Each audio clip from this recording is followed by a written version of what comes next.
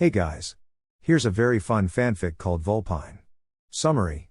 So, performing a summoning technique without a contract lands you with your most appropriate summon? Naruto sees someone summoning while still in the academy, and gives it a go. Funny, powerful and charismatic Naruto. Quick warning, the fanfic skips around a bit but it's easy to follow. Enjoy. Chapter 1 Vulpine. Naruto Uzumaki, age 11, was thoroughly bored stiff.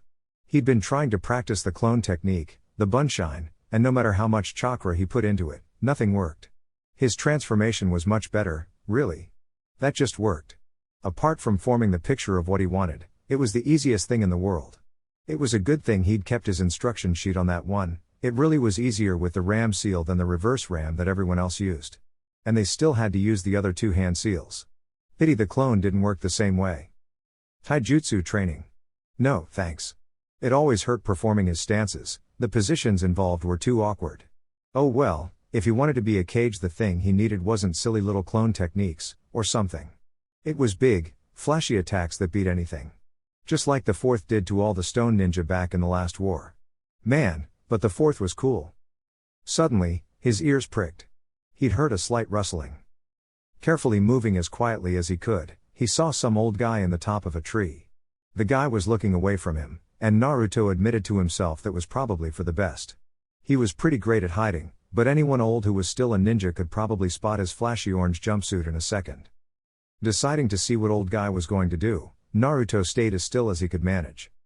He was quickly rewarded.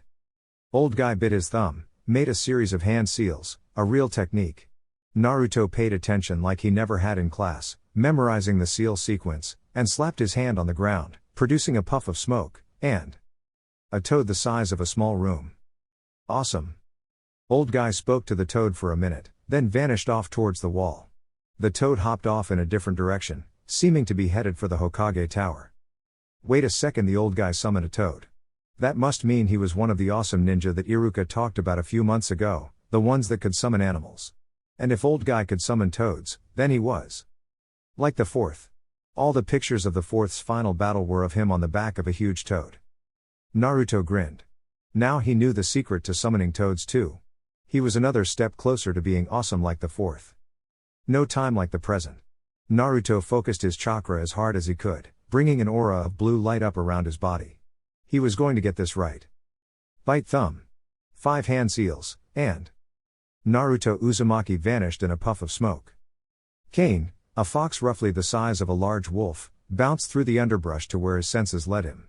Whatever had happened, it was unusual, and unusual was either or both of worrying and fun. He'd been nearby when the chakra flare signaled someone was entering the forest of confusion, and couldn't help but go and look. Whoever said that curiosity killed the cat hadn't met one of the fox clan.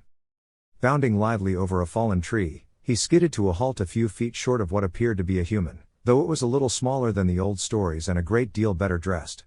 Orange was a fox color, and that was okay with Kane. He hadn't walked in, that was for sure. He wasn't covered in the paint/tar/feathers/mud/slime/anything that would fit in a trap that would indicate that he had. Kane made up his mind, and walked over. So, where'd you come from then?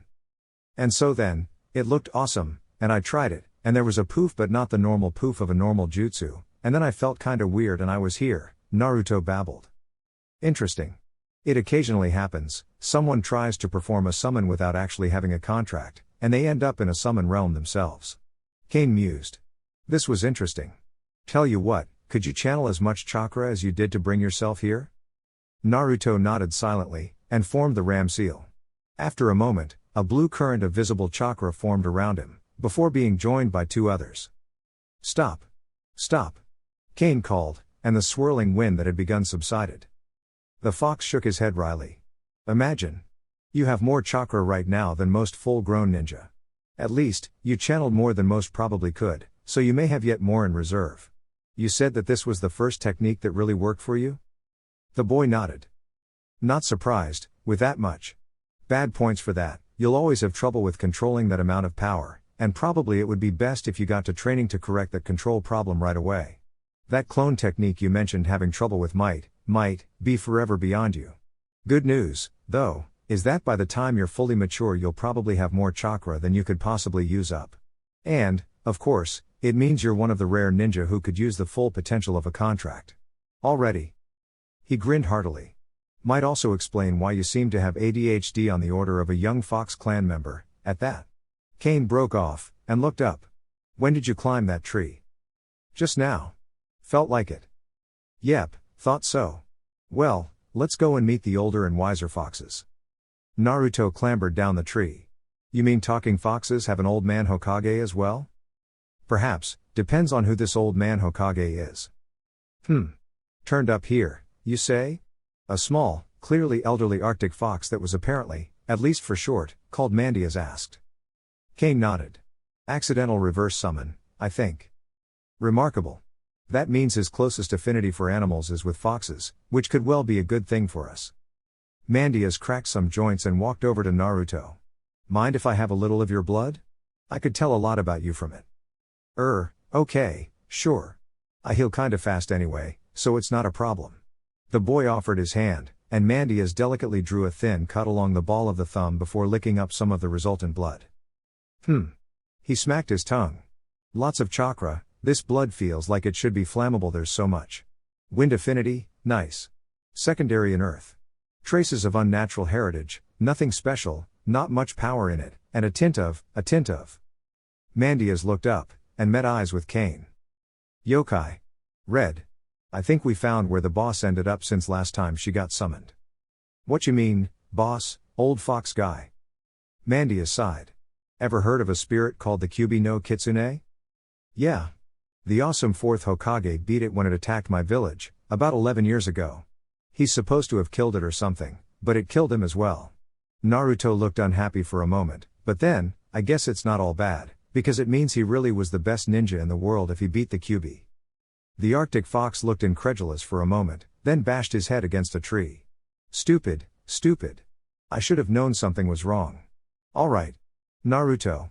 The Kyubi no Kitsune, being fox-shaped, is a spirit that's close enough to one of us that we're on the same summon scroll. Last time she?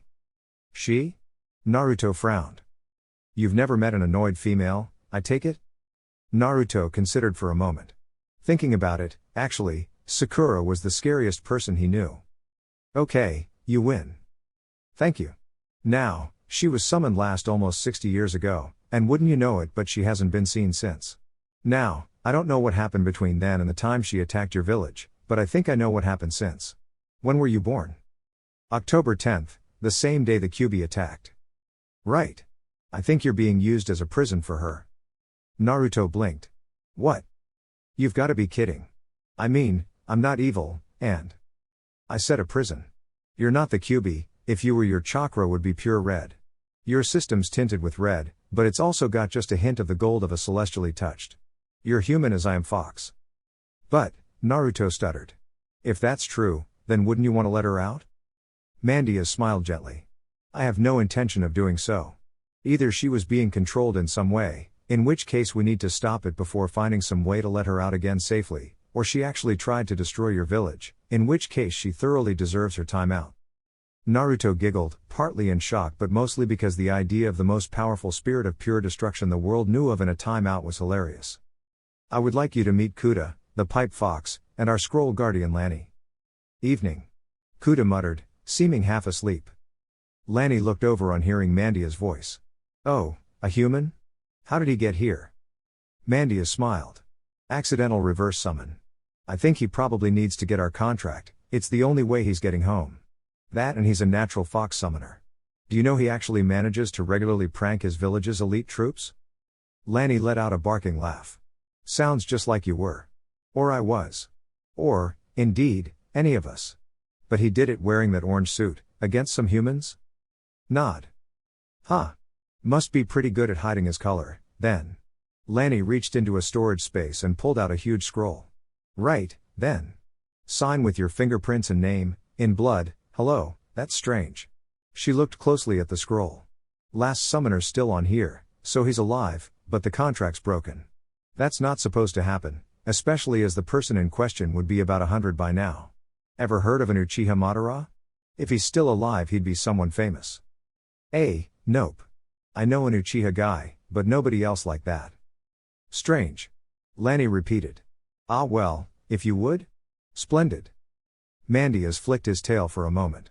Lanny, you're the best of us with summoning techniques. How would we be able to get young Naruto back to his home? Lanny pulled out some smaller scrolls and began flipping through them. Well, after the first time we can handle the transit easily, just get the kid to summon Kuda whenever he needs to travel here and then he can handle the reverse summon to get him back where he came from afterwards. This first time, though. She closed her eyes for a moment, then snapped her claws. Got it. Ichimaru's still the fastest of us, right? Mandias nodded. Easily. Right. Give him one of our disposable summon scrolls, key it to the kid and send him the long way. Either that, or get him to sneak through the toad's path. Kuda stirred. I will contact him. The pipe fox blew a small puff of smoke that wound lazily off into the trees. Lanny, meanwhile, busied herself retrieving the simple summon scroll and connecting it, not to the fox of the Forest of Confusion by the name of _, but to the fox summoner, Naruto Uzumaki. Seeing that brought Naruto a lovely little thrill of warmth. He belonged. Then he noticed Lanny staring at the name she'd written. Maelstrom. I wonder. Hey, what is it? She started. Oh, nothing. I suppose it's just a suspicion, is all. We won't know if I'm right or not for decades, if ever. A blur of light shot in from the direction the smoke had gone, bounced off 2 trees and a branch, and came to rest on the floor as another fox. This one had silver fur, a tail twice as long as his body, and a pronounced squint. Hi, boss. What do you want me to do? Lanny finished writing, charged the scroll with as much chakra as she could, and passed it to the silver. Take this to Konoha and use it. Then head back. Ichimaru shook his head. Always courier missions. I don't know why I put that much effort into becoming fast sometimes. Because you are thoroughly impatient. Now, get going. Ichimaru shot off into the distance, a flowing ribbon of silvery fur. Ah, Gamma Igobo. What did Jiraiya boy want you for? Only message delivery, Sage Fukasaku. I delivered his reports to the Hokage's office, though I was summoned inside Konoha itself. Fukasaku chuckled. Jiraiya always was a bit lazy. Well done, anyway. Suddenly, the sage toad snapped his head around as a blur of reflected sunlight caught his eye. Damn foxes. He braced himself. Paint bombs again? Stink bombs? Stealing his staff? Or maybe something fiendish they hadn't tried before, like setting the lake on fire, or he didn't know what. What was that undoubtedly master prankster going to do now the foxes were bored enough again to start their infernal? Plop. Oh. So it looked like the fox just wanted to use the long distance travel well. Hey. Come back here, you impolite carnivore. You could at least have asked. Now, remember, all you have to do to summon the right fox is to use at least enough chakra. Try experimenting with that, it won't blow up or anything if you use too little, and focus on the fox you want. Kuda closed his eyes for a second. The kid seems lonely. I'll stay with him if he wants, at least nights. And when he's here, I'll be ready to bring him back. Naruto felt happiness bubble up in him. They were willing to be so much nicer than the villagers. The villagers. So, that was why they disliked him. But what better way to show them wrong than doing the best he could? Lanny was nodding thoughtfully. You might have to summon Kane as the signal you're ready to come here instead, then, Naruto. But as Kuda offered, summon him first when you get home to check you're doing it right. Naruto began to reply, and vanished with a wrenching pull into darkness. Before, he'd not actually felt anything much, but with a contract to pull him through it was a lot more intense. And much shorter. He reappeared on top of the Hokage monument, lit by the setting sun. Wow! How far had he gone, if it was sunset here and the sun was still up, albeit getting red, there? Thanks, Speedy Fox Guy. No problem, call on me if you need a good prank done. Ichimaru dismissed himself with a poof. Naruto bounded home, incidentally reassuring the Anbu assigned to keep tabs on him that he'd just slipped surveillance again. He did that with distressing regularity nowadays, to the point it was practically considered Anbu initiation to keep track of the hyperactive kid's general whereabouts for some large fraction of a day. Back in his apartment, he closed the curtains, looked around furtively, and steeled himself. Well, here we go. Summoning. The pipe fox appeared in one of the familiar puffs of smoke. Evening again. Bit of a mess, this place. Naruto looked downcast. I don't exactly have a family, so. Well. I get the idea. Well, you headed to sleep? I'll have supper first. Can't beat ramen.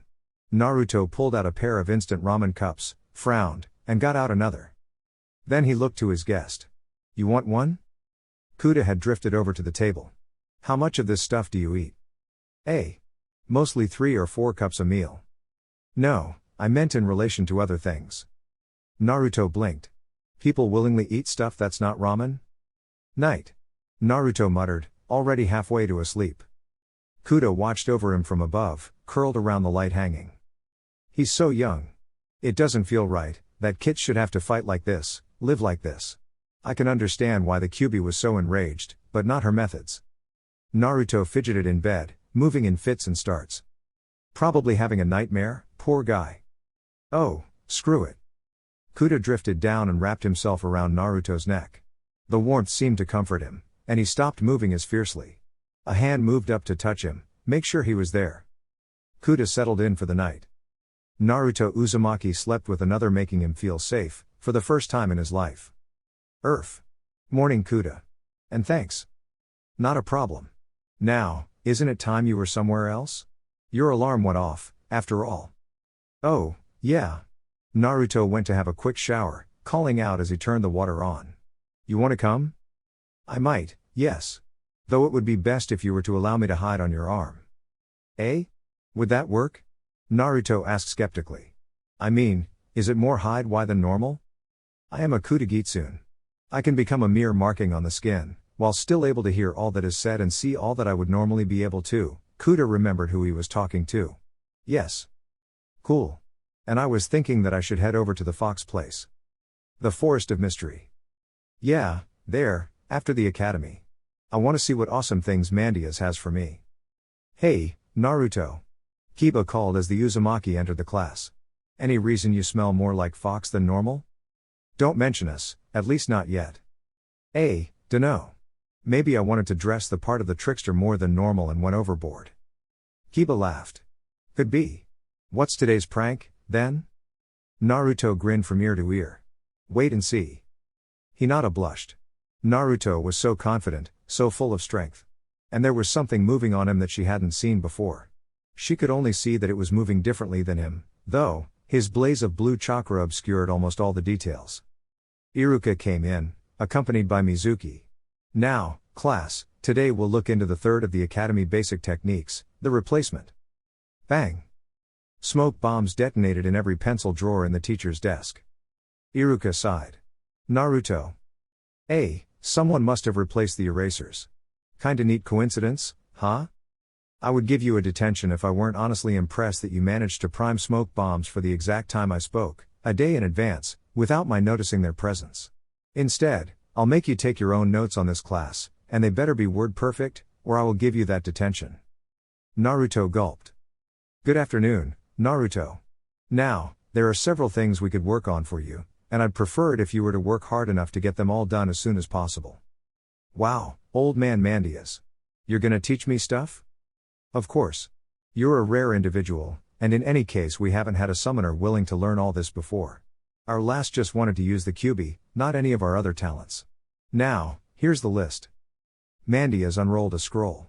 On it was pranks, stealth, speed, dodging, control, summons, taijutsu style, wind, earth, yokai, transformation, Shinjutsu. Naruto licked his lips. It's kinda long. Has to be, there's a lot of stuff to get through. Now, Kuta's report tells me that you're quite good on the first 2 already, but you need some serious work on the rest. And the quickest way to fix the third one is going to have to wait. So, your first training session is going to be in climbing trees with chakra. Ooh, so that's how you guys climb trees and stuff. Exactly. It's one of the training exercises that's useful. There are many that are and many more that aren't. Got it. Naruto ran over to one of the trees and put his foot against it, before focusing chakra. Mandias winced as the tree collapsed. Might have been a bit much chakra, there. Sorry. Crash. Still too much? Still too much. Why not start small and work up? Woohoo. Kane glanced up. Oh, hi again. I see you worked out how to stick properly. Yeah. And only the second day too. Right. Next thing is to keep it up while you're jumping from place to place.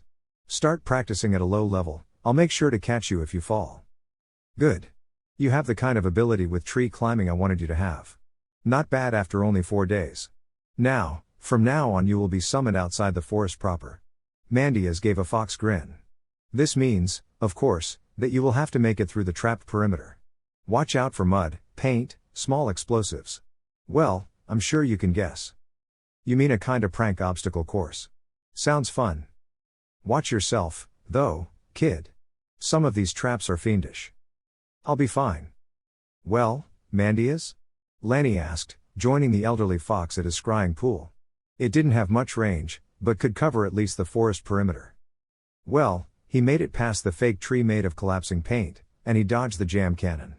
Next should be the splat. The seal trap containing an earth/water dragon?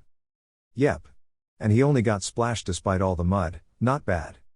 The small Naruto in the pool, clothes now flecked with brown, came to a small river with a net over it. Not being a fool and noticing the tiny drops of something sticky attached to the net, he went down river until he found a bridge and began to cross. Wait for it. The bridge elastic released as Naruto took his weight off the first half, which acted as one big trigger catch. Twang! Mandias looked up from the pool, to see a screaming Naruto fly through the air overhead and land in a lake. I better go get him. Kane volunteered from the other side of the pool. I suppose you might be interested in learning how to walk on water? You mean like Kane did to get me out? That sounds awesome. Right, that's a yes then. Where did all those traps come from, by the way, old fox guy? There were loads of them, and really inventive.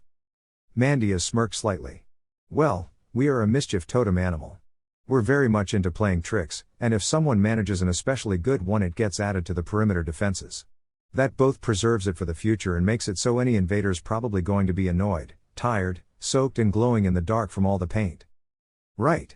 Your control's about as good as we can get it with water walking. Mandias shook his head. Naruto's rate of learning seemed to be accelerating.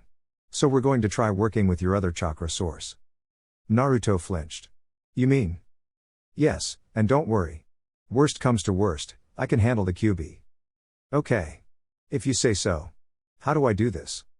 I would recommend trying to draw on more chakra than normal, but I doubt that would be safe here with how large your regular reserves are. I suggest you simply try to feel the same emotions as her, maybe that'll help.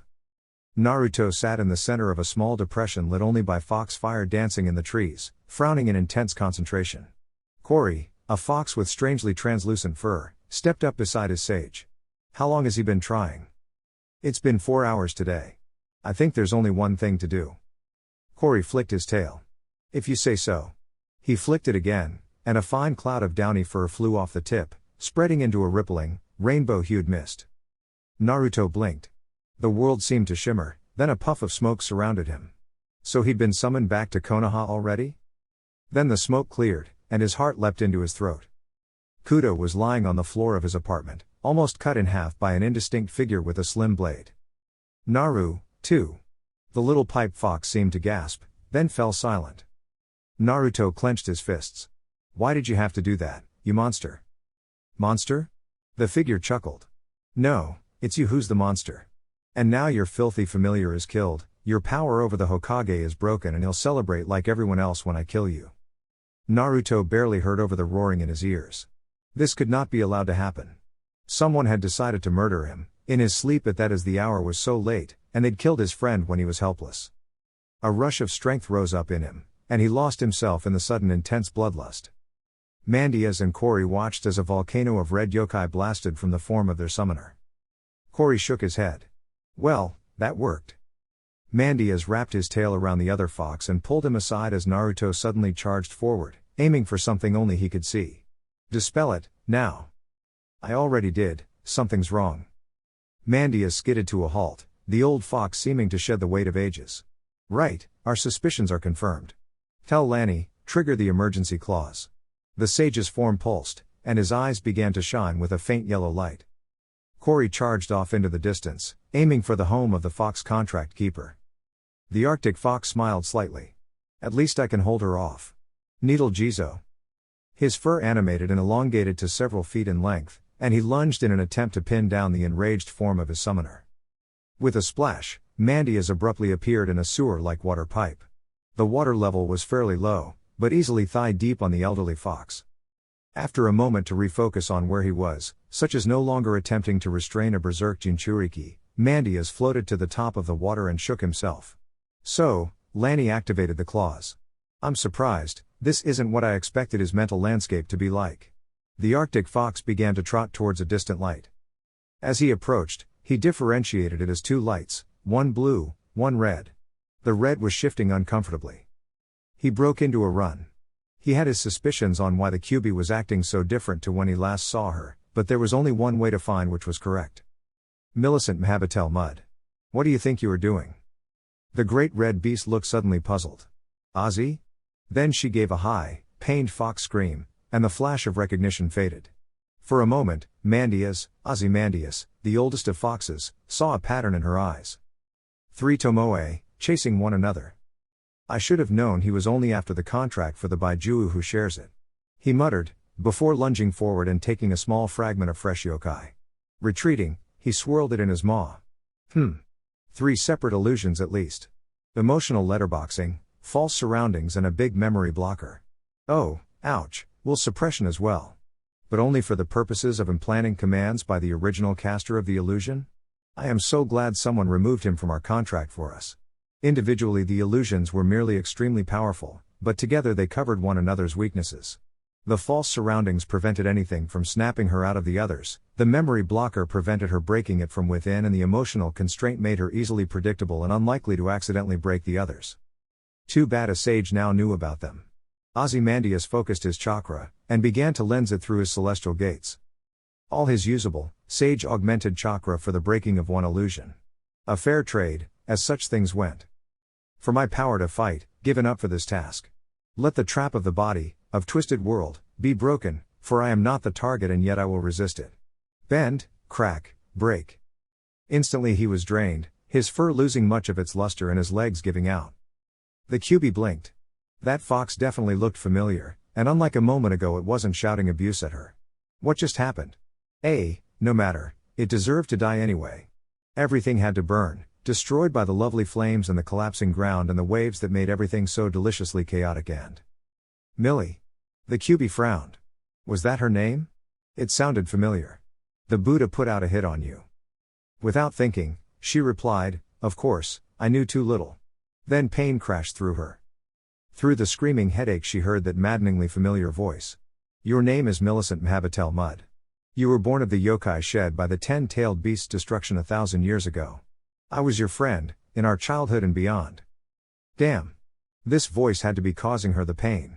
Someone had hit her with an illusion, the pain increased at that thought, and her thoughts wavered. But there was really only one solution someone could accept when the word illusion came up like this. She wrenched her yokai into a scramble pattern, and after a moment of resistance something broke. Outside, Naruto collapsed on the forest floor. Okay, what the hell happened next? Mandias, as he explained he preferred still to be called, had finished explaining the first 9 centuries of life of the greatest of the 9 Baijuu, as well as his own part in it as a brother not by blood. After that, none of us know.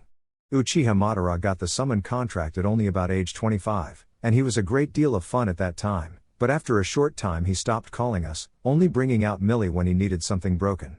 We think that he eventually overused her, this would be about 70 years ago, and she either protested or just was a bit scatterbrained, and he ensnared her in that horrible illusion web. That's probably the time he started using her in serious battle. Since we know the wood release bloodline suppresses yokai, the reason she was docile under its influence was likely just lack of strength. Since then, nothing we can tell. Millie's memory is a bit spotty since the first illusion. He shifted a little. Good thing is, though, that now the only disadvantage of using her chakra is basically the sheer potency of it could still burn your system. That is a problem should fade as you get used to more of it, consider it a trump card for now. A slight grin. And if you want to keep her happy, just be interesting. Preferably pranks. I can do what? Yep. Each of the Baijuu has a talent born of their ridiculous amounts of chakra, and their personality. Millie, being so mercurial in thought, could shape change, and so can you. Your regeneration comes from just constantly low-level shifting into your own form. Now, as you can imagine, that's a useful little trick. Hang on. Does that mean that everyone else's transformation is just a disguise? Of course. Otherwise people would turn into monsters for a fight, or insects to scout, or birds to travel long distances. And I could do all that? Indeed. Even inanimate objects, I think. Naruto began to chuckle, and everyone in Konoha simultaneously got a chill down the back of their necks. Kajiura? Medium-sized, has the ability to coat herself in fire. Oki? Small, able to generate water. Doko? Very small but can allow the use of the underground move technique to any one other person as well as himself, so long as they're in contact. Good. It's important to know your summons, more so as the foxes can't use hand seals and all their arts are based off pure chakra control, each taking many years to perfect. They're all unique. Yeah, it's kinda like academy lessons but a lot less boring I guess. Especially when I can actually meet them. I know that history'd be a lot less boring if I knew the people involved. That's why I paid attention in the lesson about the founding. I kinda know about Madara after all. They didn't mention his foxes, is that because he didn't use you or what? He stopped using us before he was 30, which may have been before the founding. I assume they mentioned only that he used Millie. Well, they would have said the Kyuubi? Yeah, in a big fight against the first Hokage 60 years ago. I think he's supposed to have died at age 40. And it all fits together. That's when Millie never returned. Let's see. Death for a tailed beast is temporary, they're too strong. Anything more than about 2 tails of power would detonate anything non-living as a container, and 3 also exceeds anything non-human. So, the logical conclusion is that you're not the first container. Actually, 9 tails of power is a ridiculously large amount of chakra. I think it's only your heritage that's protecting you there. How does the tail measuring thing work? I thought we went over this. Each additional tail of power represents a doubling. So the idea is that the sage, the container of the 10 tails, split much of its power into 9 packets of chakra, 1 to 9 tails worth. Not sure where the rest is, could just be slack in the main packets, but it's going to be anything from just nosing a tail of chakra to well over 9, adding powers of 2 like that can be strange. Naruto snickered. They were never going to figure this one out. He had spent a few hours scouting out the restaurant and a distillery, and had managed to find a few bottles of sake that were thrown out when a batch was improperly produced. A little time in the fridge for the sake, freezing out the water content, and he had some of the most potent alcohol in the elemental countries. Placing his doctored bottle next to him, he made sure it was visible from the till and shapeshifted into another bottle. A quick double replacement later, and his Everclear strong sake bottle was among the collection for meal refreshment. Now to wait until someone ordered it. A series of crashes came from the restaurant, and a horde of patrons charged out. They were followed by a girl with her hair in buns, a long-haired person that was probably a boy, and a tall man in green spandex who all left by the window. As Naruto moved around to get a better look, he overheard them talking. Apparently, someone had gotten drunk from merely the fumes and promptly gone berserk. He giggled to himself, and in the back of his mind he heard a high fox laugh. Listening? Good. Now, to learn this, you have to be able to be absolutely still. Mandy has curled his tail tighter around the gnarled walking stick. And if you're not absolutely still, or you do this wrongly, I will sadly have to hit you in the face with this cane. Okay. What's it do? And where'd you get it? Well, bad things happen if you try and channel natural energy while moving. And the stick stops the bad thing. I pinched it from the Frog Clan a few decades ago. I understand the former owner was very annoyed. Oh well, not everything works straight away. Naruto scowled. He could channel nature energy, but he couldn't retain it when he started moving again. If he wanted to use his newly enhanced chakra, he would be pinned to a single spot on the ground, though fortunately he could at least move his arms. And look on the bright side, this means you can summon me now. Naruto blinked. Huh? And I thought we went over this. A sage who has used nature chakra for centuries, such as myself, becomes part of the natural world to a sufficient degree that they cannot be summoned by mere normal human chakra. And using yokai would be contraindicated from the point of view of stealth. Perform the Bunshine, Naruto. Why not something else, something I actually have the control to perform? It's not my fault that half a year of intensive chakra exercises can't change that I have enough chakra to move Konoha to a new site and the Bunshine takes. About 1/5000th of 1% of my. Iruka interrupted his student's rant. The Bunshine, Naruto. Making excuses isn't going to help you in a real fight. Naruto muttered to himself about the Bunshine being not helpful in a proper fight either, then dutifully channeled the smallest amount of chakra he actually could and formed the seal. Bunshine.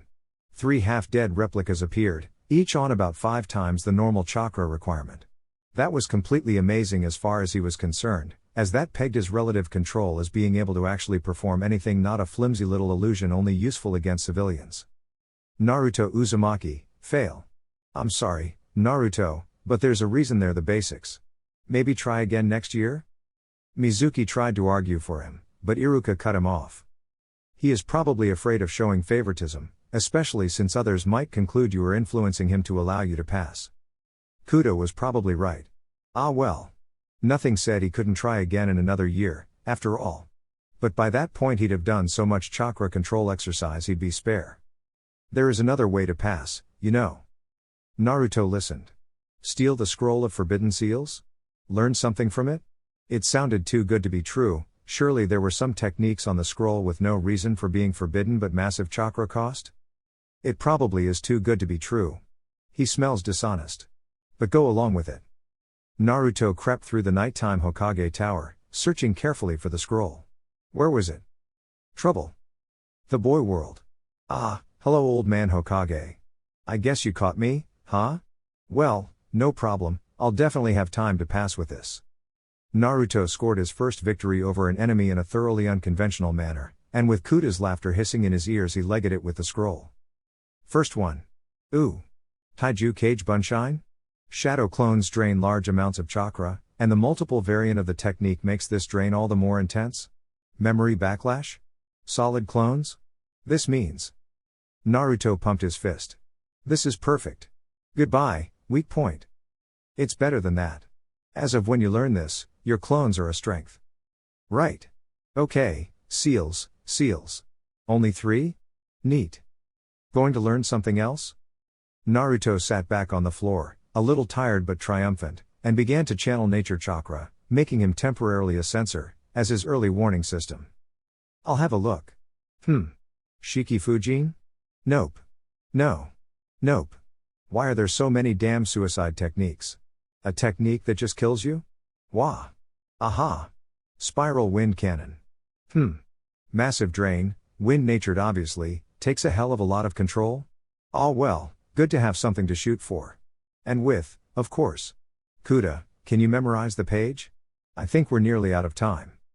Hi, Iruka-sensei. I did the special test Mizuki mentioned, does it have to be him who grades me or can you do it now? Iruka blinked. Special test? Mizuki's laughter rang in the trees.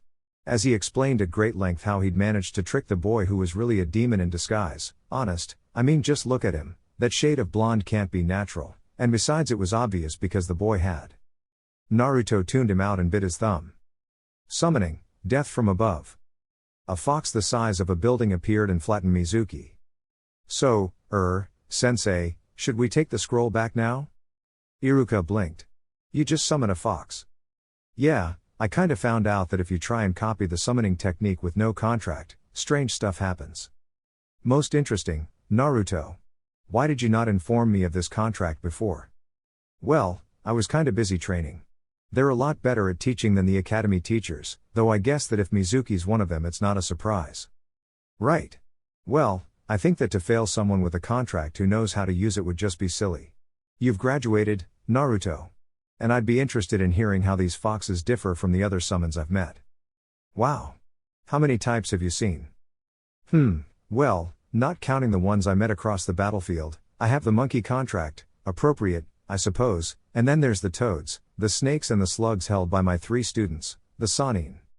They must have been awesome. How did they get theirs? Well, Jiraiya got his by accident. He saw me summoning and decided to copy me, but as he had no contract he was teleported to Mount Mayaboku, the realm of the toads. Naruto fell off his seat laughing. Oh, that's just priceless. The sheer irony of it, bwahaha. I mean, what are the odds?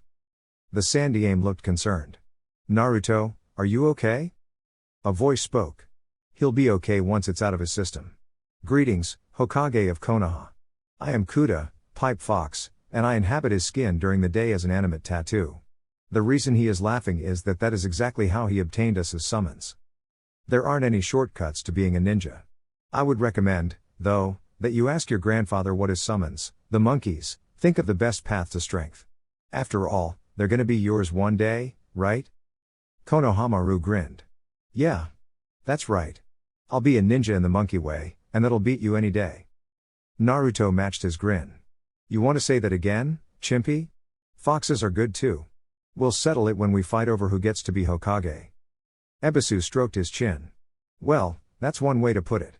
Hopefully the honorable, okay, the honorable Konohamaru, will actually listen to me now.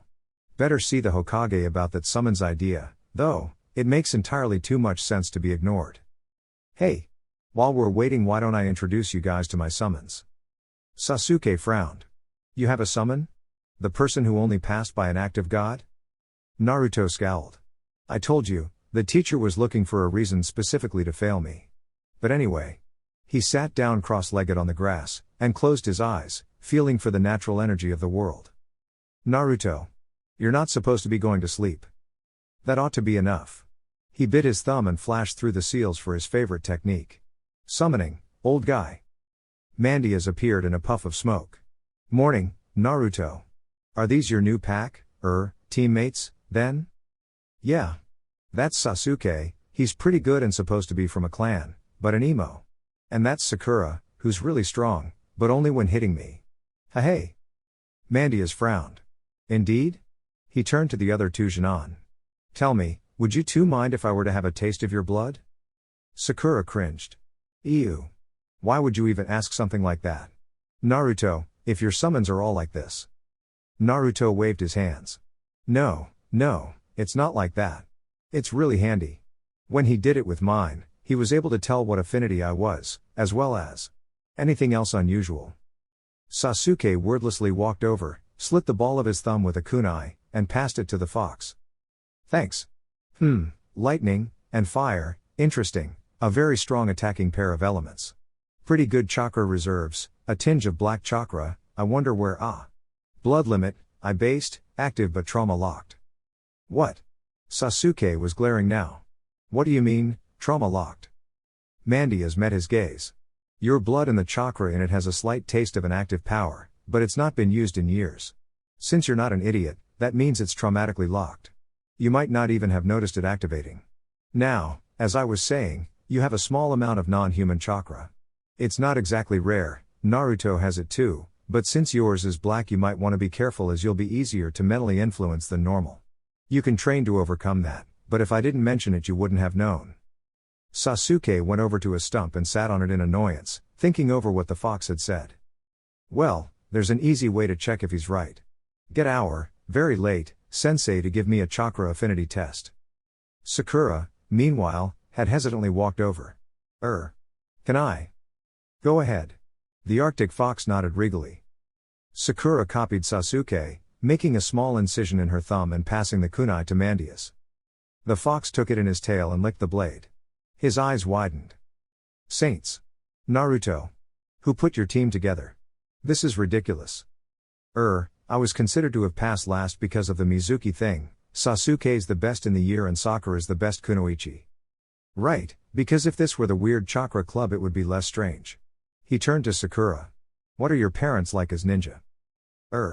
Sakura was getting worried. They're civilian. Your chakra's the strangest I've ever felt. It's about normal in amount, but it's split between two types. A small pool that's the one you can normally use, and a bigger one that's... Well, you're not entirely human either. You've got a strong gold chakra tint and 2 chakra pools. I assume you've got an internal dialogue sometimes? Sakura flinched. Thought so, it's nothing to be ashamed of. You, Sakura, have divine heritage. Potent divine heritage, strong enough to be usable. I dare say that with a little practice, you could switch around your traits on the fly. He licked the kunai again, water-natured at the moment, but that's not something that's set in stone. Mandias shook his head. And I thought things were strange before. All 3 of you could have true names. You could all learn them by 30. 20, even. This is ridiculous. Oi! Old guy. What should we do while we wait? Mandias flicked his tail. Stratagem 28. Oh, yeah. Cage Bunshine. A massive horde of Narutos appeared and began busily messing around with the forest, grass, lake and everywhere else they possibly could. Sakura frowned. Lure them onto the roof, then take away the ladder? What do you mean? The clones are trapping the place. If this sensei of yours wants to give you a test, let him have one of his own. Time passed. Sakura and Sasuke asked Mandias for more information on their apparent lineages. Naruto's 1,000 clones set up ever more elaborate traps, including some which would have been impossible without parts of the machinery being shapeshifted clones. Naruto dropped back down next to his team. This is ridiculous. Okay, guys, the place is about as trapped as I can make it without being obvious, and I checked, he's not near enough for me to sense, which means he's not in the training ground. You're a sensor now? Only when I'm not moving and have some time to concentrate. Hey, old guy? Any of the foxes that might work well with these guys? Mandias frowned. Tell me, Sasuke. Do you know any techniques? The Uchiha nodded. Fire. Right, I think Aura for him, and as for Sakura. Summon Nii for her. Got it. Summoning, assistance. As the other foxes appeared in bursts of smoke, Mandias shook his head. Must you always say something silly as part of the summon? Why yes I must. Naruto turned to the two foxes thus summoned. The larger one, about the size of a normal fox, had a smooth but unusually large tail. The other was about 5 inches long and had dichromatic eyes. Nii, can you help Sakura here with her other personality? Aura, you'll be working with the duck-haired guy. He's got fire attacks. Aura yipped. Fire attacks? Yay. And what use are you? Sasuke grumbled. I do 5 gusts of wind. Sasuke's eyes widened. Yeep. Great big boom.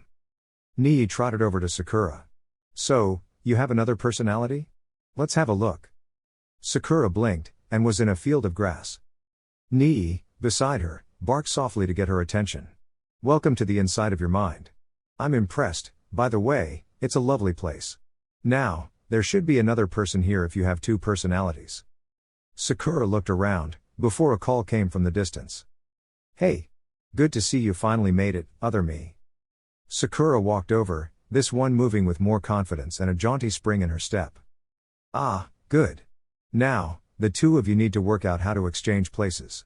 In my case, it's as simple as mental effort alone by now, but that's after much practice. Looking at the 2 of you, I'd say one is power, combat strength and so on and the other is knowledge, control etc. Being able to exchange between the 2 would be a great benefit, and all you would need to do to be well-rounded is develop both equally. The Sakura of perfect control pointed towards a chair near where she'd appeared. That work? The other, inner Sakura nodded. May I? Go ahead. I'll let you know when we need to swap again. After this, you should be able to make it in here more easily. Just ask Naruto to summon me again if you need help. She puffed into smoke. Sakura blinked. Naruto and Sasuke were looking at her, concerned. It work? Hell yeah. Now, let's see. She moved over to a tree. Naruto gulped. Not that one, it's trapped. No, that one's trapped too. And that. You know what? I'll show you the one that's not. Right, let's do this. Sakura punched the tree, and left a dent. Quite a deep dent, at that. Sasuke blinked. Scared now. Hee hee. So much for being terrible at sparring. To get the bells, you will need to come at me with intent to kill. Naruto twitched an eyebrow. You made us wait 3 hours for this? Now, don't be like that. Go. Sasuke shot a small fireball at Kakashi before moving back with Naruto and Sakura, and Aura jumped up from his feet, producing a strong wind with his tail that fanned the fireball to huge size. Kakashi took a moment to realize that the 3 were moving as a group rather than separating, before jumping for cover from the fireball. Was that a fox I saw? He was cut off as he reached the edge of the small clearing and all hell broke loose. Paint, jam, water, some kind of gunk that got harder when hit, tar, feathers, more paint, treacle, academy glue, high-proof alcohol, grass, mud and hundreds of academy-grade kunai and shuriken went everywhere. Sakura and Sasuke watched in fascination as Naruto's breathing steadied and his eyes became orange-rimmed. After a moment, his eyes opened and they saw they had become slit yellow. He's near the lake. I have a plan, we need to get me into close combat. And I also know how to pass all of us. Shadow clones can change shape, he said, downplaying his ability slightly. So we can just fake a bell or 2. So long as we have at least one, he won't be able to tell which of us has no bell. He stood up, his sage marks fading instantly, and the three of them set off. Sasuke thought it over. If we can drive him to the lakeshore, then we can pincer him against it. Won't work, sorry. Experienced ninja can walk on water. I can too, but that's because of massive control training to try and let me manage the clone. And it still didn't work. Okay. Mind teaching me how? Later, I'll be happy to. Maybe we can try that tomorrow before our sensei arrives. So, I'm thinking we try and do straight taijutsu with me, my clones and Sakura, while Sasuke and Ara blast him if he does go for the lake. Sasuke nodded. Got it. Where's Ara? Naruto formed the seals again. Here, now. The fox appeared in the arms of a shadow clone. Take Sasuke to the other side of the lake, disable the traps as you pass. Bring in other clones. That clone and Sasuke separated from Naruto and Sakura. Give him 2 minutes, then we go in. Kakashi ducked, dodged, and more or less effortlessly dismantled the horde of shadow clones swarming him. Upon seeing one moving in a slightly different manner, he decided to see if it was the real one and grabbed it, twisting that Naruto's arm. Something moved in the periphery of his vision. The Naruto in question blurred for an instant, and became Sakura, who punched him so hard he went flying out over the lake. Grand fireball. Wash. Yay. Then there was fire. The 3 Shin'an candidates looked at the Jonin as he vanished underwater, a hiss arising as it extinguished the wind-boosted fire on his clothes. Naruto took the opportunity to toss the other 2 a bell each. Here. Sasuke frowned. You sure at least one of these is real? The boy nodded. Yeah. Kuta's head poked out of his sleeve. This guy here's a pipe fox, and can meld with my skin to form a mobile tattoo. He nabbed them in the second before Sakura replaced with me, and bingo. Ara bounced around. We got to set things on fire and do something useful. Sasuke hid a grin. The Uchiha liked the fox's attitude to explosions, and felt that Ara would make a good collaboration partner. His mind filled with an image of beating Itachi by using a collaboration technique. After all, that was one thing his brother lacked, partners. Well, that's a pass, good teamwork. That's all I was looking for. Naruto snickered. Nice way of showing it, sensei. And need any help getting the fluorescent orange paint off? Kakashi twitched. No. The treacle? I can handle it myself, thanks. The tar? Feathers? Ooh, jam. I didn't think that one would work. Kakashi snapped his fingers, and suddenly his clothes were unsoiled.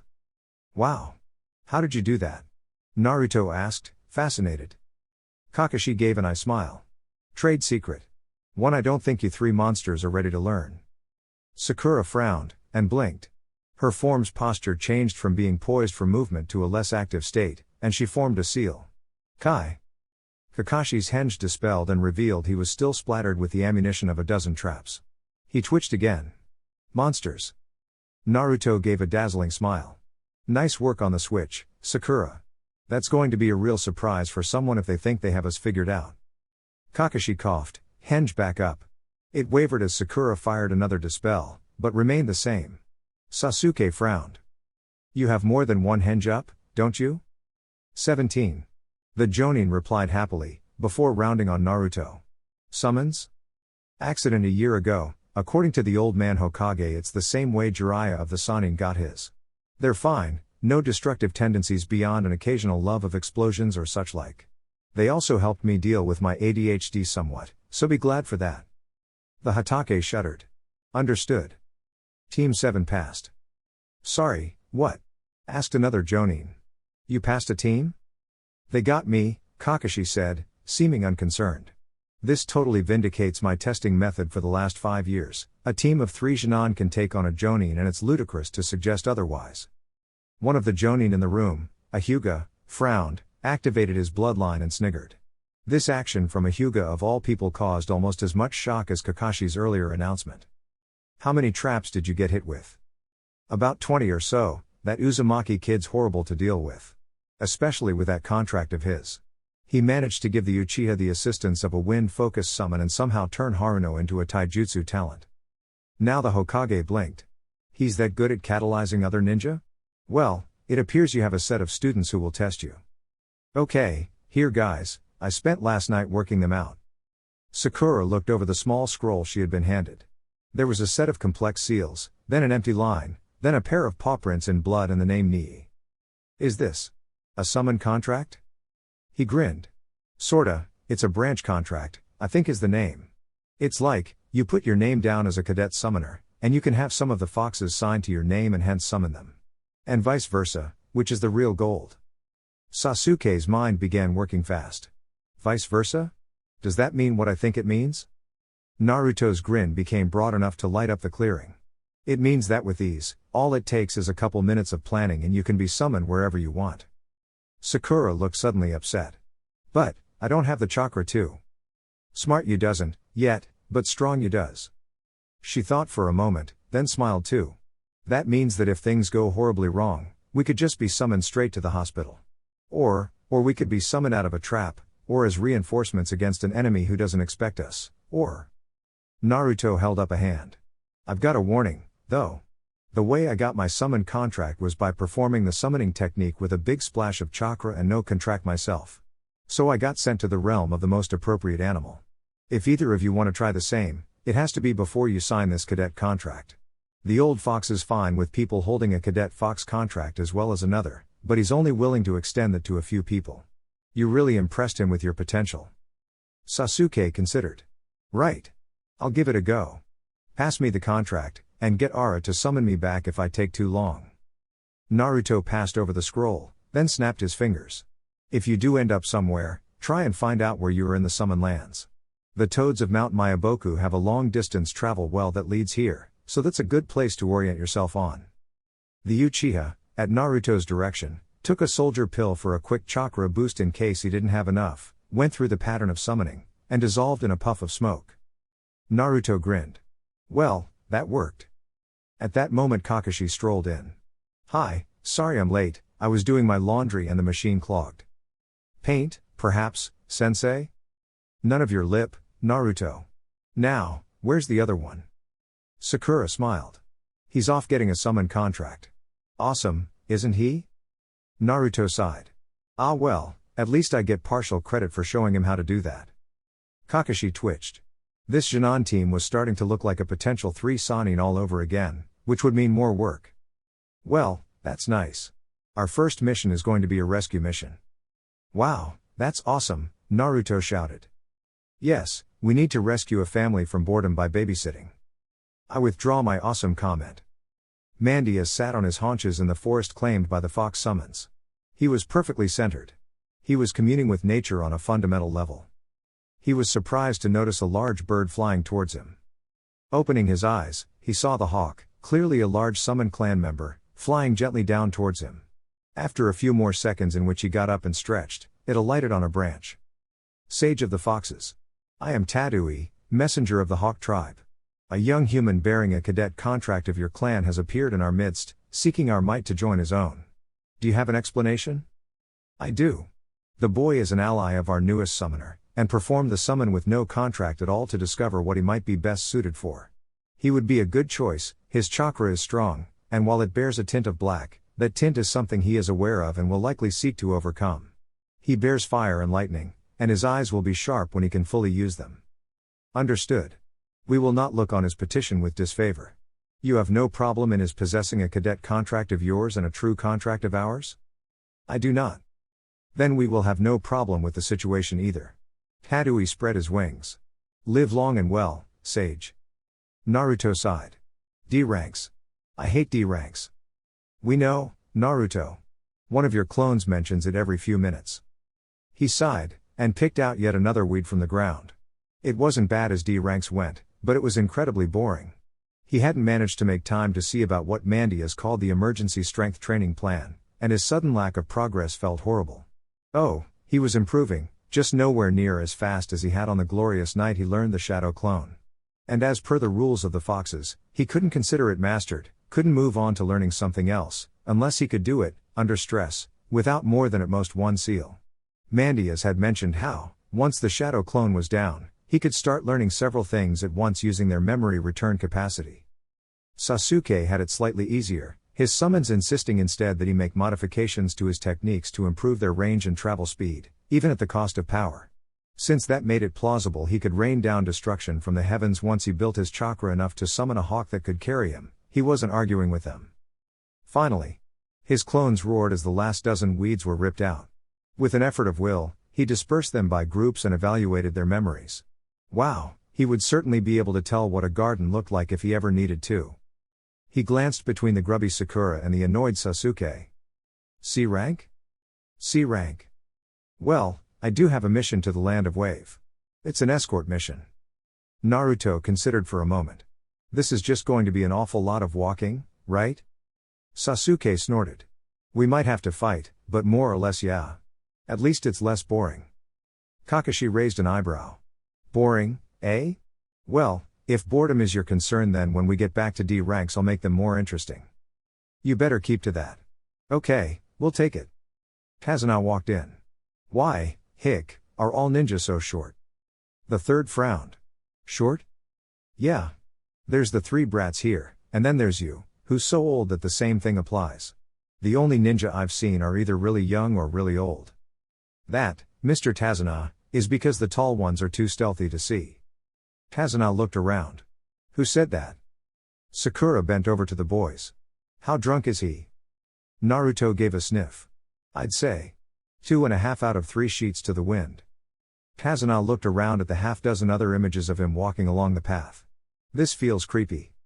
Another Tazuna nodded, and a third added, that's just what I was going to say. Naruto spoke up. It's so nobody knows which one is the real you, he said, looking at yet another Tazuna clone. Another grumbled something about brats not paying attention to people when they talk. As the small group walked past a certain puddle, all but one of the Tazunas flickered slightly. When the demon brothers emerged from the puddle, they immediately charged for that one, wrapping up Kakashi and Naruto in their chains as they went. As soon as they reached the real Tazuna, he smirked and punched Maizu hard enough to knock him out. The images all vanished to show that the real Tazuna was in fact on the other side of the group inside a clone of himself, and that Sakura had been wearing a transformation illusion. Kakashi stepped out of the trees unscathed and Naruto simply shapeshifted himself into a brick to drop out of the coils. Sasuke stood there impassively for a second, before a hawk dropped from the sky and raked across Gozu's scalp. The Uchiha took advantage of the distraction caused by his summon to kick the remaining demon brother in the... well, let's just say he was in male pain. So, sensei, looks like they were after the bridge guy after all. Naruto muttered from the ground, as a brick. He shifted back a second or so later and grinned. Take that, hey! How the hell did you do that? Ninjutsu? Magic? Alchemy? At least one of the above? How the hell did those guys turn into water without a bloodline? Point. Naruto. How could you possibly hurt this little bunny? What were you thinking? Naruto considered. Well, at first I was thinking, suspicious noise. But after I saw it was a rabbit, my thought sort of changed to lunch. Lunch? That's cruel. Fox. Sasuke raised an eyebrow. You have a point. Where did you get it from? Naruto took his attention off the rabbit. Eh? What you say is pointless. Therefore, if you have a point, you took it from somewhere. Did you actually make a joke? Seriously, I can't tell. A harsh cry came from above. Sasuke sprang into action. Down. A huge sword went flying overhead, embedding itself into a tree. Leave me and go, Kakashi shouted desperately from inside the water prison. Get the client out of here. Naruto shook his head. No way I'm going to do that. There's not a thing that could make me abandon a teammate. Flibbertigibbet. I'm a clone. Zabuza's eyes widened. What? Snapping round to the seaward side of the battlefield, he saw someone, Naruto, standing on the water. He was bent down, sticking his bloody hand in the sea. And grinning. A tense second went by, and then something looped around Zabuza's ankles and dragged him down. He broke the grip, but lost the water prison as he half fell. On the shoreline, the same hawk from before disrupted the water clone Zabuza had left, and Sasuke smiled. They never think to look up. Kakashi steadied himself on the water, and spotted a slim, streamlined fox disappear from below the water in a cloud of bubbles. Naruto himself now ran in, creating a dozen clones on the move. One of them made a face at Zabuza, and another started copying his movements. Zabuza casually tossed a handful of kunai, performed a quick water technique that shielded him from the onrushing clones, and began working up a much more impressive attack on Kakashi. Sadly for him, Kakashi had developed his 4 non-affinity elements to the point they could nearly match his lightning, otherwise what was the point copying so many techniques? and hence knew where he was going with the water dragon already. So outran him on it. Zabuza had just enough time to be monumentally ticked off before he was blasted back by a massive, majestic water dragon. Okay, it's a fancy-shaped hose blast. But it's a nice-looking fancy-shaped hose blast. Hey, sensei, that was pretty neat. Is there one of those for other elements? Predictably, Naruto loved it. Yes, there is. But I haven't seen the wind dragon used before, and the water version's actually fairly poor as they go. Far too many hand seals. Naruto shrugged. I have hordes of shadow clones, I could set 50 performing it at once and get at least a few of them off. And it's just cool. Sakura marched over to the concussed Zabuza.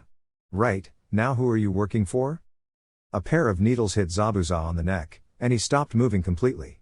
A masked ninja dropped from the trees, and explained how he was a hunter ninja, and so it was perfectly reasonable for him to be using his amazing talents in hunting down a missing nin, but for him to have got his first break in positively years due to a team of Jinan.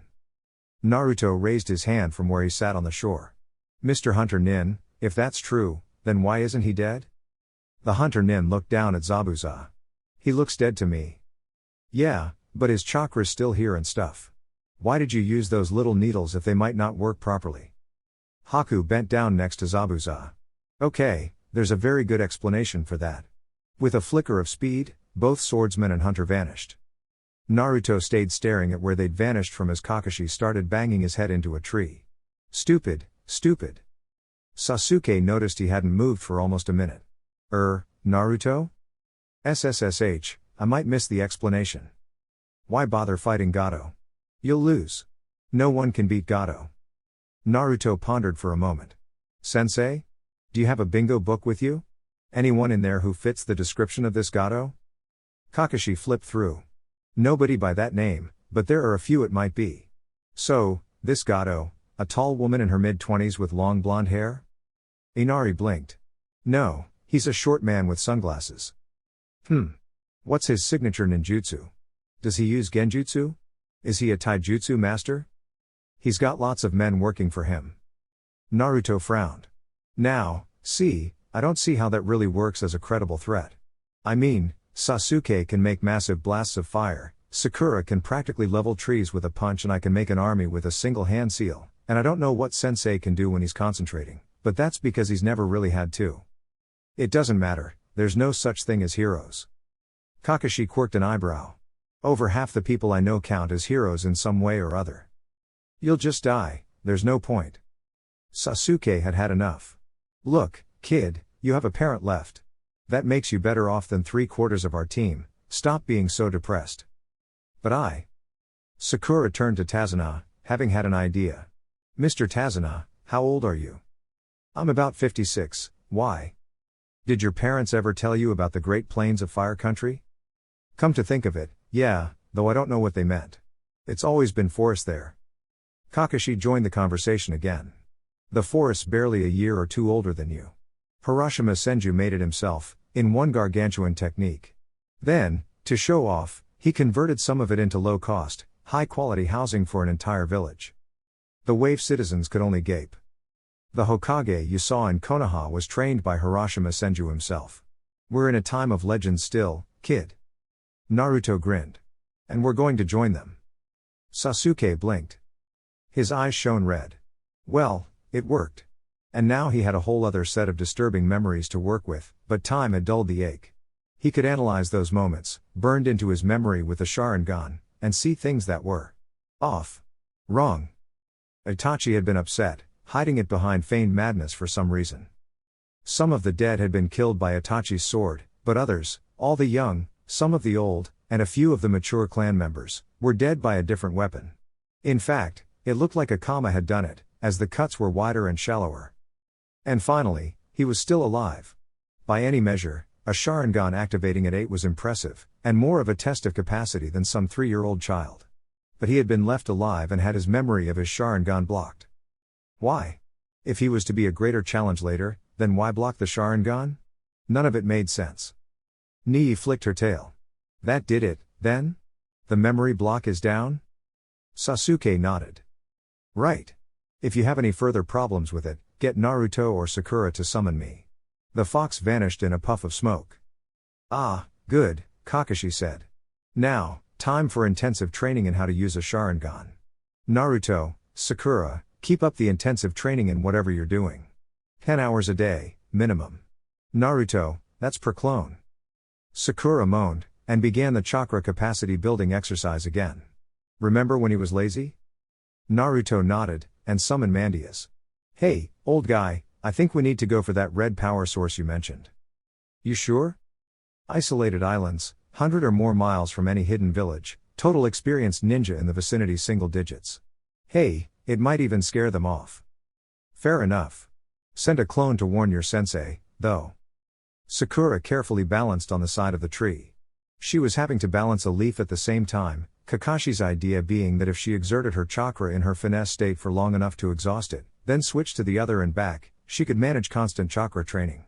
Control in strength, and capacity in the other aspect. Then a volcano of power blew her off the tree entirely. Good, good, now this is as much as your aura can extend to without energy bleed, Mandia shouted into the gale of power. If you need to use more power, it needs to be compressed down so that it becomes an extension of your body. Slowly, the aura of red yokai surrounding Naruto darkened and shrank, forming a layer an inch deep over his skin. Mandias watched it with a weather eye. Any moment now. With a ripple, the chakra shroud developed features. Ears, claws, and a single lashing red tail. Naruto gradually stabilized the cloak, then stood back up again, face scrunched with the effort of will in sustaining it. Very good, Naruto. Keep that up for as long as you can. From now on, the power called doesn't actually change the difficulty nearly as fast. As you draw more of Millie's chakra, it becomes self-stabilizing. Form follows form. This tail feels really freaky. I mean, it's almost controllable, but not quite. Mandias considered. Training. 255 shadow clones, one tail from each of them. That ought to be almost all of Millie's power at once, spread over 256 different clones. Then get them sparring. Sakura stomped over to the area Naruto was training in. Okay, Naruto. You better have a really good explanation. For? She saw a good few hundred clones, each cloaked in what felt to her bookworm side like pure chakra, with a tail? Sparring and demolishing trees. It didn't escape her attention that they were sustaining hits without dispelling. Master Zabuza, what should we do? Zabuza shivered. That was the unmistakable feeling of yokai on the edge of perception. We are leaving, as soon as possible. Abruptly the feeling got about 200 times stronger. In fact, sooner. I need you to carry me to somewhere outside the country. Leave a note for Gato, 3 explosive tags. Kakashi winced. Well, so much for stealth. Though there was something to be said for sheer brute force, especially in a remote location like this. Now, Naruto, I told you that careful fine manipulation is the best way to gain dexterity.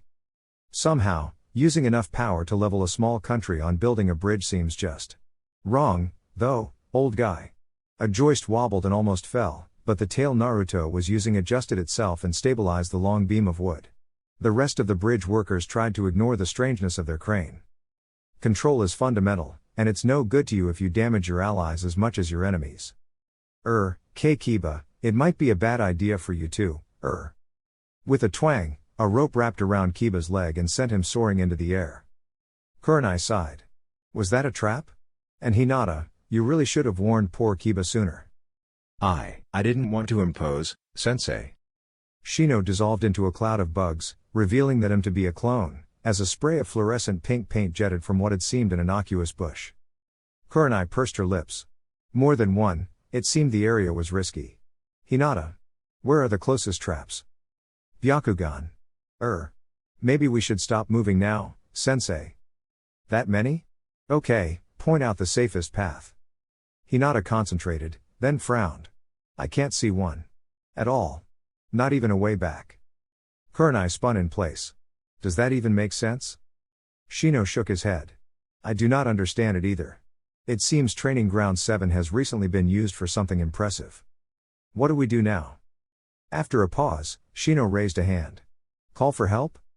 A scream dopplered out of the sky, and Kiba landed with a splash in the nearby lake. Well, that was anticlimactic. Speak for yourself, sensei. Sasuke regained his Sharingan, Sakura's easily doubled her chakra reserves and got her aspect switching down to an art, and I stabilized the two-tail form of my chakra cloak. Yes, I was meaning to ask about that. Why were you, well, not berserk? Naruto tapped his palm, and took 3 pamphlets that Kuda passed him. Here. Sakura, Sasuke, you may as well find out too. Kakashi took one and opened it. The Kyuubi was under a Sharingan Genjutsu? Part of the Fox contract? Female? Uchiha Madara is still alive? What the hell? Uchiha Madara? Sasuke asked, suddenly intense. Kakashi formed a simple illusion in the air, an image of one of the 2 founders of Konoha when he had had his last portrait done, complete with traditional Uchiha battle armor and weapons. Sasuke's hands clenched so hard they destroyed the pamphlet he held. That man was holding a comma. That man had faked his death decades ago. That man had attacked the village on multiple occasions. That man was far more likely to have destroyed his own clan, murdered children in their beds, old men and women, civilians, than his pacifist older brother. That man would pay. Oh, and apparently Naruto held the Kyuubi. Whatever, apparently she wasn't evil anymore, and if Madara was behind any of this at all then he could hardly talk. Sakura nodded to herself. Yep, that made sense. But if he was a container, then was he the only one there'd been or not? No, it couldn't be. All the other Baijuwu were mentioned as being sealed in some one or other repeatedly. And, come to think of it, the battle at the Valley of the End had ended with something vague being done to the Kyuubi by the first wife, Mito Senju. Sakura's endless knowledge of random trivia threw up a correspondence. Mito Senju, ne Uzumaki. Okay, that was interesting. Hadn't Mandia said Naruto had a small amount of non-human chakra? Something to research. The demon is escaping. Run for your lives. Kakashi looked up from his book. Actually, it looks rather more like the Jinchuriki is using a slightly ludicrous amount of power to plow your field. The farmer stopped his headlong panic, and turned, trembling. Naruto waved back cheerily, the 2 tails he was sustaining continuing to carve long furrows in the ground. I wish to enter my team into the exams. Iruka blinked. Are you sure they're ready? Kakashi shook his head. They're actually, if anything, too late. Sakura's resolved that split personality of hers into a combat boost, giving her Chunin level taijutsu and probably pretty good illusion abilities as well if her clones are anything to go by. Sasuke's got his Sharingan, and a small repertoire of very basic techniques from all 5 elements, camping stuff, basically, as well as pretty good elemental techniques in fire. As for Naruto, well, did you know that shadow clones of a Jinchuriki can form and stabilize a chakra cloak? The other Jonin carefully noted to tell their students to stay away from Team 7. Morning, Sand Ninja. Sakura commented, as she walked past. Tell me, were you planning on holding the grandson of the head of your allied village hostage, or did it just happen? Kankuro, Tamari. Stop making a scene, Gaara said from his perch. As Kankuro gasped and flinched away from his brother, Naruto ambled over. You seem somehow similar to me. You have a summon contract? Gaara blinked. I do not. Oh, they're really cool. You do this string of hand seals, channel a good amount of chakra, bite your thumb, and slap it on the ground. Naruto demonstrated, and with a poof of smoke Aya appeared. Morning. Ooh, he looks fun. Are we going to fight him? Or not? Not today, Aya. I was just demonstrating. Gaara silently worked the hand seals, bit his thumb, getting a good deal of sand as well, but some blood, and slapped down his hand. And vanished. Tamari gaped. Did you just make Gaara self-destruct? Naruto grinned. Nope. And he should be back in a few seconds. With a bamf, Gaara reappeared. He seemed exactly the same as he had before, except for a small tanuki on his shoulder. He was stroking it. The sand doesn't kill it. His voice was wondering. Not like the puppy. Or the fish. Or the cat. Or Tamari's boyfriend. He turned his eyes to her. Sorry about that, by the way. He seemed to slap you on the shoulder, and I just saw yellow. Then red. Lots of red. Then I left the room, because there really was rather a lot of blood on the walls. Sure, Tamari stuttered. We are going back to our hotel room to wait for the exams to start. And I am going to see what other raccoons and raccoon dogs I can summon.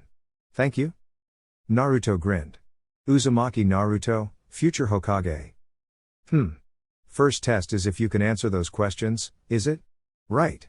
Kuda, Naruto subvocalized, "Can you manage to copy Hinata's paper from my neck? I can read it from there, I'll let you know what she writes." Neat. Okay. Kane, Nii, Aya, head on to the center of the forest. When I summon Kane, you two summon us there. Kane nodded for all of them. Understood. The larger fox loped off into the forest, followed by Nii and Aya. Oh, okay. So you're an infiltration specialist. Well, take this. Summoning, speedster. Ichimaru puffed into reality. Morning. Ooh, a fight. Buto. The Raingenon flinched as a nip drew blood from his lower arm. He hadn't even seen the silvery fox move. Hey, I'm bored. Buto Rijin. Gah. Get it off me. Get it off me. Sakura and Sasuke watched as one of the fox summons savaged their enemy at several hundred strikes a second, apparently having time between the attacks to lean back and relax if the flickering, hazy image they were getting was any indication. Eventually the Raingenon managed to run out of the range of Buto Rijin entirely, and Ichimaru dispersed. Naruto sent Kori after him to keep an eye out, and returned to concentrating on moving through the forest. Naruto grinned in satisfaction as the giant snake rained down around him. Nothing like 2 tails of chakra cloak to give anything a severe case of indigestion. Right, report time. Kori, he asked, summoning the fox, did you get anything from the rain team? Yes. The illusion master flicked his tail tip, and the cloaking illusions on 2 scrolls dropped. One scroll that seems to be the opposite of the one you had, Earth to Heaven, and another one I can't open. Good. Naruto took the scrolls from his summon. Right, time to cheat. Kane. The fire fox appeared in a puff of smoke, and then all 3 in the clearing vanished. Coo. Ah, see here, the prey gives the predator something too. Sakura and Sasuke disappeared in clouds of smoke. The Sannin frowned. Damn. Okay, Naruto, how the hell did you manage to complete the Forest of Death in an hour and a half? Reverse summoning. Now, Sakura, any idea what this is? Sakura switched aspects to her knowledge side, and took a look. It reminds me of those summon contracts you gave us, actually. But it's a lot bigger. Hang on a second, Naruto, mind letting me see the main fox contract? A quick summon later, and Sakura and Lanny were comparing the 2 huge scrolls. Yes, I see what you mean. This is similar to our own core summon contract, but it's aligned differently. Kori, where was this? In a pack, I think it might actually have been forgotten in there. Well, if we want to find out what it is. Sakura, you're the only one without a master contract. Want to give it a go? Sakura blinked, and clenched her fists. Yeah. She slashed her blood across the prepared channel at the base of the scroll, and a sleek otter appeared in the room. Woo, that's a rush. Oh, hello. I see someone finally bothered to try our contract again. Sasuke nodded to himself. Creatures of 2 worlds, land and water. Appropriate. Naruto looked around. Several teams had made it through. 1 sand team, including the new raccoon summoner, and 1 sound team. The other 5 teams were all Konoha. That was neat. Clearly the home team advantage was strong.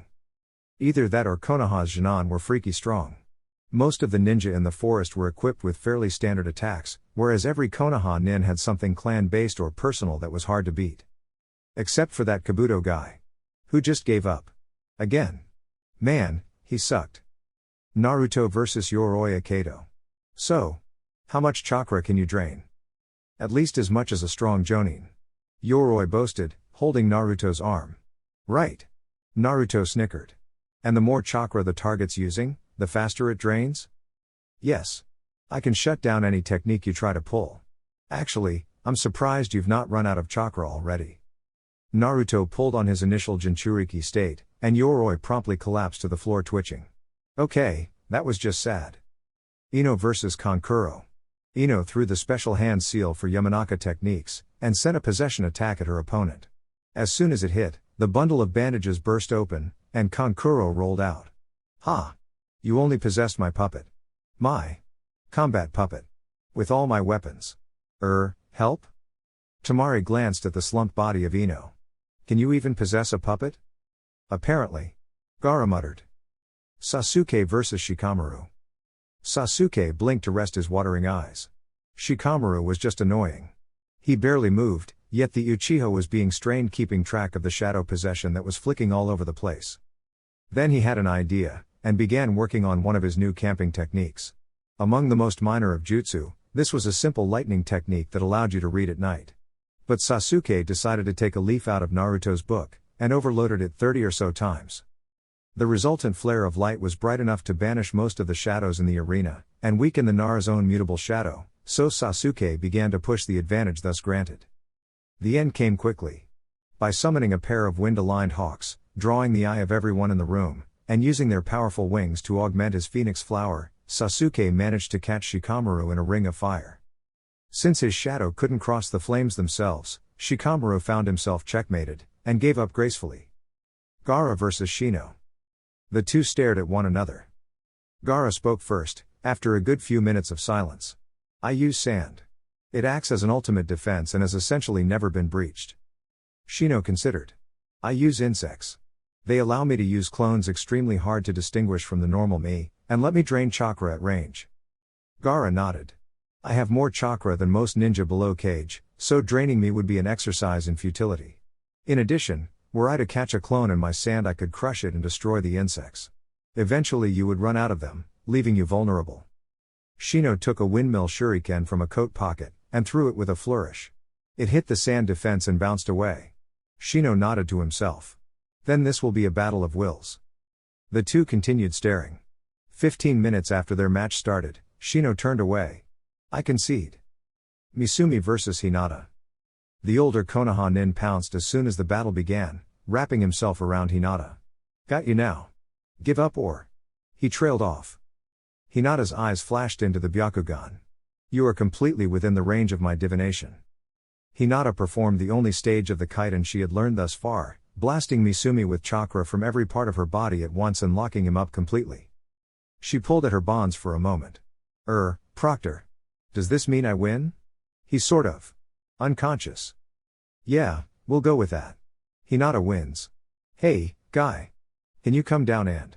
Well. Pry this Jinan off her? Yosh. Neji vs. Kin. Hinata glanced between the two ninja. Sensei. Is it me, or do those two look really alike? Kurenai blinked, and paid closer attention. They really do. Then she winced. Ouch. Not much point being an illusionist against a Hyuga. Neji wins. Lee vs. Kiba. Gatsuga arg. Slam. Thud. Kurenai winced again. That boy. He's strong, fast and skilled, as well as actually nice, but he needs to learn restraint. Yosh. Lee. You have defeated another taijutsu-focused opponent. Guy-sensei. Everyone in the Konoha contingent looked away. Tamari glanced around her at the flinching ninja. What's the problem, Ga? Gaara's sand formed a shield to protect him from the sunset of youth. Dosu vs. Tamari. Tamari quirked an eyebrow. Sound nin? Right, goodbye. Breakthrough. Dosu's ability required getting close to his opponent, and it wasn't much of a prospect against Asuna Wind Mistress. He, like Kiba, was quickly introduced to the wall. Zaku vs. Tenten. Tenten slammed back into the wall from one of Zaku's attacks, and winced. The sound Jinan crowed. No ranged attack works on me. I can blow away all your attacks. He gestured to the sea of weapons all across the floor. The Konoha Jinan smiled grimly. So, tell me. Zaku. Do you have enough arms? She waved her fingers, shaking out the wires attached to them, and yanked. Zaku noticed that all her weapons were now flying at him, from every direction. Well, foo. Crash. Winner, Tenten. And someone get a medic. Sakura vs. Choji. Sakura jumped lightly onto the floor, and switched to her bookish aspect. A few clones to allow her to get close, then switch when she was in range and land a hit. Should work. And if it didn't? Well, she had tag in the other otters she'd managed to summon. Choji turned to Asuma. She looks scary now. Can I just not fight? Asuma sighed. Okay, fine, go ahead. At least Ino made it to the finals. Kakashi blinked. That was anticlimactic. Wait, hang on. He looked at the Jinan who would be in the Chunin exams. Naruto, Sakura, Sasuke, Tamari, Gaara, Neji, Lee, Tenten, Ino, Hinata. Guy had noticed it too. My eternal rival. Shall we make it a challenge to see which of our youthful Jinan get promoted? If one of us manages a clean sweep, then we will have trained a team similar to the 3 Sannin. The proctor held up a board with the matches for the next month. Naruto v. Neji, Tenten v Tamari, Sakura v Ino, Lee v Hinata, Sasuke v Gaara.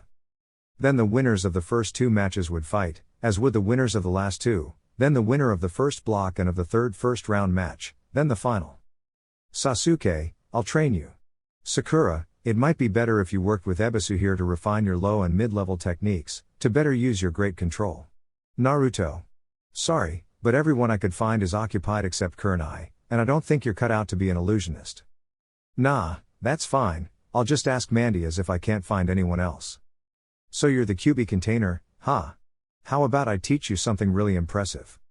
Naruto looked at the old toad summoner, remembering that day last year when he'd first seen the man. Sure, go ahead. Now, watch this. Summoning. A toad appeared in a cloud of smoke. Naruto waited. That's it? Didn't you ask the old man about me? What do you mean? The boy rolled his eyes, and sat down. Jiraiya gasped in shock as he felt the familiar feel of sage chakra. Wait. What are? Summoning, beat this. Mandia stretched as the smoke cleared. Oh, hello again, Naruto. And who's this? Jiraiya was frozen, his face twitching as his mind rebooted. The kid just used sage chakra? Perfectly? And he already has a summon contract. Just brilliant. Okay, how the hell can you mold nature energy that well? Naruto frowned. It's not perfect. I mean, I can't keep it when I move, you know. Mandia slipped his tail into Naruto's pocket, and pulled out one of the pamphlets. Here, this might help. Jiraiya took it. Impressive. But can you access the QB's chakra yet? Naruto raised an eyebrow, and entered one-tailed chakra cloak. Oh. Ever heard of the Rasengan?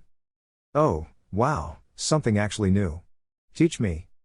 Morning, Hinata. Ready to head over to the stadium? Hinata nodded, not trusting her voice. Okay. Well, I may as well offer you a lift. But to pay me back, you better do well, you hear? Naruto summoned Kane and clambered onto his back. Come on, he's really fast. Neji spun into the Hyuga Ultimate Defense, the Kaiden, shedding the incoming attack and popping the clones. Naruto bit his thumb and slapped it on the ground. Summoning, death from below. With a grinding roar, an enormous pair of jaws burst from the ground around his opponent and closed around Neji in his entirety, before disappearing back into the ground. The proctor blinked. Is he dead? Naruto shook his head. Give it a minute. The great red maw burst from the ground again, and its eyes crossed. With a toy sound, Neji was spat out of the fox's mouth before it dispersed, and began shivering in place. Genma walked over to the branch Hyuga. Are you, okay? Tamari hid behind a tree. This seemed so wrong somehow. On the other side, Tenten fired out half a dozen explosive tagged kunai from her crater, gradually digging a trench towards the Suna wind mistress. Tamari had found out early on that her wind couldn't actually reach the inside of the craters, and Tenten was using them ruthlessly to close in. Raising twin dragons. Tamari lunged out from behind the tree. At last the other kunoichi had made a mistake. That move's long setup time would let her. Just kidding. Tamari met a shower of kunai coming the other way, one of which exploded close enough to her fan to damage the paper. Tamari rolled out of the way of a follow-up salvo of 3 kunai, 12 shuriken and a scythe. Tenten winced on seeing it. She thought that was one of the small weapon scrolls, and hurriedly conceded. Ino ran for her life. Sakura's otter summon, tag, was sending a javelin her way every time she tried to take a stance facing Sakura for hand seals, and with the occasional kunai being sent her way by Sakura herself, it was getting tiring. Wait. She could possess the summon. Sakura watched as Tag ran straight into the mental attack, then lazily dismissed the summoning technique. Ino's body slowly collapsed. There was a pause. Sakura shouted up into the stands. Excuse me, Mr. Yamanaka? I have a few questions about your family techniques. So her mind returns to her body at walking pace with the basic move. Brilliant. I think summons might actually be in another dimension or something. Hang on a second. Sakura threw the summon hand seals again. Lutra, take this girl's body back when I dismiss you, that ought to let her get back fine. Explain things to her if she's still possessing tag. Keep a hold of her until I summon you again. As you say, Sakura. The otter bowed, and ran off. Lutra vanished, taking Ino's body with her. The proctor looked around for a moment. Winner, Sakura? Sakura nodded absently, explaining her plan to Inoiki. I'll summon Lutra back with her in 10 minutes or so. Hinata stared at Lee. She could do this. She had too, but if this boy was her cousin's rival, then could she possibly beat him? Naruto's voice came from the crowd. Hey, Hinata. You better do something awesome, remember? Awesome? Okay, she could handle that. Especially if it was Naruto asking. Right, this guy was much stronger than her, so she needed to come up with a way to match that. The normal way the gentle fist worked was very wasteful of chakra, as each blast fired was lost whether it hit or not. Perhaps she could make some kind of chakra skin over her hands that only fired chakra when it hit the enemy? Then she could use more chakra on making herself faster. So, what to call it? Gentle step, twin lion fists. Hiyashi dropped his milkshake. Lee blinked. Hinata gave her new technique a careful look over, then smiled. I think I like this. Shall we? Lee nodded, and charged. Hinata eventually lost the fight, but it took Lee using the second gate to give him the speed to bypass her swinging fists. Hiyashi quirked an eyebrow, having had time to recover his composure. That had been strange. Sasuke Uchiha, please report to the stadium. Seriously, this is getting silly. Naruto's patience ran out. Aya. Summon Sasuke for me, will you? Right-o, he. Kakashi reiterated his warning about the Chidori. Now, you haven't got enough chakra to use it more than a few times a day. Since you mentioned your summons and their love of long-range attacks, you might want to modify it as much as you can. I'll work with you on shape transformation, but for now, use it as a last resort as it uses far too much chakra. Stick to the lesser lightning and fire attacks. A good combo to use is. Sasuke vanished in a puff of smoke. Kakashi's eye widened. Damn. Sasuke materialized on the balcony. What is it? Naruto pointed. You're 5 minutes late to your match. Sakura, Lee, Tenten and I won, by the way. Sasuke dove into the arena. Lightning Lance. Sasuke's electric attack punched through Gaara's sand, but dissipated as it did so. Gaara replied with a hail of sand shuriken and pellets. Electric aura armor. The thin curtain of electricity didn't protect against the impacts from the sand, but it did overwhelm what of Gaara's chakra was in the tiny sand pellets and stop them from staying animate. The crowd oohed and awed as the lightning attack speared across the stadium. Naruto grinned, watching as Sasuke fired out a grand fireball and had Aya enhance it, fusing some of the sand into glass, before following up with a volley of lightning lances that weren't diffused by the glass as they were the sand. One of them made it through and nicked Gaara's skin. My. Blood? Gaara sounded confused. Then flipped a few hand seals and slapped his hands on the floor. Choji stared. Did he just summon Totoro? The large tanuki fired out a water attack at Sasuke, intercepting his follow-up fireball volley. Aya blocked the water bullet before it hit Sasuke, and the Uchiha dropped a lightning lance into the thin misting of water, which boosted it in the same way wind boosts fire. Totoro was violently dispersed by the enhanced electric attack, and Sasuke swallowed a soldier pill, before pushing a big chunk of his chakra into a large summoning. Kakashi flickered into the stadium to catch sight of his student finally summoning a hawk large enough to fly on. Though there was something about it. Ooh, neat. Lutra commented from the balcony, having asked to stay to watch the rest of the finals. That's a thunderbird. Does that mean what I think it means? Sasuke's summon spat a lightning bolt at Gaara. Then, as Gaara began to pull a lot of his own chakra for a bigger summon, a wide area sleep illusion pulsed out across the crowd.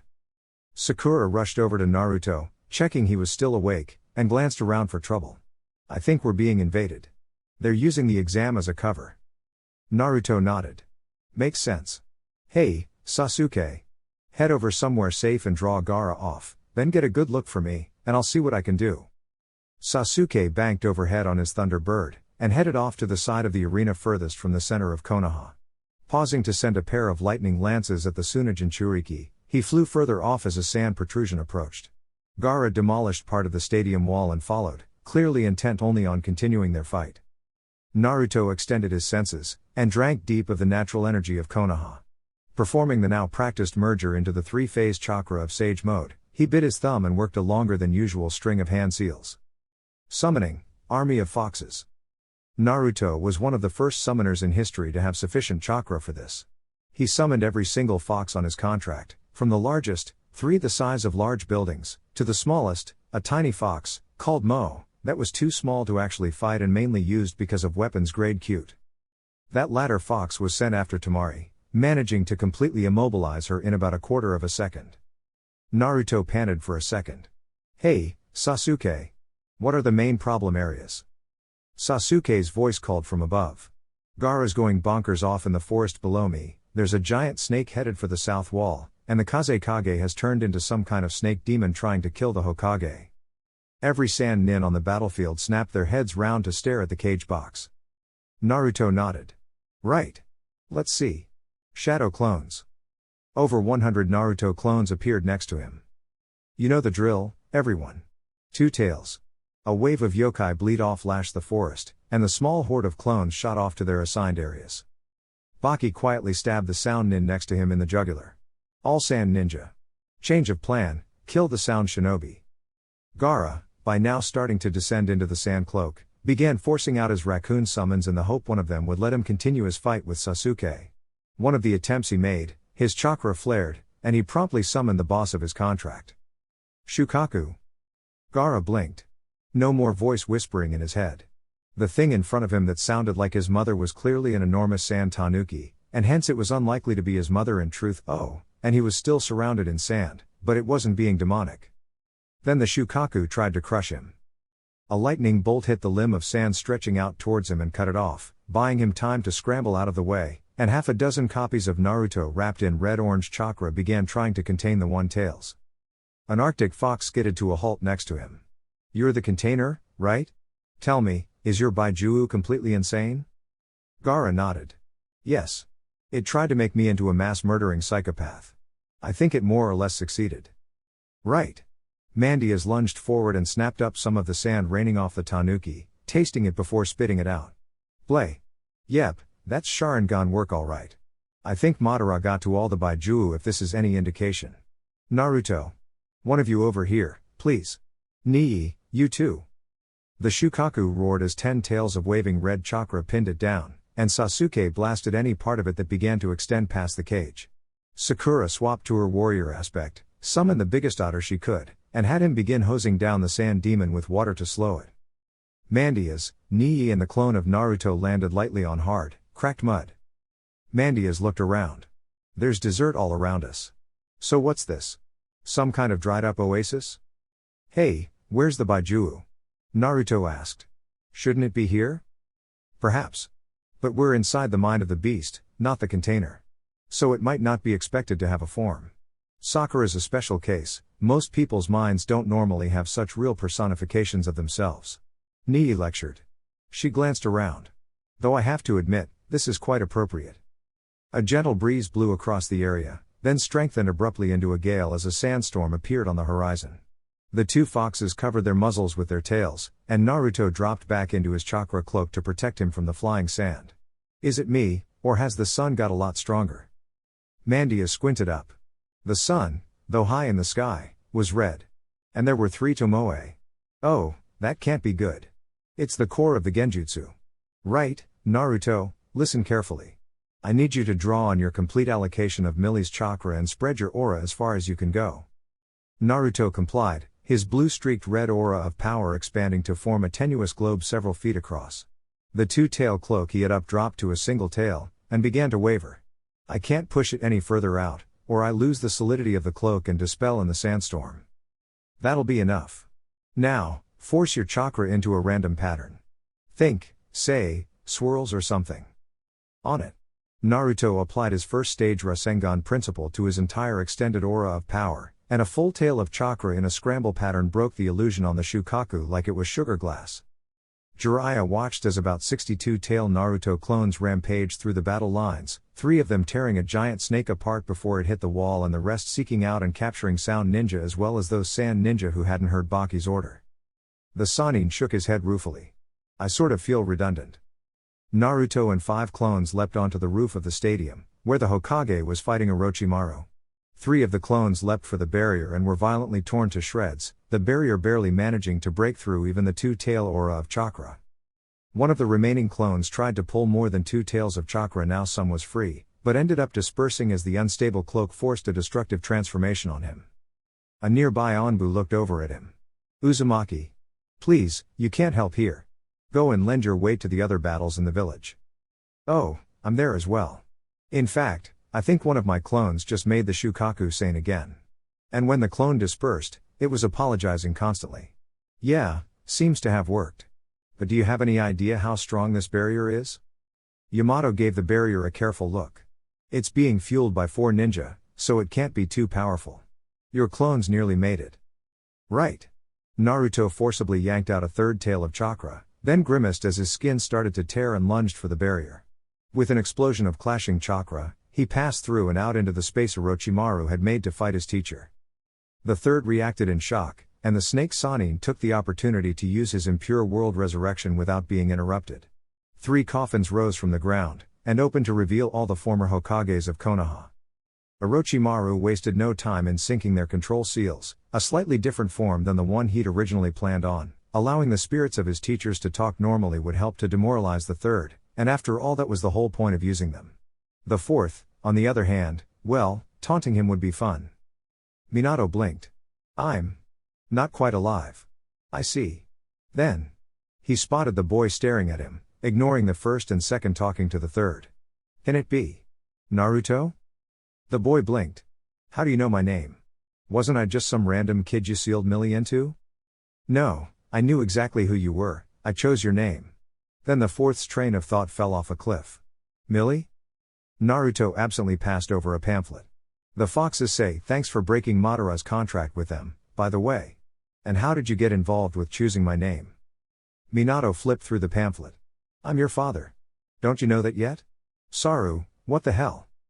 The 3rd looked uncomfortable. I thought it was for the best. I mean, it was supposed to be a secret that he held the Kyuubi as well, but clearly that's fallen apart. Orochimaru chuckled darkly. Ku. Oh, this is delicious. Yondaime. Kill your son. Shodiame, Nidiame, help me kill the Sandiame. Minato threw a series of hand seals, and the area they were in was cordoned off from the rest of the battle by a smaller barrier. The former Hokage then sat down. Naruto ventured. Shouldn't you be trying to kill me? I am.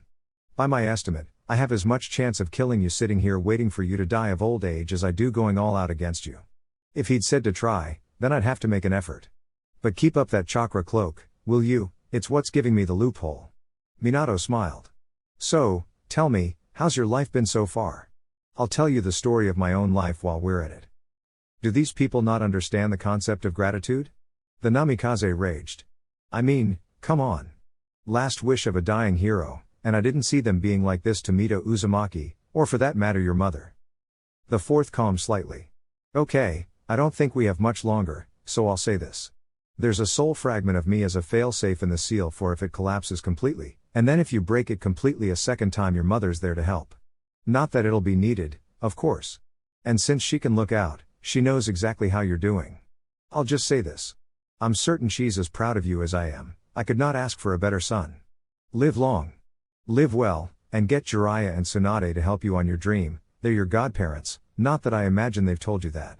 And finally, never give up. Naruto's eyes shone. I won't let you down, Dad. Good. Now, the best way to dispel this animation technique is probably going to be blowing my head off. I know it can't be a nice thing to do, but it has to be done. Bye, Dad. Naruto's chakra tails lashed out, and he turned away sobbing as he destroyed the facsimile of his hero. Of his father. Then he charged Orochimaru, who was so surprised that the demon had beaten the 4th that he barely dodged the trio of lunging tails. The 3rd seized the moment and used Enma to knock the Kusanagi into the ceiling barrier and render it unreachable. Then Naruto smashed the first 2 Hokages and Orochimaru dropped the barrier to run. Sarutobi looked over the half-demolished landscape of Konoha, and at the 30 or 40 Naruto clones running around it in 2-tailed form still keeping an eye on things. Sighing, he turned to the original, sat on the roof next to him. I'm truly sorry, Naruto. I planned on telling you when you reached Jonin, but I was wrong to think like that. If there's one thing the invasion really brought home to me, it's that I am in no way immortal. I plan on releasing what there was your parents left to you tomorrow, and I'm almost certain you'll get promoted. don't forget Sakura and Sasuke, old man. They were a great help against the Shukaku. Indeed. How is young Gaara, anyway? He's, well, calm I suppose. He's kind of coming to terms with the idea that the Baijuwu was both not his mother and insane, and with the loss of his father. Apparently the sand's now a permanent part of his system. It actually defended him against the Tanuki before I restrained it, and he says he'll consider it a memorial to his real mother. Neatly resolved, then. And I agree with what you say, my predecessor, and successor, said. I'm proud of you, Naruto. Thanks. Naruto rubbed the back of his head awkwardly. Sorry, guys, I'm not going to be working with you the next couple of months. I have to go and get Tsunade of the Sannin back to Konoha, because Jiraiya thinks it might help him persuade her if I came along. Sakura nodded. Makes sense. I mean, she is your closest living relative. Naruto looked shocked. What? Her grandmother was Mito Senju, née Uzumaki. So she's descended from another member of the Uzumaki clan. You missed that? Oh, so that's where the name's familiar from. My dad said she used to be the Kyuubi container back when she was alive. Your dad? Sasuke asked, interested. Yeah, talk about a dream come true. Orochimaru summoned back all the old Hokages back when he was trying to kill the old man, and it turns out that the fourth was my dad. Kakashi slowly fell over in shock. Sasuke considered, nodded, then went back to learning shape manipulation. He had this idea for making the Chidori into things like laser beams, or senbon, or shuriken, or... oh, so many ideas. Naruto grinned. And hey, maybe when I get back I'll teach you guys the Rasengan. It's pretty neat, and Jiraiya said how it might be possible to add elements to it. Kakashi twitched. Didn't Sensei never manage that? How much is Naruto going to break the normal rules of being a ninja, anyway? Chapter 2 Hiruzen. The third turned. Ah, Danzo. Good morning. Thank you for not objecting to my slate of promotions from the Chunin exams. The old war hawk inclined his head. It was the least I could do. I was wrong, old friend. I thought that Konoha would be at too terrible a risk if her forces were allowed to soften in the decade of peace. You know how I wished for the Kyuubi Jinchuriki to be entered into root. But here we are, in the aftermath of an invasion, and essentially no worse off. All thanks to that will of fire that I took for meaningless garbage. Danzo then straightened. Be that as it may, I have discovered that a number of ninja were overlooked for years by the system, and appear to have become emotionally conditioned by actors unknown. I am unsure for what reason, but I think I ought to bring it to your attention. Sarutobi smiled to himself. You never let slip anything that could possibly incriminate you, do you, Danzo? Well, fine then. I'll incorporate them into extant squads once tested. Jiraiya threw a scroll to Naruto. Here, Sensei gave it to me as I left. I think it's your Chunin vest. Feel free to modify it as you see fit. I sure did. Naruto grinned. Hell yeah, I made it. Any idea who else did? Both your teammates made Chunin as well, but apparently your team's being kept together as essentially a cohesive squad, at least until people feel less embarrassed taking orders from you. Neji didn't, but I don't think he noticed. That summon trick you used on him made him so out of it he didn't even notice the invasion. As for the rest, Jiraiya thought hard. Hinata did, Ino didn't, Tenten and Lee both did, and it was felt that attempting to invade the village meant that the San Jinan could damn well get promoted by their own village instead of ours. Wow.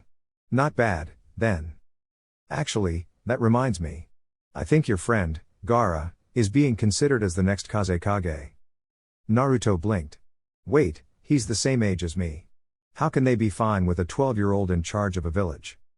First is that he never sleeps, so it's more like 16 or 18 in terms of experience. Second, this is Suna. The people who looked at a puppet show and turned it into a combat art. Fair point. Gaara, like me, is a Jinchuriki son of the Yondaime Kage of our respective villages. And now he's becoming a Kage. Naruto gave a thumbs up. I like this trend. Sasuke entered the hospital room where Kakashi was recovering. Sensei, if you were involved in a tricky fight, you really should have called on us. I mean, we can help. At that moment Aoba ran into the room. Is it true that Uchiha Itachi was in Konoha and is now looking for the container of the Kyuubi? Kakashi blanched, and looked at his student. The only thing, there was a sign hastily placed against the wall, reading Captain, I would like to request use my first day of leave from duties due to a family matter. With a caw, an 8-foot hawk shot off past the window. Damn. Kakashi sank back onto the bed. Guy. Let us have a youthful challenge over which of us can catch my youthful subordinate first. Yosh. Guy jumped through the wall.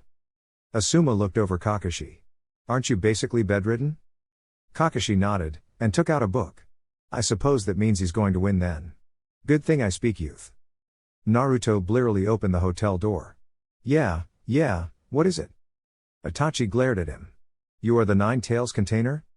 No, I just look like him. An awkward silence developed. Are you sure? Pretty sure. I mean, I know the whisker marks are misleading, but this is all cosplay stuff. Big fan. Really? At that point the awkward atmosphere was broken by a caw, and a crash as Sasuke rammed his summon into the corridor through an end wall. Itachi. The last loyal Uchiha roared, sparking a Chidori to life in his hand. I want answers about that night. Ah, Itachi said airily. Foolish little brother. I did it to test myself, I told you already. Not about that. What was Madara doing there? You are not yet full enough of Hatra weight, what? Wow, Itachi, Kisame said with an undertone of laughter, that's the first time I've ever heard you raise your voice. Itachi spun and nailed Kisame with a glare. Tsukiyomi. As his partner fell over, he whirled back to Sasuke. How the hell do you know about that? We worked it out. What I want to know is, why? Why did he want to destroy his own clan? Why force the Kyuubi to attack Konoha? Why did you help him? Itachi wiped blood from his eye, and took a deep breath. You have to understand, Madara is perhaps the most manipulative bastard on the entire planet. As far as I was concerned, the Uchiha clan's planned coup 4 years ago had to be halted, and he wanted to help me out of motives of revenge for their not supporting him decades ago. I never dreamed he would have the entire clan destroyed, only the elders who were alive at the time. Sasuke stared at him. You didn't read many history books, did you? Not really, no. Didn't have the time when I was in the middle of a 3-way tug of war between Root, Anbu and the Uchiha clan. Fair enough. But what about excuse me a second. Sasuke dismissed his hawk, earning a slightly peeved finally, and the hotel settled back where the summon had been. I wasn't going to say anything. Itachi commented.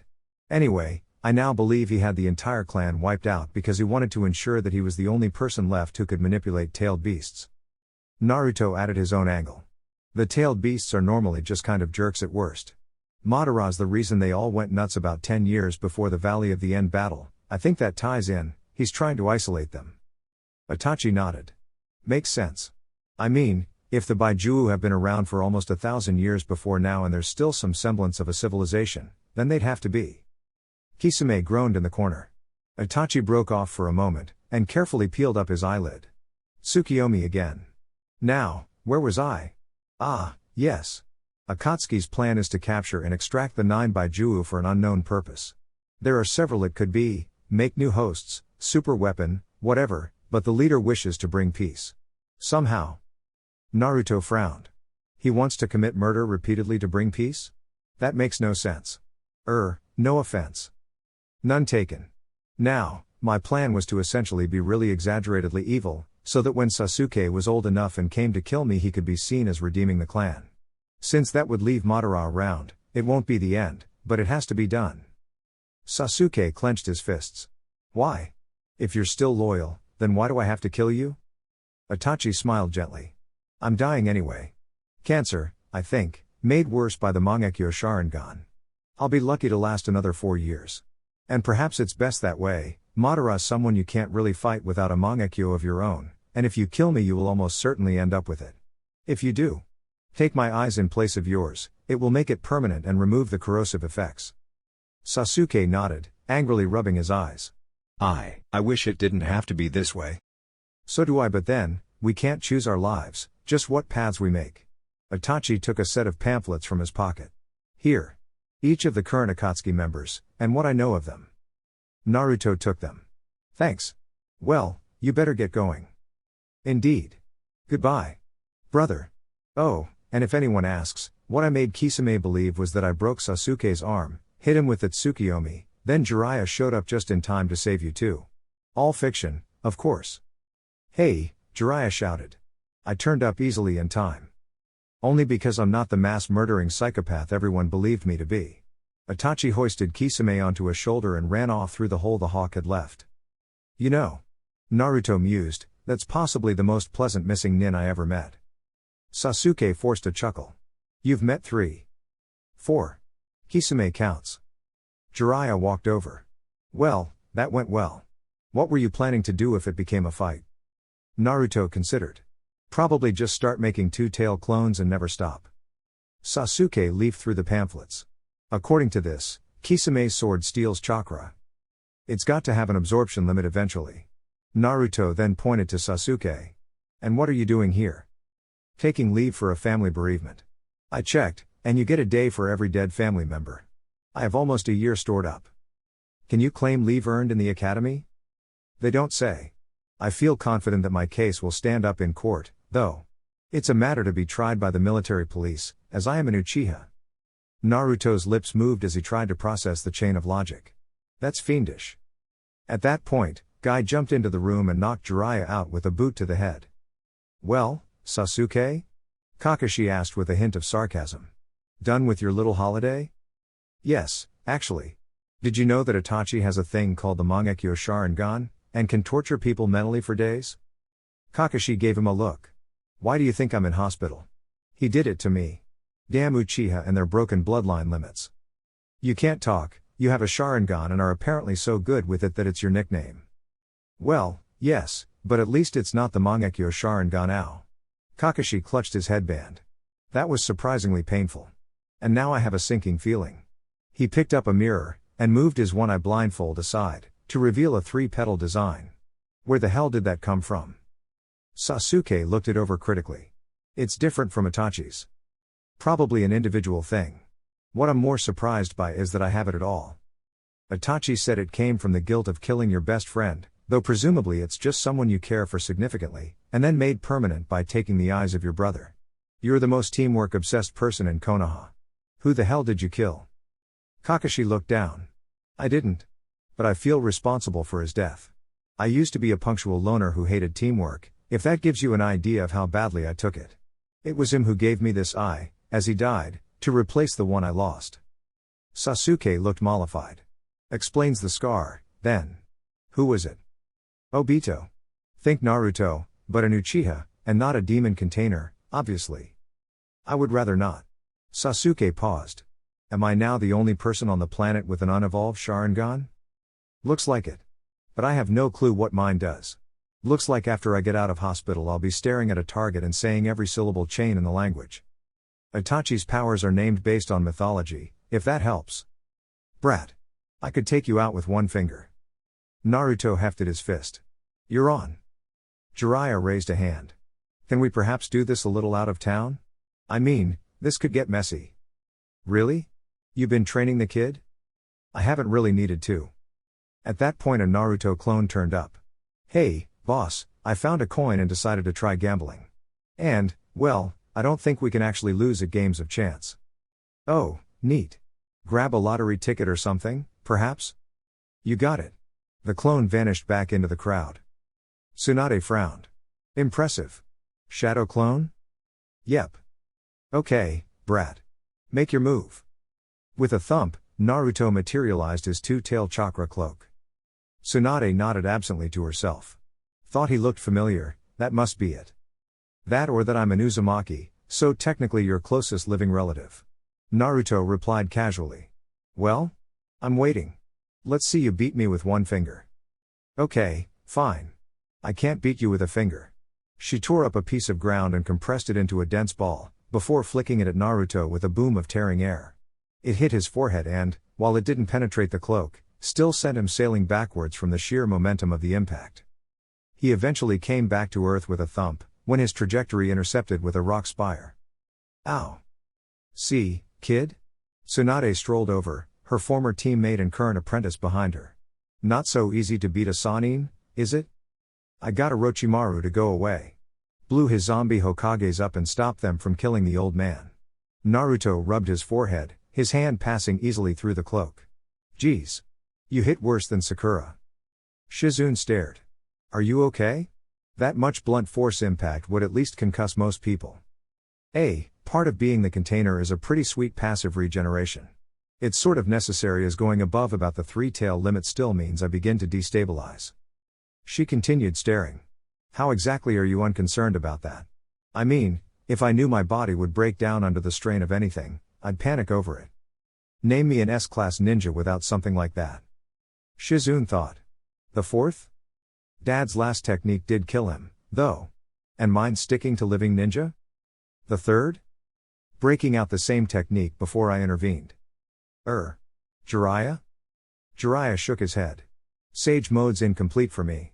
I get disfigurements which, while minor, still amount to spontaneous warts and my nose changing size. Shizune had to think hard. What about the current Reikage? I don't know much about him, so I have to concede the point. Bet he has something like it in reserve, though. Naruto lay back on the rock spire, which began crumbling ever so slightly under the pressure. But you take my point? At least I can fix it. Tsunade looked fascinated. So, does your regeneration mean you age faster, like mine does? Are you kidding?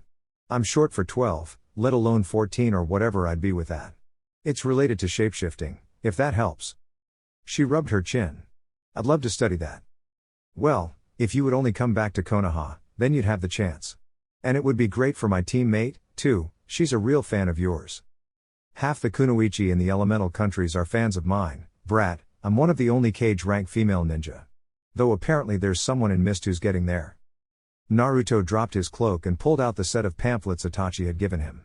Hang on, there's someone on here as well. One of the members of Akatsuki is female. Wow, blue hair. Jiraiya started with shock. Let me see that. Naruto passed over the dossiers. When Jiraiya had them, he gasped. Konan. She's still alive? And an S-class ninja, as well. Tsunade snapped her fingers, trying to remember. Konan. That orphan girl from Ame? The one with the origami techniques? Jiraiya nodded. Yes. And while that sounds a bit pathetic, one must remember that explosive tags are made of paper. I have to wonder if the other two are also alive. Hang on, this is Yahiko. But with the Rinnegan? This makes no sense. Nagato was the one with the Rinnegan. Is the Rinnegan another of those eye powers? Like the Sharingan? Yes, actually. It's supposed to be the most powerful dojutsu of all, though given the Mangekyo Sharingan I'm not sure it can hold that mantle. Jiraiya took Itachi's file. At least most of the Mangekyo powers are eye-based. Nope, wait, that one makes even less sense than the Rinnegan. Giant three-armed storm god? Naruto nodded absently. So, what about it, Granny? You coming back with us? Tsunade sighed. It's pretty clear that I'm just going to end up back in Konoha anyway, isn't it? And don't call me Granny. What else am I supposed to call you? You're the same age as Jiraiya, and he's clearly 2 generations older than me, and you're a woman related to me. Unless you prefer great aunt? Oh, Dad said you two were my godparents, would that be okay? Tsunade blinked. I don't believe I missed that, that's why you look so familiar. Your dad's the 4th, right? When the hell did you speak to him? Orochimaru used the impure resurrection, and it seems Minato somehow subverted the commands he was given enough that he and Naruto just had a long chat. Jiraiya chuckled. It was really strange to watch, actually, this massive battle going hammer and tongs on one side of the arena, and on the other a kid in a 3-tailed chakra cloak and the 4th Hokage just sitting down for a talk. Tsunade chuckled. So he's had that chance, has he? He's very lucky. Jiraiya nodded. Yeah. Though, I just thought. Did you ever get over that blood problem? The Slug Princess shook her head. No, I still just freeze up. Not the best problem for a medical ninja to have, really. Naruto grinned. I can fix that. Summoning, ninja therapist. Nii appeared in a puff of smoke. Jiraiya gasped. Did you say ninja therapist? As in, she is a fox that can help ninja with their emotional issues? Yeah, she does it a lot. Why, is that significant? Shizune bent over to whisper. Naruto, most powerful ninja are really messed up in the head. In fact, most ninja are, period, and it's nearly impossible to find therapy for them. This may be more significant to medicine than that regeneration thing. Yeah, I guess Sasuke was a bit more messed up before Nii spoke to him. And so was Sakura. And Gaara. I see your point. Nii was sitting on her haunches next to Tsunade, who was by now lying on a couch formed with an earth technique. So, tell me about your mother. Orochimaru looked around Tanzaku Gai. He was sure this was where Kabuto had said she'd be, and he needed Tsunade's help rather desperately before Kimimaro fell apart. With no curse seal on an Uchiha, it was looking like he'd have to use the Kaguya for his next body jump. If he could get the boy healthy, that was. Tsunade? Where the hell are you? I have an injured subordinate that needs healing. I understand your trauma about this sort of thing, but it's not something to worry about. We just recently received objective proof that there is an afterlife. The former Hokages were pulled from there by Orochimaru, after all, personality intact, and come to think of it, we might actually owe him for rescuing the fourth from eternal torment or whatever it is the Shinigami does. Tsunade nodded to the fox, not trusting herself to speak.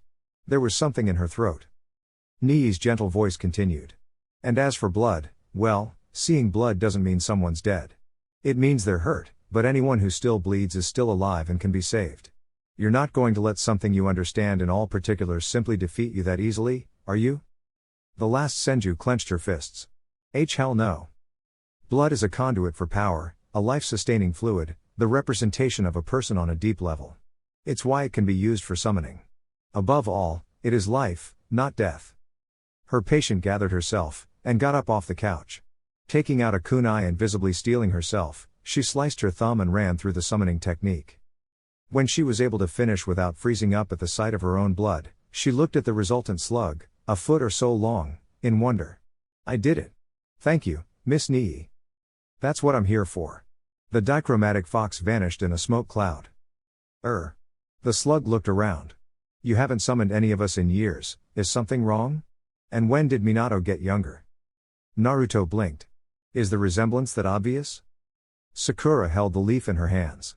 She had managed to get a basic water technique, the violent water wave, off of Kakashi recently, and through learning it had got some sense of how to use water chakra.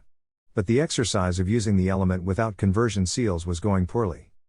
Water. What is water? What does it represent? Subtlety. Flowing without touching. Power hidden, size unseen, depths. Versatility. In ice, water makes the element more solid. In boil, it conveys the power. In wood, it creates movement. In storm, it provides a path. In weapons, it makes the user more graceful. In all things, water is not the power, but the conduit for it. That which lets it seek the target. For a moment, her vision blurred, then the leaf was abruptly soaked. Within her mind, the Sakura of control stared around wildly. There was her warrior aspect, so who was controlling her body? Hello? Both Sakuras turned to the newcomer, surprised to hear a voice like their own. They saw a third Sakura, this one with deep blue eyes and a demure expression. I suppose that must have been surprising for you. In truth, it was for me as well. I think we just created a new aspect for the water element. Me. Warrior gave a wild grin. Welcome to the party, then. You seem very humble, why's that? Control held up her hand. I think I know. Her element's affecting her personality, just like how you're more brash than I am. And it's more her being subtle than anything. Water nodded. That makes a great deal of sense. But does this mean that we will have to choose which of us is in use at any time? Control pointed to the chair. Well, not which one, anyway. Water turned, a graceful and precise motion, to see that the single chair in their shared mind was replaced by two. Neat. Warrior weighed in. This mean we get 2 out of 3 now? I presume so. Sakura blinked twice, then got up from her seat and flipped through the seals for the violent water wave. The technique fired with a massive blast of water compared to her earlier uses, easily enough to be useful in combat. Another rapid blink, and she tried the technique again, this time omitting the first-hand seal. It misfired, but a second try got it just right. Okay, being able to pick 2 of element, control and power is going to be kinda cool. An idea came to her, and she switched to power/control, then ran through the complex set of seals for self-measurement of chakra. It was designed to sort of flow one's chakra through it from one side of the measurement structure to the other, and quantify what went through as a point of light that shone with color. It rose from the ground to a meter in height as red, then returned to the bottom as orange and went again, this time taking several times the chakra for the same rise.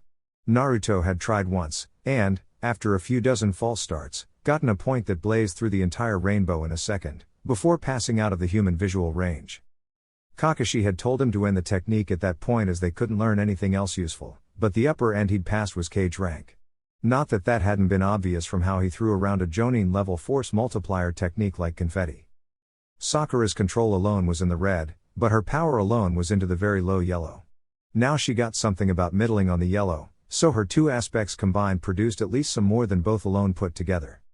More importantly, though, that was enough that she could sustain a good illusion in combat. Clones, she could manage with split attention, but much more took too much chakra for her control to supply alone. Or perhaps I should look into utility techniques.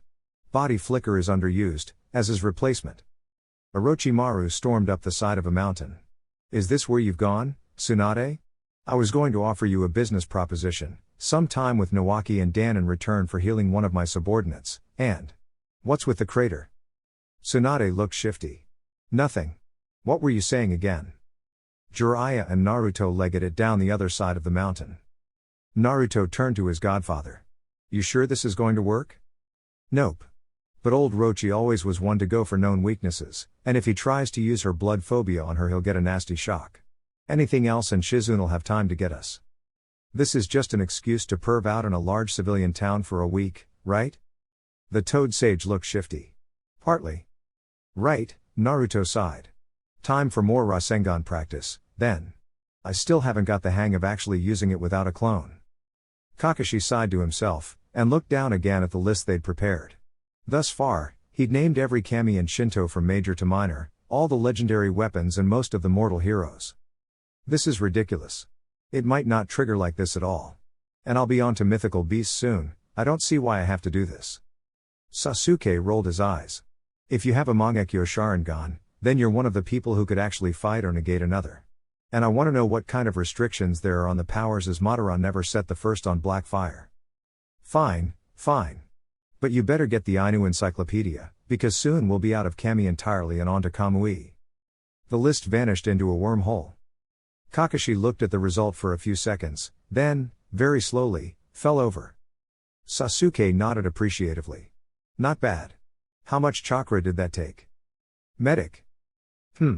No blood either. You somehow got the eternal Mangekyo from the transplant. Maybe your friend felt as guilty about you losing your eye in those last minutes or something? Get me medical attention, damn it. And cover my eye before you go. Okay, let's have a look at you. Tsunade grabbed Kimamaro's arm and dragged him over to a small depression. Let's see. What are your symptoms? Sniffle? Headache? Perhaps a bit of cramp? Kimamaro glared at her. I am a Kaguya. I literally rip my bones out of my body to use as weapons. The Senju nodded absently. Right, so you're probably calcium deficient. And my guess is that you don't actually get any proper medical checkups for how a poorly understood bloodline interacts with that tuberculosis, either. Orochimaru strode over, chuckling. Don't think I haven't tried, Tsunade. His bodily structure is radically different to that of anyone else I could experiment on. Orochimaru, are you actually capable of learning something without leaving a trail of corpses? Shizune asked curiously. Well, I tried once, but that was the whole incident with the wood element. Turns out that injecting 60 orphans with a dangerous, untested serum which may or may not even involve the first genetic material was a bad idea. Who knew? The snake Sanin mused absently. Even Kimamaro was looking a bit put off. For the first time, I'm glad that I'm the last of my bloodline. You didn't know if it contained his genetic material? Tsunade asked. His body was actually mostly missing by the time I got to it. There were signs the coffin had been opened before. Several times. Shizune frowned. That's kind of worrying. Tell me about it. The second was much more intact, but a quick test revealed no evidence of his water ability being an actual bloodline gift and I lost interest. As for the fourth, well, that was no good either. His speed was completely unrelated to any bloodline, not even the swift release. Orochimaru rambled. Worst of all, though, was that I couldn't find a single Uchiha body. And when I went after Itachi. Well, best not talk about that. Tsunade had largely tuned out her former teammates' rambling, as it was mostly focused on his wide-scale desecration of the graves of her family, but something made her pause her diagnosis technique. Wait, how did you not get an Uchiha? There were about 300 or so of them. I have no idea. At first I expected that Konoha had taken them all, but when the ninja forces failed to upgrade to Sharingan eyes like Kakashi, well, so much for that. Tsunade rolled her eyes. And morality plays no part in it, I'm sure. Well, yes. Danzo is still alive. Kimamaro rolled his arms experimentally. I can actually move properly. That hasn't happened for years. Tsunade wiped sweat from her brow. Don't strain yourself for a while. That means no major combat, no strenuous training, and no opening the gates. But I don't open the gates. The Kaguya looked confused for a moment. You had severe damage to the tenketsu and tissue around the gate of pain. That's where strain builds up faster than any other gate, so it's often seen on really serious taijutsu users. That kind of scarring isn't found from anything else except being stabbed in the spine by a fire chakra blade. Orochimaru sighed, annoyed at having to reveal one of his secrets. Kimimaro, the curse seal is a stabilized form of opening the gates. Normally, it would reverse the effects by promoting healing as the gate of life shut down, though I assume in this case it's not worked due to your illness. Tsunade nodded to herself. That would do it. Anyway, the damage is still quite bad and, as your lungs aren't toughened like the rest of your body, opening the fourth gate could lead to massive rupture of the pleural cavity. And that would be just nasty. Right. Now, Tsunade, Orochimaru gave a vicious grin. A promise is a promise. Mind getting your assistant over here? The technique does require a human sacrifice and I'm all out of sound Jinan after what I did to bring the Hokages back. Shizune replied by firing a cloud of poison to obscure her position, and Tsunade frowned in momentary mental effort. The slug on Naruto's shoulder, underneath the jumpsuit, fired a brief burst of acid and dispersed. Naruto reacted to the sting even as it regenerated. It's time, Jiraiya. Brat, Jiraiya shouted as both leapt from the building. Use a respectful name for me like everyone else does. I know you better than they do, that must be it. Naruto replied, then bit his thumb and summoned Ichimaru. Get up there and summon me, Speedy. If you're sure. The silvery fox flowed off with a wash of displaced air. Jiraiya shook his head. Only you, kid, would use a summon to cover 2 miles of distance. By the time the old man had finished speaking, Naruto was gone. Orochimaru began by summoning Manda. It was a good first step, as his summoning also involved a liberal amount of blood and would immobilize Tsunade. So it was with confidence that he slashed his thumb down his contract tattoo and invoked the most powerful of the snakes, along with 2 more as a support team. Where are my sacrifices, Orochimaru? You know I demand them, Manda roared as he materialized. Orochimaru chuckled. There's a town just downhill, that work? Called Tanzaku-gai or something, it's large enough to sate you. But kill Tsunade first, will you? The ground shook, and Orochimaru returned his attention to the main battlefield. It wasn't an encouraging sight. Tsunade, rather than cowering in hemophobic shock, was bringing out her own giant slugs. Kabuto had emerged from his cover, and was delaying engaging Shizune until his anti-poison technique was up. And Kimimaro wasn't killing either of his opponents. Why? Well, that would be because that infernal Kyuubi Jinchuriki was attempting to knock him unconscious for trying to attack Granny. Oh, Uzumaki. That was where he recognized the brat's name from when Kabuto had reported to him. Brilliant. He'd pissed off every surviving relative of the 3 dead Hokages at once, and they were all here. Both of them. At that point, Jiraiya arrived on the battlefield by way of Gamabunta landing on one of his secondary summons. This just kept getting better and better. Oh, wow. Came a voice from the Jinchuriki.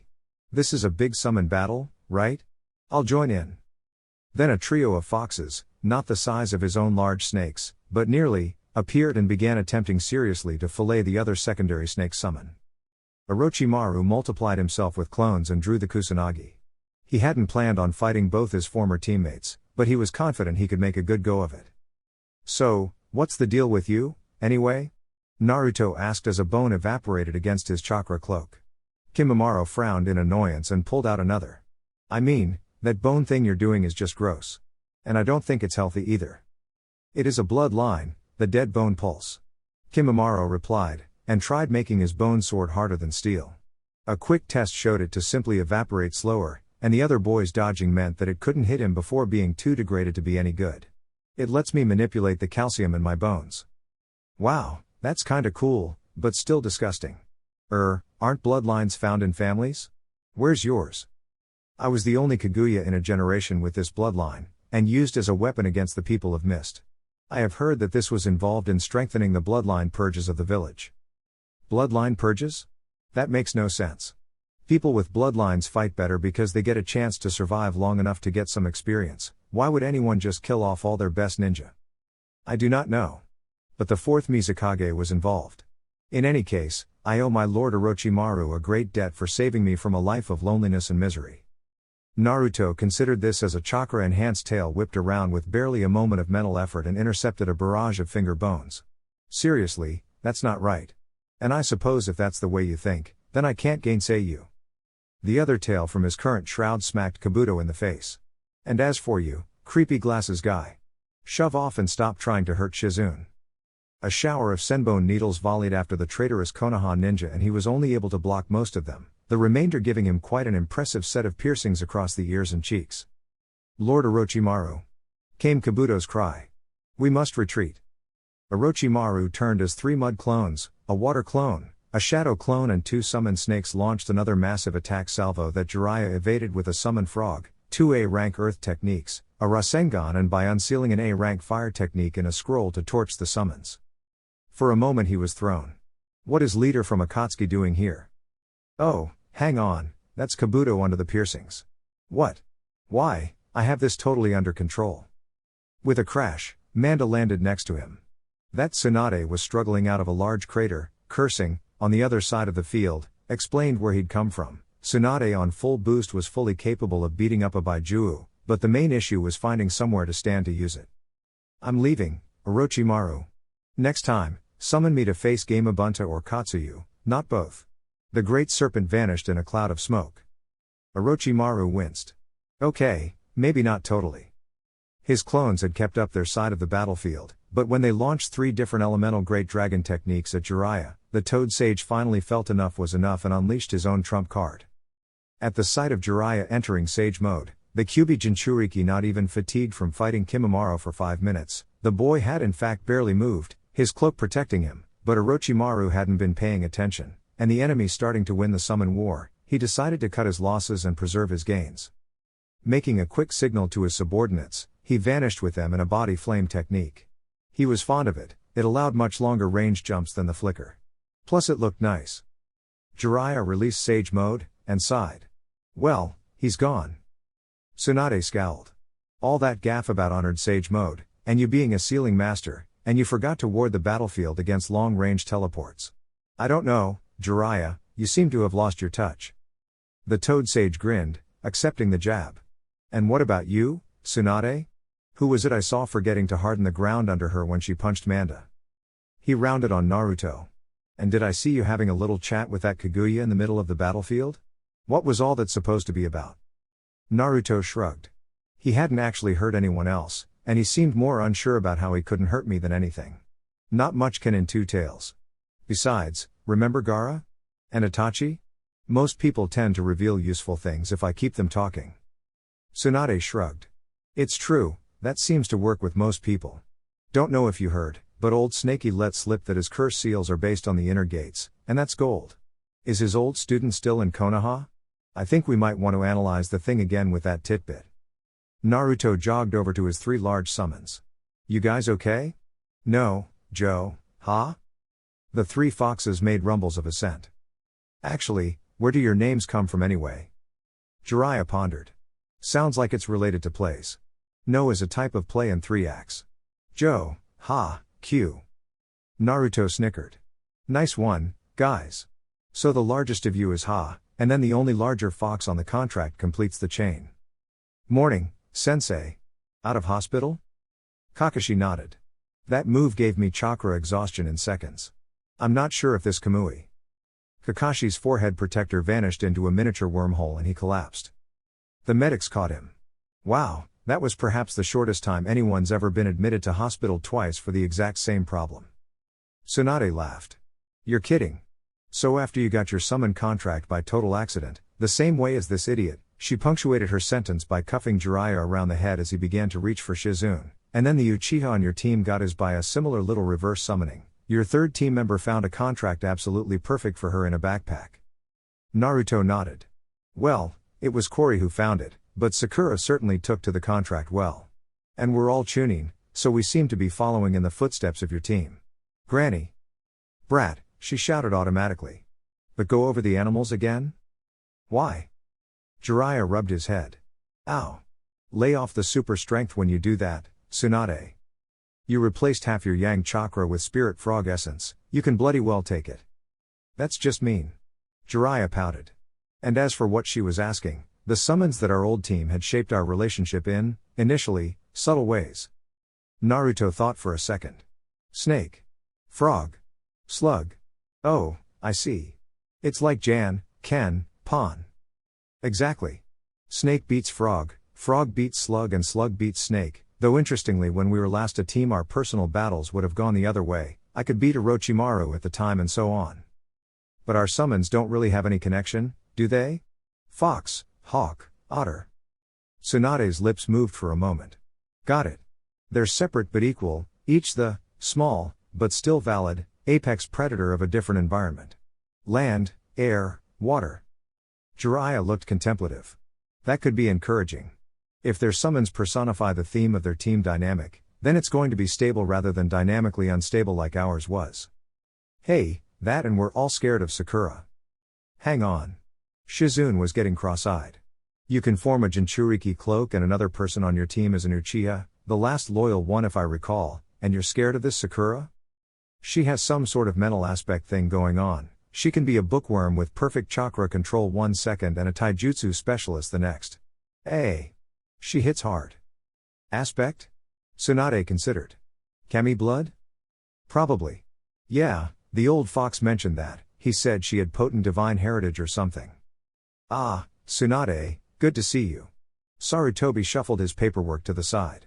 I understand that your godson there has done the same thing he does with everyone that gets within 10 feet of him, and resolved most of your outstanding issues. Tell me, would you mind helping out in hospital at all? I understand that, in addition to the normal cases and a rather unusual case of combat trauma in a Hyuga, Kakashi Hatake is in and out of the hospital every other day. Something about a technique that eats through most of his chakra in one use. Tsunade nodded. Hang on, where did the combat trauma come from? Naruto scratched the back of his head. That was basically me. I used my boss summon to swallow him whole during the Chunin exams, and I think he was in divination circle mode at the time. All the older ninja winced.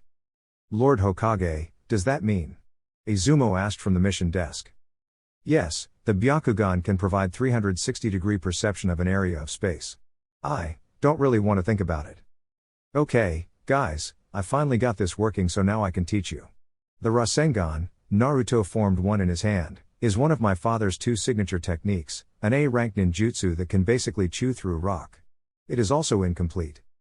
Sasuke blinked his Sharingan eyes. You're kidding. Nope. This is a shape transformation technique alone. Hypothetically, it could be worked with nature transformation, but Dad apparently kept blowing up shadow clones and just stopped trying after a bit. Oh, by the way, if either of you two try and complete it, use a shadow clone. This thing's damn powerful as it is, and if it has an element in it things just get worse. Destabilization is like holding an explosive tag. Sakura chuckled. You already tried, didn't you? The boy scowled. Yep, slightest hint of wind chakra and boom. He brightened. But apparently both of you can manage at least the Rasengan at your current level of chakra, so here's how it works. First step is to use your chakra to pop a water balloon, by swirling the chakra in it in multiple directions at once. Sasuke took one of the balloons. Seems simple enough. Yeah, when Jiraiya taught me he left out the second half of the sentence as a test. Freaking hermit. Sakura frowned as she took one, and went power/control. You learned this in a month? More, to do it one-handed? More like 2.5 months, call it a good few years in clone time. The tricky bit was getting my chakra swirling differently depending on the tenketsu in my hand. I got with a clone form of it in hours once inspiration hit and I filled in the gap. But your control's still pathetic for your rank. This is an A-rank technique based on pure chakra manipulation, not even any hand seals. I've always substituted determination for skill, you know that. Sakura chuckled, and got to work. Swirl it clockwise and anti-clockwise from alternating tenketsu. The balloon punctured and slowly emptied. Okay, that means you messed it up somehow. I'd guess one of the directions formed stronger than the others and it ripped at the pole of that one. Sakura took another balloon and paused, before trying again slower. Both directions at once. Juggle them carefully. And power them up. With a wash of water, the balloon tore. Wow, that's great. Only 2 goes. Naruto enthused. Hang on, I forgot to get the rubber balls for stage 2. Sasuke reactivated his Sharingan. Mind me having a look at what it's supposed to form like, you two? I don't have the perfect control or the clones to do it by trial and error. Sakura held out her hand and reformed hers, as Naruto had already run off. Inwardly she was bubbling with new ideas. I know my control's good, very good. So what could I do if I had some ability to actually sense the chakra I use, for feedback? I'll have to look into how the village trains sensors. Well, apart from the ones from the clans, like the Hyuga, and the Yamanaka, and the Inuzuka. Wow, we have a lot of clans with sensory talent. Hope they still have classes for non-clan sensors. Sasuke was talking again. That is weird. I feel like, well, I can see it, but my eyes don't want to copy it or something.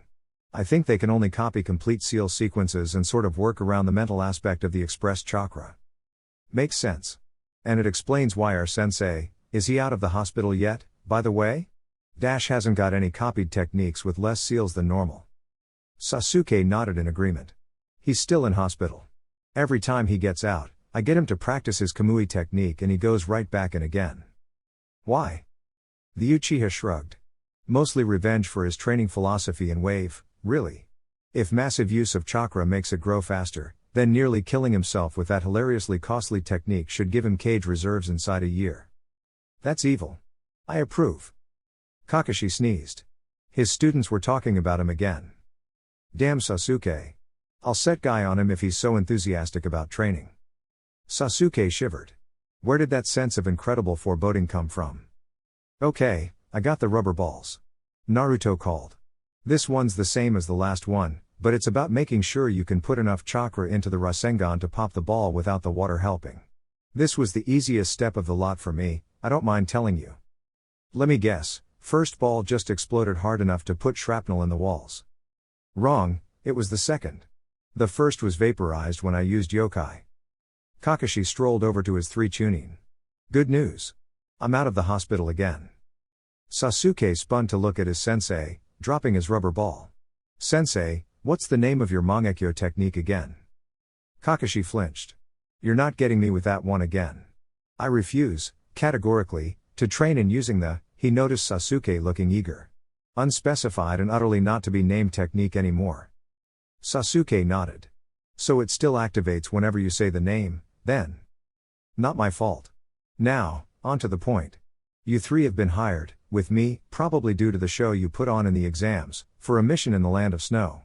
Basically, they have a recalcitrant princess who is now an actor they need brought back to her country to lead a revolution. Or make a film. Either or, really. The 3 just stared. Sasuke eventually spoke for them. What? I don't see the problem.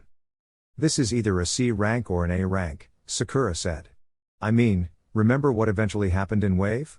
There was a revolution there, and while the Konoha ninja that went to help out didn't have a problem, they could have if Zabuza and that fake hunter nin had reappeared. Naruto frowned. The hunter nin was fake? Don't worry about it, Naruto. If you haven't worked it out by now, then just. Never mind. Kakashi coughed. Actually, Mist sent us a nice note saying that a lot of their missing nin are no longer missing, so Zabuza is back in the 7 Swordsmen. That does mean he's still alive, obviously. It seems that there was a revolution, they seem popular lately, and the cage got utterly vaporized by a massive explosion. Who are the other 7 swordsmen, then, sensei? Asked Sakura. Nobody yet. At the moment it's more of a 1 swordsman. Kakashi shook his head. But enough of that. Let's get going to the port we meet our client at. And just why did you beat up our client? Kakashi asked, laughter in his voice. Sasuke winced. Damn, we all got too caught up in that film. Naruto, stop the actress. Right. Naruto flashed through a summoning. Ichimaru. Get me in front of the woman on that horse, will you? If that's what you want. Well, here you go. What's the plan? Naruto responded by summoning again. Kane, be ready for a replacement. Kori, throw up an illusion trigger cloud across her path. Mo, go with Kane for when she finally works it out. So you're going for a prank? We have taught you well. Please, I got you guys for a reason. Princess Fuji rode desperately for safety. She couldn't go back to Snow. It was impossible. She'd be killed. Even if all the people there suffered under the rule of her uncle. She was too afraid. Her vision blurred, and she rubbed at her eyes, lowering herself on her mount to go faster. Several minutes later, she felt her horse slowing. Up till now, she'd been too busy making sure she didn't hit anything to pay attention to where she was going, but now she could look around. She saw warehouses, the skyline of the town behind her, and a wharf ahead, including the ship her manager had chartered to go to Snow. How? Are we done now? Came the voice from below her. Shocked, she looked again at her mount, and saw a red furred back instead of the horse she was expecting. Kane walked up to the Konoha team. Here she is. Nice one, Naruto. She didn't spot it until I spoke. Kakashi looked the princess over. She was enthusiastically cuddling a fox that appeared to be mostly made up of a pair of big, dewy eyes, seemingly oblivious to the world around her. Naruto rubbed the back of his neck. She'll be out of it for a while. May as well get her on the ship now. That iceberg looks like the perfect place to get some filming in. The three Chunin looked between one another. Sakura spoke first.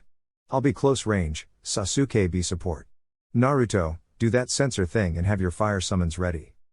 I never bothered ending the summon on Kane, but point taken. Naruto sat down and focused. Wow, the nature chakra here is really different to Konoha. Sort of. Crisp, and clear.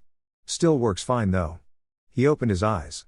Nothing certain, but there's some areas of higher than normal chakra concentration. Keep your guard up. Don't have to tell us, Naruto. Sasuke muttered, and activated his eyes. Hey. Actually, watching acting like this is pretty neat. I wonder if they might do special effects like it.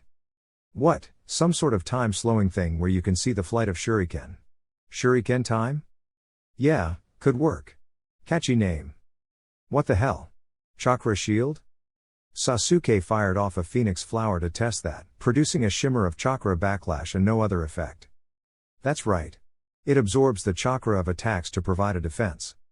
Sakura threw a kunai at one of the snow ninja. It hit the shield and bounced off. Your weapons are also useless. Hang on. Where's the chakra in a kunai? The snow kunoichi looked a bit unsure. I think it also uses our own chakra to shield. You can't get through it with only techniques, at any rate, and generally we're invincible. Two of the snow nin fired off ice attacks at Sakura, and the third began to send ranged attacks at the more distant Sasuke, who replied with his own tools for the enemy kunai and fire attacks on the jutsu. Sakura was saved by a flaming fox that cannoned through the attacks and dispersed them, followed by Kane who began sending his own fire attacks in support. Thanks, Kajiura. Think nothing of it. Aya. The smaller fox bounced up from Kane's back. Yippee, boom. The snow ninja may have been immune to elemental attacks, but being positively bathed in flame wasn't exactly pleasant. Naruto. Get the film crew back onto the boat, we're pulling out of here. I wanted to test the limit of that armor. Naruto muttered, as his customary horde of clones carted everyone off the iceberg.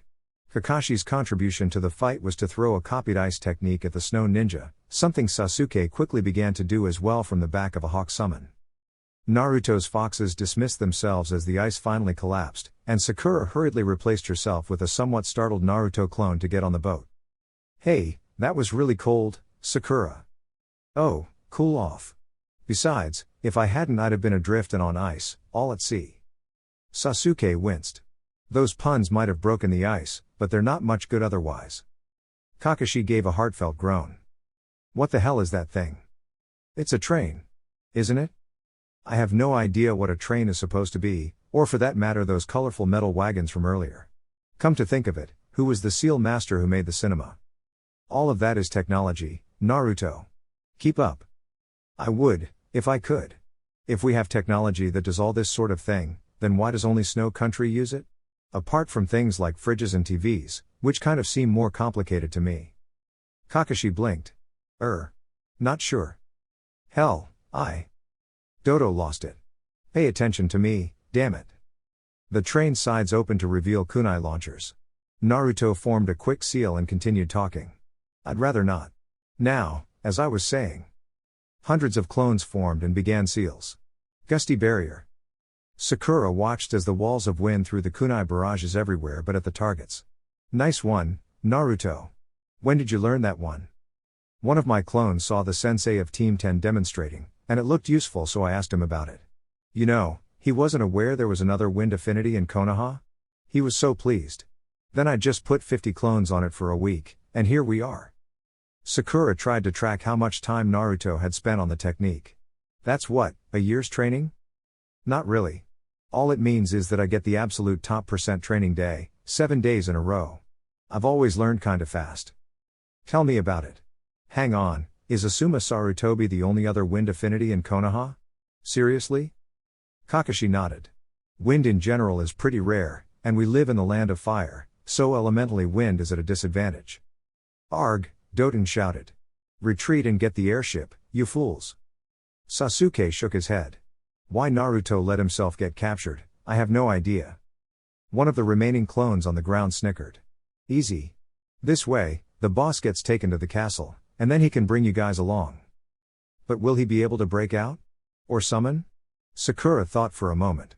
Right, stupid question. He can shapeshift and has 9 tails of chakra in his gut. Exactly. 3, 2, 1. And I can't take it anymore. Naruto gently tugged on his second chakra source, then pushed. The entire prison lit up like a Christmas tree, and then the less well-buffered absorption arrays began to explode. Princess Kazana gasped. What are you doing? Me? I'm actually putting some effort into things. The seal tag on the door exploded, doing nothing at all to the Jinchuriki but handily blowing the door down for him, and the manacles gave way. Naruto dropped his tailed state and got to summoning. Aya, Nii, you know what to do. Kakashi sighed as his other 2 Chunin vanished in smoke. Right, we may as well attack now. I should really see about getting in on that whole reverse summon network they have going. It's alright, I knew this, Naruto. When I returned here I would die. Naruto replied by punching out a tail of forming chakra at the black chakra armor, and took some considerable satisfaction as it began to glow red hot. Doton hurriedly disappeared up into his airship before the seal arrays could overload completely. Aw, that would have been fun. Hey, princess, where's your necklace? He took it. He must be going to activate my father's hidden ultimate weapon. Naruto sighed. You know, technically I'm the ultimate weapon here. It's some kind of sealing technological wonder, I have no idea what it is. Doton could do anything with it. Fine, fine. I suppose regime change is a worthy goal. Hey, does this mean we're going to be in the next film? Well, look at that. It's a light show machine. Doton winced. Never mind that. I'll still get rid of you, and then the 2 of his chakra-armored ninja got hit by lightning bolts and collapsed. The third, the Kunoichi, looked around wildly for a second before a blizzard of kunai exhausted her chakra shield and took her out. Sakura grinned. Cease fire, Naruto clones. I knew getting you to collect all those kunai would come in handy. Sasuke banked overhead on his Thunderbird. And turns out that they can't really handle the lightning element. Go figure. Doton turned to the disaster in shock. What? The chakra armor is invincible. Naruto spun up a Rasengan, watching as it collected the local, rainbow effect chakra. This is kinda cool. Now I want to see what it does. Just try it, brat. Your teammates may have beaten my subordinates, but my black chakra armor is much stronger. Eat prismatic Rasengan. Ag. So much for that. Hey, it looks like he hit the light show machine. And he broke the ice. And what? A pulse of power spread out from the machine, and in seconds the entire country was suddenly the perfect picture of springtime. What the hell? That cannot be natural. Sakura looked it over. This is strange. I can almost read this. It seems to say something about the glory of spring to the land of snow. Sasuke dismounted from his hawk. I don't see anything. No, I mean the seals themselves. No, lost it. Whatever it was, I can't see it anymore. I'm more concerned about where the animals came from, Naruto said. I mean, come on. Butterflies? Oh, hey, Sasuke. Finish the Rasengan? Sasuke nodded. I think I might try adding an element to it, actually. How hard can it be? Your choice, just do it with a shadow clone. I guess you copied that off me? No. You do it with fewer seals, I can only copy complete seal sequences. Huh. Makes sense, I suppose. Naruto ran through the complete normal sequence for the shadow clone, and only made one this time. There you go. Thanks. Sasuke formed a shadow clone, and it began to focus fire chakra into the whirling ball of the Rasengan. Boom. Bits of debris rained down around them, and Sakura hurriedly fired off a water technique to put out the nascent fire. Wow. I see what you mean. There's no way I'm trying that myself. Naruto did a double take. Our next mission is to escort someone having a foot race? This is just sad. Yes. Someone called. Adate Morino. Sakura read. Adate Morino? As in that Aviki guy who tried to traumatize all of us? You know. I don't know. Sakura tapped her chin with her finger. Could be. Let's go and ask him. Sasuke grunted. How? Okay, fine then. Let's not ask him. Wait, hang on. Look. Naruto pointed at the underside of the mission scroll. Sakura flipped it over. A storage seal? Let's see. Another scroll came out. Oh, wow. This is how Aviki got his scars. Apparently, some instructor got his brother to steal the Raijin from Konoha because the instructor said it would mean he'd get promoted. Naruto sighed. Sounds familiar. Sasuke was instantly alert. Raijin? As in, the legendary sword of the second Hokage? I think. Dibs. So very, very dibs. I want that sword. Naruto was a little taken aback. Sure, but why? That sword was able to make the second all but unbeatable on the battlefield. He was a water element, so it can clearly convert chakra into lightning element chakra. I can use the Chidori twice, maybe 3 times a day. This would do what the Chidori does for no cost, or very little. I want that sword. Naruto stepped back a bit. Wow, you're coming on a bit strong there. There are hardly any legendary weapons. Orochimaru and Itachi have 2 of them, Kusanagi and Sakanagi. I am very, very interested in getting one myself. Sakanagi? Not sure, but it's in the brochure. So, Sakura said brightly. I think we can assume the guy with the Raijin is the bad guy, then. Better than that. This scroll has photos, and a note from Aviki. It says get that bastard who screwed with my brother. Naruto, that's just not fair. What? Naruto asked. From his palanquin. He'd made one out of scrounged materials, and was having a dozen shadow clones carry him so that if, or when, they had to fight after going alongside Adate in the race, he would be rested. It makes it look like you're taunting the racers. Well, I could just have a fox or 3 parallel the course, but frankly this sounds better to me. I get to see the race, and keep an eye on those range Anon. One of them still looks at me nasty. Sakura nodded, she could hardly argue with that logic. At least not with other pressing issues. Are those the same range Anon from the exams, then? Were they the one that Cory stole the otter contract from? Damn, you might be right. Better keep them out of sight. You. Hey, range Anon. Oboro, right? Naruto said nervously. You. Stole my contract. Give it back. How was it stolen? There were literally no living signatories to it and you'd forgotten it in the bottom of a bag. Besides, I can't give it back, I don't have it. Oboro was by now practically shaking with anger. Who does, then? Naruto pointed to Sakura. She does. Thanks a lot, Naruto. Anytime. Sakura sighed. I'll get him later. Now, the thing is, I don't actually think you're right for them. They seem really pleased with me, and you're not the sort of person who'd fit them if I am. We're quite different. Sasuke tapped Oboro on the shoulder. If you perform the summoning technique with no contract, you get sent to the land of the most appropriate summon. You might want to try that. Fine, I will. And if I get sent to the land of the otters, you're giving that contract right back. Oboro took a soldier pill, flipped through the hand seals and vanished. Sasuke was counting to himself. And 0. Boom. What just happened, Sasuke? Sakura asked. I planted an explosive note on him on a 20-second fuse and made him remove himself from where there are witnesses. Fiendish and slightly ruthless. Thanks. Naruto, meanwhile, was chatting with Mubi and Kagari. What, your cage wears a slashed headband?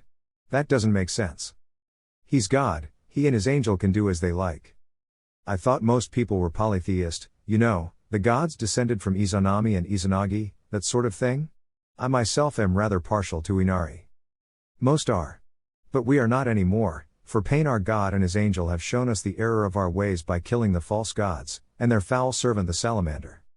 Naruto shook his head. And I thought people found my ramen obsession weird. In the land of the oil-producing squid. Bink. Oboro looked around wildly. Where am I? He became aware of a hissing. Looking down, he saw the tag on his clothes. Oh, son of a. One of the squid saw him, and its eyes widened. Boom. Fwoom. Ba ba ba bba boom. Kane sneezed. Someone did a really good prank somewhere. A rain headband bounced past. Well. Just goes to show that 3 Chunin who were promoted too early can't take down a Jonin, Aoi chuckled to himself. But I suppose I can be magnanimous. I'll put the effort in to kill you with the most powerful weapon I possess. The Raijin, the sword of the lightning god. The traitor pulled the hilt out of his pocket and lit it, the legendary sword crackling to life. Then everything happened at once. The 3 Konoha Chunin of Team 7 vanished in smoke clouds, a hawk shot past at head height and bit Aoi's fingers, then another and larger one followed and Sasuke astride it grabbed the Raijin out of the air. Naruto emerged from underground with a tiny fox on his head, and Sakura replaced with it as it jumped off his hair, then she began providing cover as he charged the shocked Jonin with a Rasengan in each hand. Aoi, it transpired, wasn't a very good Jonin. Well, that went well, Sakura said brightly. You're telling me? We managed to help out Iviki's brother and get him closure, completed the mission, Sasuke has his sword. Yes. You will be my sword and that is a good thing, because Raijin is a good sword. And is being kinda creepy, and the land of tea feel in debt. 2.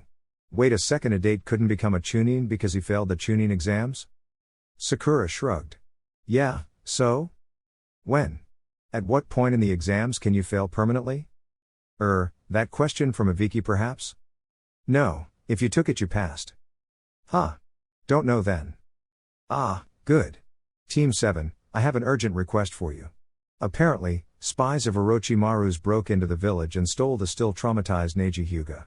He didn't offer much resistance. Sakura raised her hand. Shouldn't that be kidnapped? When someone's that rigid they get stolen. Anyway, they are heading for the village of Hidden Sound in the land of rice. You are directed to retrieve him. Support has been requested from Sand but may not arrive in time. Jirobo chuckled. You haven't got a hope of getting out of here, I'll drain your chakra dry. The earth dome began to vibrate, then glow red. Jirobo started sweating, seized up and fell backwards. A pair of monstrous chakra arms burst through the top of the dome of earth, and began tearing pieces off. The Sound 3 split up and began running for it as Naruto tore the dome down. Sasuke grunted. You could have done that a lot quicker. Yeah, but this way looks better. Alright, we need to follow them. If you work out which has the barrel, let us know. Sakura instructed. Wait, barrel? Sasuke frowned. Naruto explained for him. One of my clones spotted the barrel just before it popped, they seem to have put Neji in it. Why, I don't know, but it's probably easier to carry him like that. Sasuke considered. Okay. Naruto, take the guy with 2 heads. Sakura, the enemy Kunoichi, and I'll handle the freaky arms guy. Our blood limit lets us merge with your very body, and... Naruto went 2 tails, and the violent eruption of Millie's chakra burned Ukon out of his system. Sakon gulped.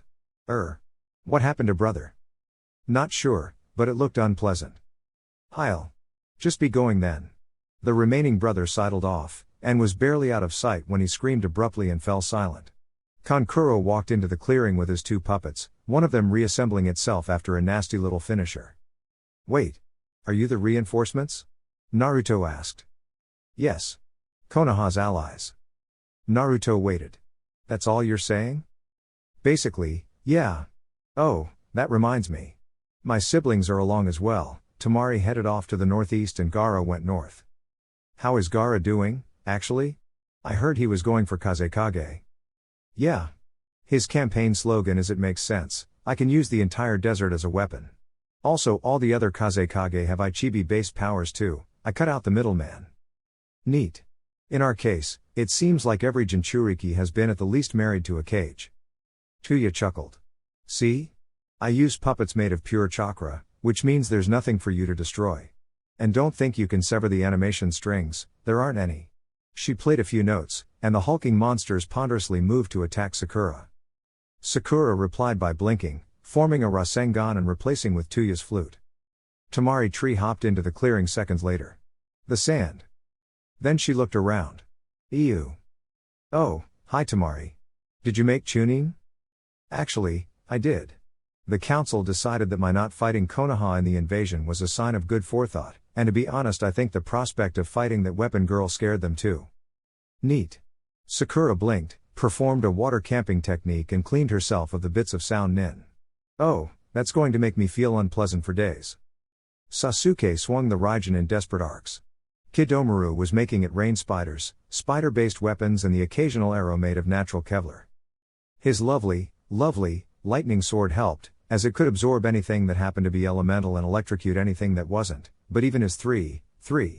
At 12, Tomoe Sharingan was barely enough to keep him in the running. Was this guy made of caffeine or something? Yeah. Feel the wrath of my best equipment loadout, NOOB. Kidomaru called, before hearing a low voice behind him. Shinobi. An enormous mass of sand landed on him, and he knew no more. You summoned the Shukaku on top of him? Sasuke asked dubiously. Gaara stared back. It worked. Tell your teammate that I desire his address. I hunger. For a pen pal. Sure, I'll do that. We better get Neji out of that barrel, though. Sasuke carefully sawed at the final slip of paper, wincing as his Sharingan showed an intense flare of chakra from the seal failing. That was surprisingly hard to open. Agreed. That sword of yours was useful for it, though I notice it appears to have cracked slightly in the battle. Sasuke checked it. Sure enough, there was a tiny nick in the blade. He frowned, then turned the sword off and on again. No nick. So it can repair, that's handy. Neji twitched. Sasuke turned to him. Are you well enough to talk again? Ah. Gaara frowned. My apologies. I believe the barrel he was in was also under the Shukaku. Orochimaru checked the time. Shouldn't the Sound 4 be back by now? Kabuto shrugged. How's that flame Rasengan going, Sasuke?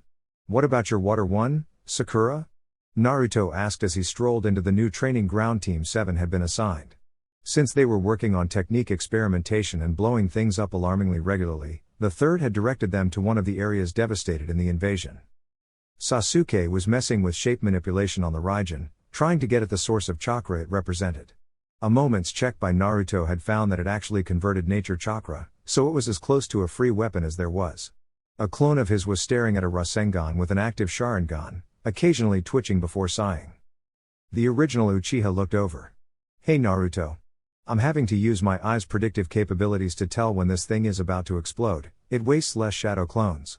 If I'm about to do something that makes it blow up, I can just not do that thing. Sakura frowned. Isn't that an information paradox? And morning, Naruto. The Mangekyo Sharingan is known to be able to warp space enough to form a wormhole. Time paradox isn't actually all that far-fetched. Sasuke commented. Oh, what are you doing? Naruto replied with 1500 clones, which spread out across the training grounds and began to explode. Wind Rasengan. And you, Sakura? I'm actually working on another element rather than going for my first. The last time I got an element, it expanded my available aspects, so I hope I'll be able to maintain a three-way split if I develop enough orthogonal powers. She went through a set of seals and produced a fairly pathetic breeze. Oh, non-native elements are annoying. Sasuke frowned. That's actually pretty good. My eyes ensure the conversion works, but the chakra cost goes up a lot for anything not fire or lightning. A muffled boom echoed across the training grounds and Sasuke went cross-eyed. Clone ran out of chakra from the Sharingan and blew the Rasengan up. That's... let's see. 30% of my supply gone? I think we need soldier pills. Medic skills? Sakura mused. Might be good, plays to my strengths. Hey, Naruto? Think you could get me an in with your great-aunt? You mean Granny Tsunade? Sure, I'll see what I can do. Naruto renewed his clones and pointed to a group of 50. Go ask Asuma-sensei about learning more wind attacks. Sasuke raised an eyebrow, knowing the fox code on technique mastery. You got the gusty barrier to the point it's one seal? Yeah, all those clones using it in snow were really helpful on that front. You have a stone that channels strange energy? At Temujin's nod, Sakura rolled her eyes. Right. Hey, Naruto, Sasuke. This guy's never heard of chakra. It's not chakra. It's Gelul energy. Oh, really? What does it do? It lets people create illusions, fire blasts of elemental power and regenerate. Naruto nodded, and casually slid his hand open, holding it up as it steamed and closed. Chakra. The seal is bound by my blood. If I use it, it will seal the vein. But it means I will surely die. Naruto rolled his eyes. Right. Gimme a bit of that, I'll get a shadow clone to deliver it. Gods, is it just me or is everyone really unimaginative? Wind. Sakura thought, trying for the same sense she had before. Wind dances, flows, cuts and bludgeons. It's the element of finesse, the element of the fine touch and of the vast, seething mass of air that extends above us. In ice, it is the sharpness. It can be the presence, the absence, or the thin boundary between. It is the most versatile and the rarest. It is wind. A wrenching, and the three aspects of Sakura greeted their fourth member, a long-haired girl with a spring in her step and silk clothes that drifted in the lightest breeze. Well. That was strange? Sakura said weakly. You're telling me. Curry of life, that ostrich, the land of birds, hidden star. And I didn't appreciate the whole Naruto as virulently contagious incident, either. You know I have so much chakra that if there was a virus that turned chakra against the subject, I'd basically explode. Sasuke looked optimistic. Surprisingly. Well, here's hoping the next mission is actually interesting. And in a different way to the chakra liquid incident. Yeah, about that. It took you 10 whole minutes to think of using the Raijin on it? What can I say? It was really nasty stuff. Team 7. As one of you has the closest connections to Hidden Sand we have, you're being sent with temporary extras to help save the current frontrunner in their election, Gaara of the Desert. If this is to save Gaara, then let's go right now. The others can catch up, right? Naruto said, then turned to Sasuke. Can you go and take Nii on a hawk? Or is it quicker if I use Ichimaru? Calm down, Naruto. The sand is far enough away that a few minutes one way or another won't make a difference. Naruto rolled his eyes. And yet, it always does. Always. Have you ever arrived 2 hours early to a battle? Or 3 hours late? It's always minutes. Fair point. Alright, off you go. Tamari fell back from Kajaku, the strange woman's swords allowing her to match the Sand Kunoichi's control of the wind. Even her fan, powerful though it was, didn't help enough. Sasuke arrived on the battlefield clone first, his airdropped shadow clone being reflexively taken out by Kajaku as it arrived. Leaving an unstable flame Rasengan, which promptly blew up and merged with her wind control layers. Tamari winced as the massive fireball engulfed her opponent. Oh, brutal. Is your entire team like this now? Sasuke's mount hovered down to head height. I'm a bit more so than Naruto, Sakura's in the middle. But he still won't tell me how he beat that Sound 4 member. Tamari nodded. Oh, hang on. Looks like the sword survived the explosion. Sasuke jumped down from his hawk and went over. Yep, both of them. They're wind-natured according to my eyes, and Naruto's wind element. Want one? Sounds good. Oh, that reminds me. Sasuke tossed one of the swords to Tamari. Naruto asked us to say this. Soon as allies. Tamari groaned. You're never letting us live that down, are you? Naruto might. In a few more years. Kankuro sent his remaining puppet around Ryugen in an arc, trying to stay far enough away to avoid the attacks from the Garien sword. Ryugen chuckled. You sand puppeteers are never good enough to fight on your own. Always relying on your pathetic little puppets. Kankuro jumped back from a strike. Then drop that sword of yours and we'll call it even. This sword is one of the prized weapons of the artisans of Takumi village. I will never give it up. A javelin pinned his arm to the ground. Sakura appeared from the trees, flanked by otters. Nice situational awareness, there. Ryugen clenched his fists in rage and activated the special mode of his sword again, forming it into a dragon that lunged for Sakura. And he took a vicious chop to the back of the neck. Sakura's clone dispersed as the attack reached it. Looks like my illusions are still up to snuff, too. Who would have thought that a sound displacer would help so much? Oh, and, the leaf. Kankuro nodded. Impressive. I like a good illusion. What was that last one? Cloaking, general purpose. It's transparency, sound displacement and that sort of thing. It means that a lot of the tells that give away a clone aren't there as you're just walking normally while transferring them to the clone. The puppeteer stroked his chin. I might try that sometime. Good luck. It takes me an aspect to pull it off. Suiko laughed as he saw another person turn up to fight him. The Jinchuriki of sand wasn't able to penetrate his infinite armor, how could another ninja possibly hurt him? Naruto skidded to a halt. Hey Gaara. What's this guy like? He drains chakra. I think that I do not have enough to overwhelm his armor like you did in the exams. Right. Naruto grinned. Charge. It is hopeless, my infinite armor will. Suiko looked down at his armor as Naruto's one-tail state locked him in a bear hug. Should it be glowing like this? Boom. Bits of infinite armor rained down over the battlefield. Shinobi, Naruto said, then noticed another man at the edge of the clearing. Summoning, death from above. Hoki of Takumi blinked, still shocked at seeing the infinite armor blow up, then was flattened by a falling no. Impressive. Gaara commented. We must retrieve my student. She is likely distraught. What, from the kidnapping? No. From not having as much of a chance to fangirl over me. Naruto blinked. You have fangirls now? Then grinned. Nice work. So explain to me again why you think taking him out of the village is a good idea? Jiraiya gave a winning smile. It'll give me the opportunity to teach him as much as I know, and to let him get experience in the outer world. Sarutobi just stared at his former pupil. Oh, fine then, it will also get him out of your village while he works on potentially explosive technique experimentation. With more chakra than most Baijuu to freely access and thousands of clones. In that case, approved, get him out of the village until things stop blowing up. Hey, your guy, right? Lee-sensei? Yosh. That I am, Naruto Uzumaki.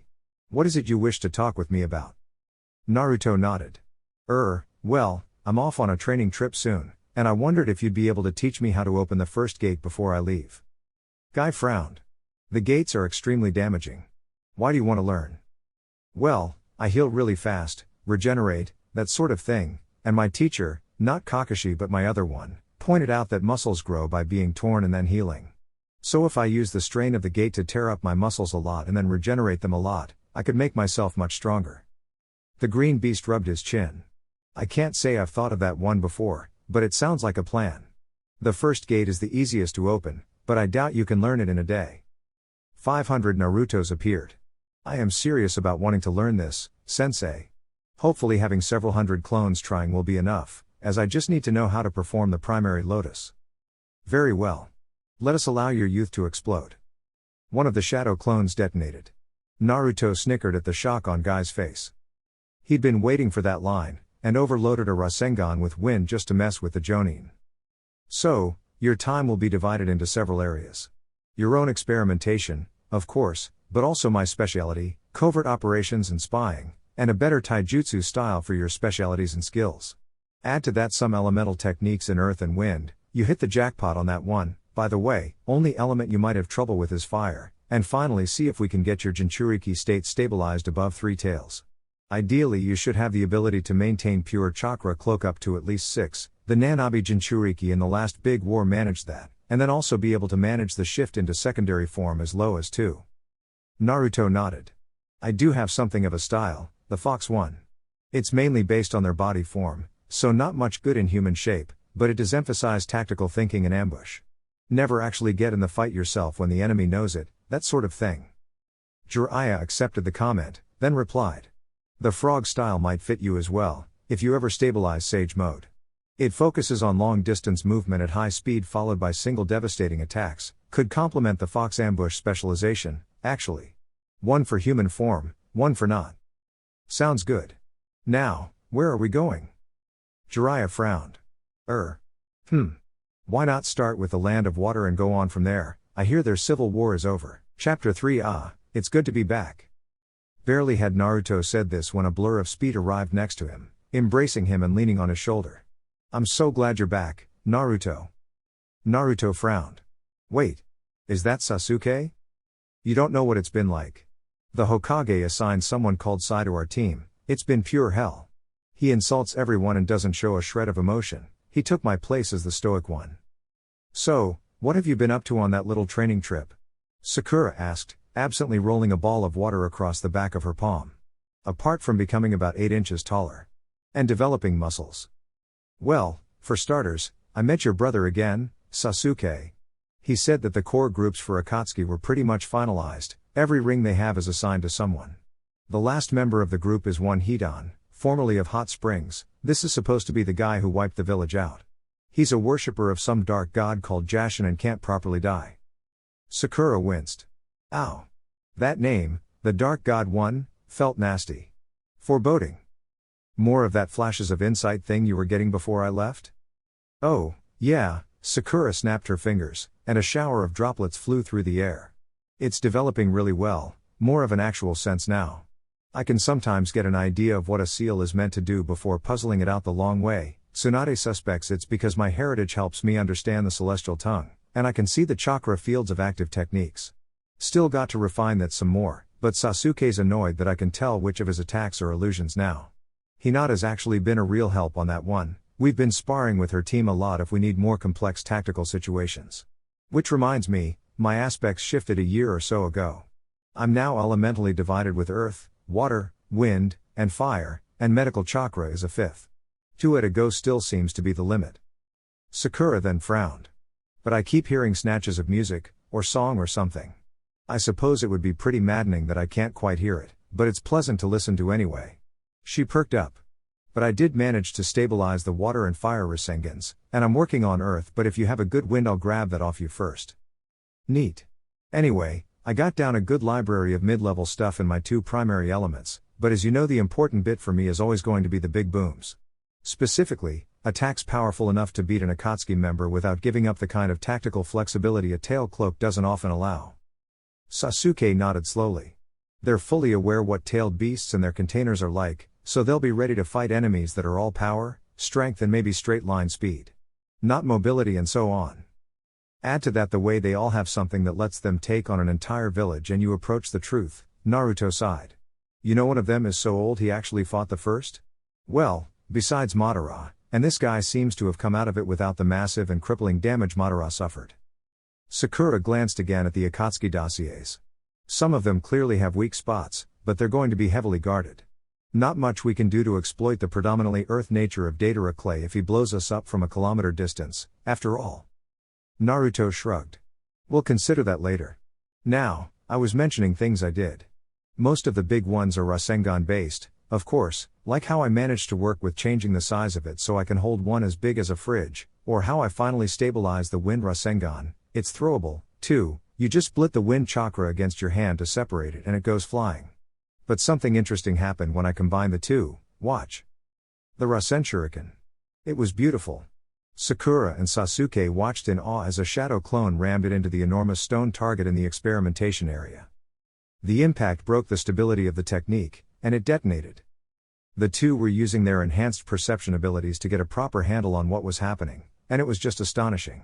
They saw the vortex of wind come apart into innumerable blades of pure chakra that, simply put, diced everything down to the size of dust. It was possibly the most perfect expression of wind chakra they had ever seen. Naruto rubbed the back of his head as it faded. Still not complete. At least one more thing to add to it, possibly 2, I want to be able to throw it like the wind Rasengan, and see if I can put another chakra type in there while keeping it stable. Hey, if you manage to put fire into it too, Sasuke, what we might get then is just stupendous. Either that or we blow up the village. Sasuke muttered. Good point. Any reason you're not using that soaring short sword I got for you in sand, by the way? Naruto shrugged.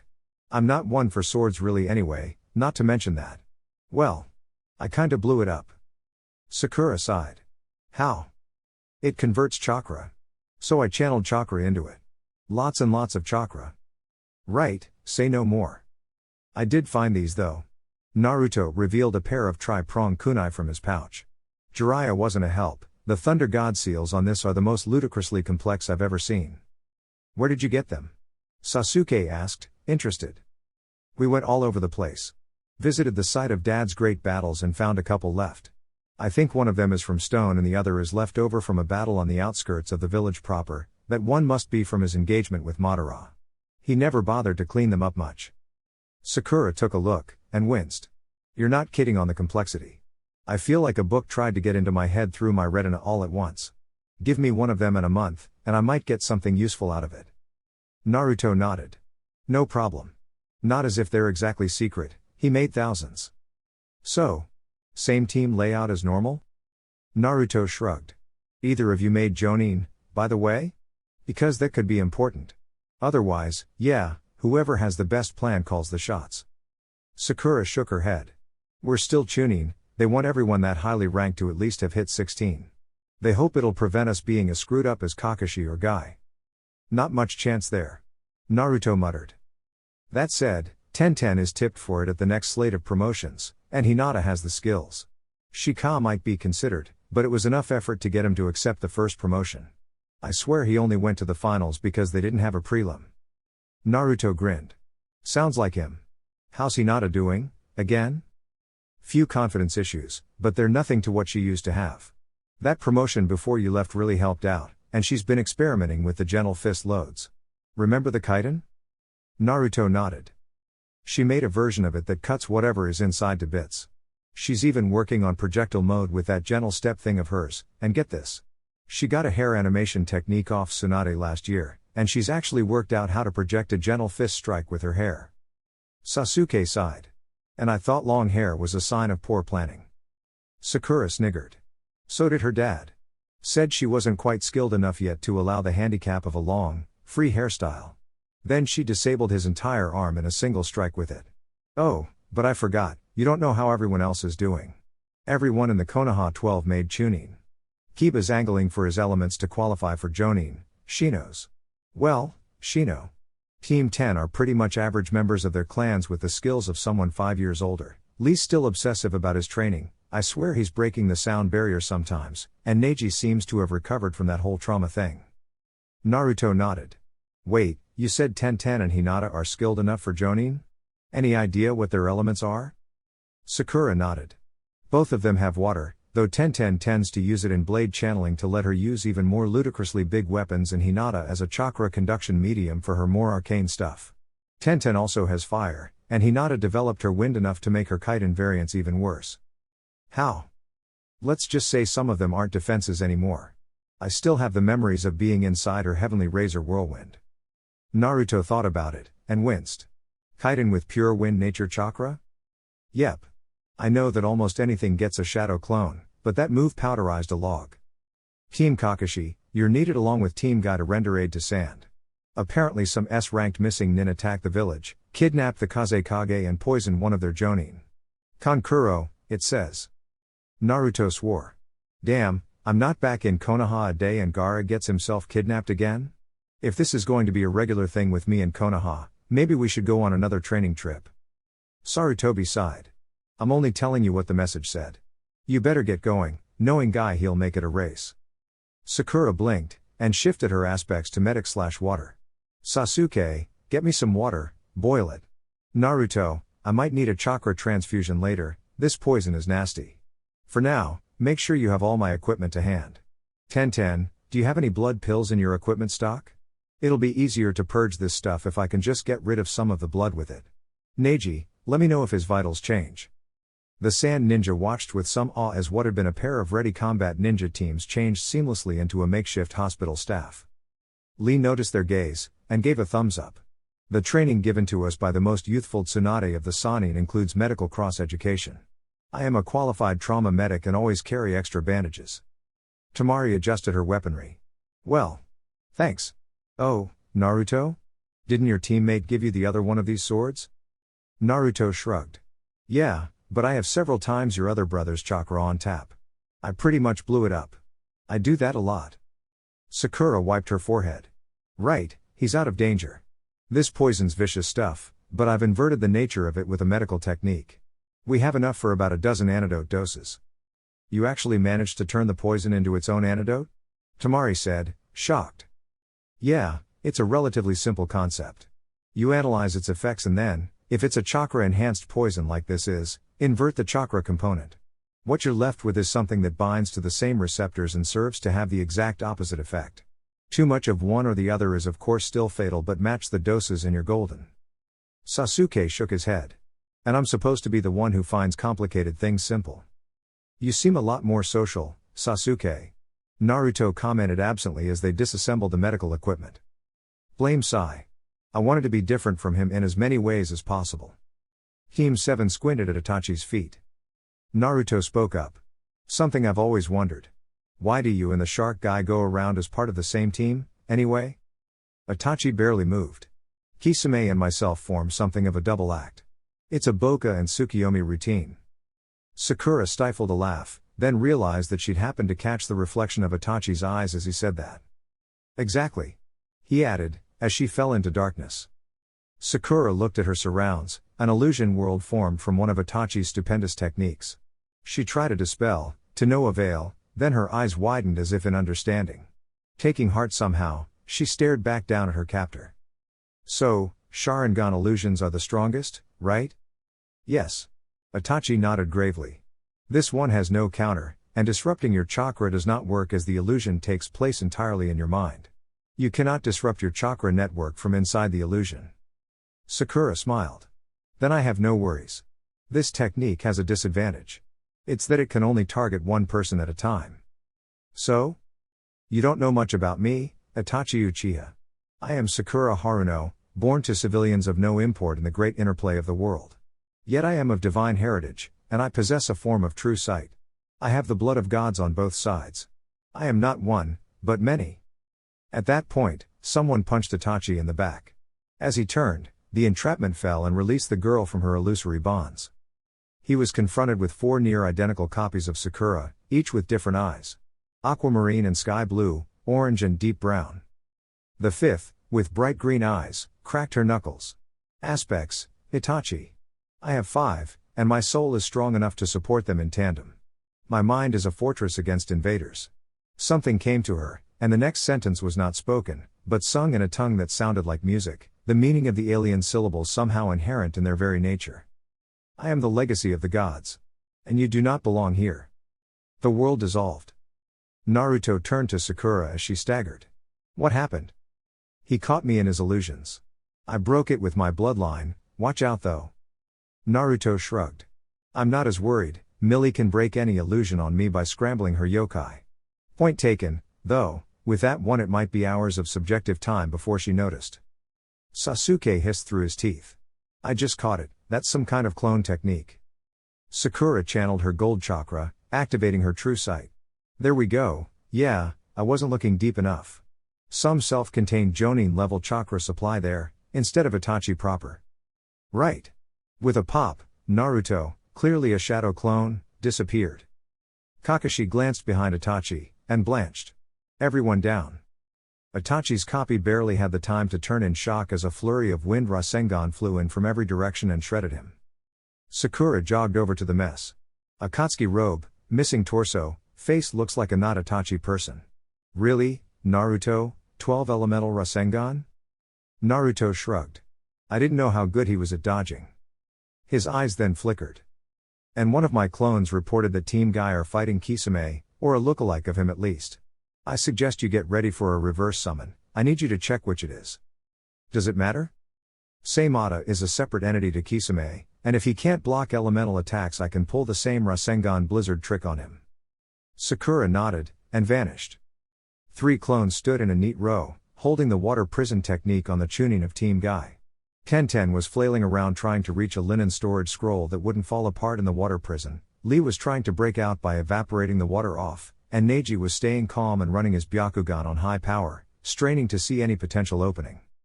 Sakura materialized on a rock. That's a rush. Okay, that chakra source is barely 3 times normal Jonin level. That's not Kisame. Naruto nodded, and dispelled, Nii with him. Another clone next to her began forming a wind Rasengan. Sakura, you get the others out of the water prisons. On it. Hag, Mei, Tarka, Marlene, run interference for me. Her 4 summoned otters nodded determinedly and plunged into the water, all except Marlene who readied an atlatl. Sakura then blinked once, going from medical to earth. I plan on using his own terrain to get close to the water clones, then a spread of blasting tags. Naruto, anything you can have your clones do? The clone tossed her a kunai. That's another of me, he'll fire off a great breakthrough on the line you throw him. Really? Sakura switched earth to fire. Then I think we can blast the clones without harming any allies, I'll just throw a fire tech and let the clone boost it. The 3 water clones were focused mainly on supporting the prison techniques.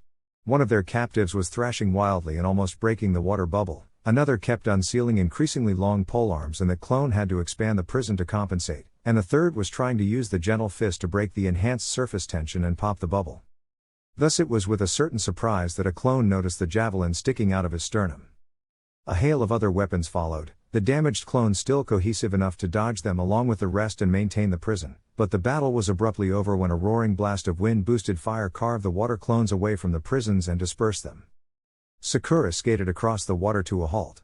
"Hey guys, all of you okay?" Tenten nodded. "I gave everyone oxygen pills as soon as the swordsman summoned a lake." Her arm shot out to grab Lee and prevent him falling in the water.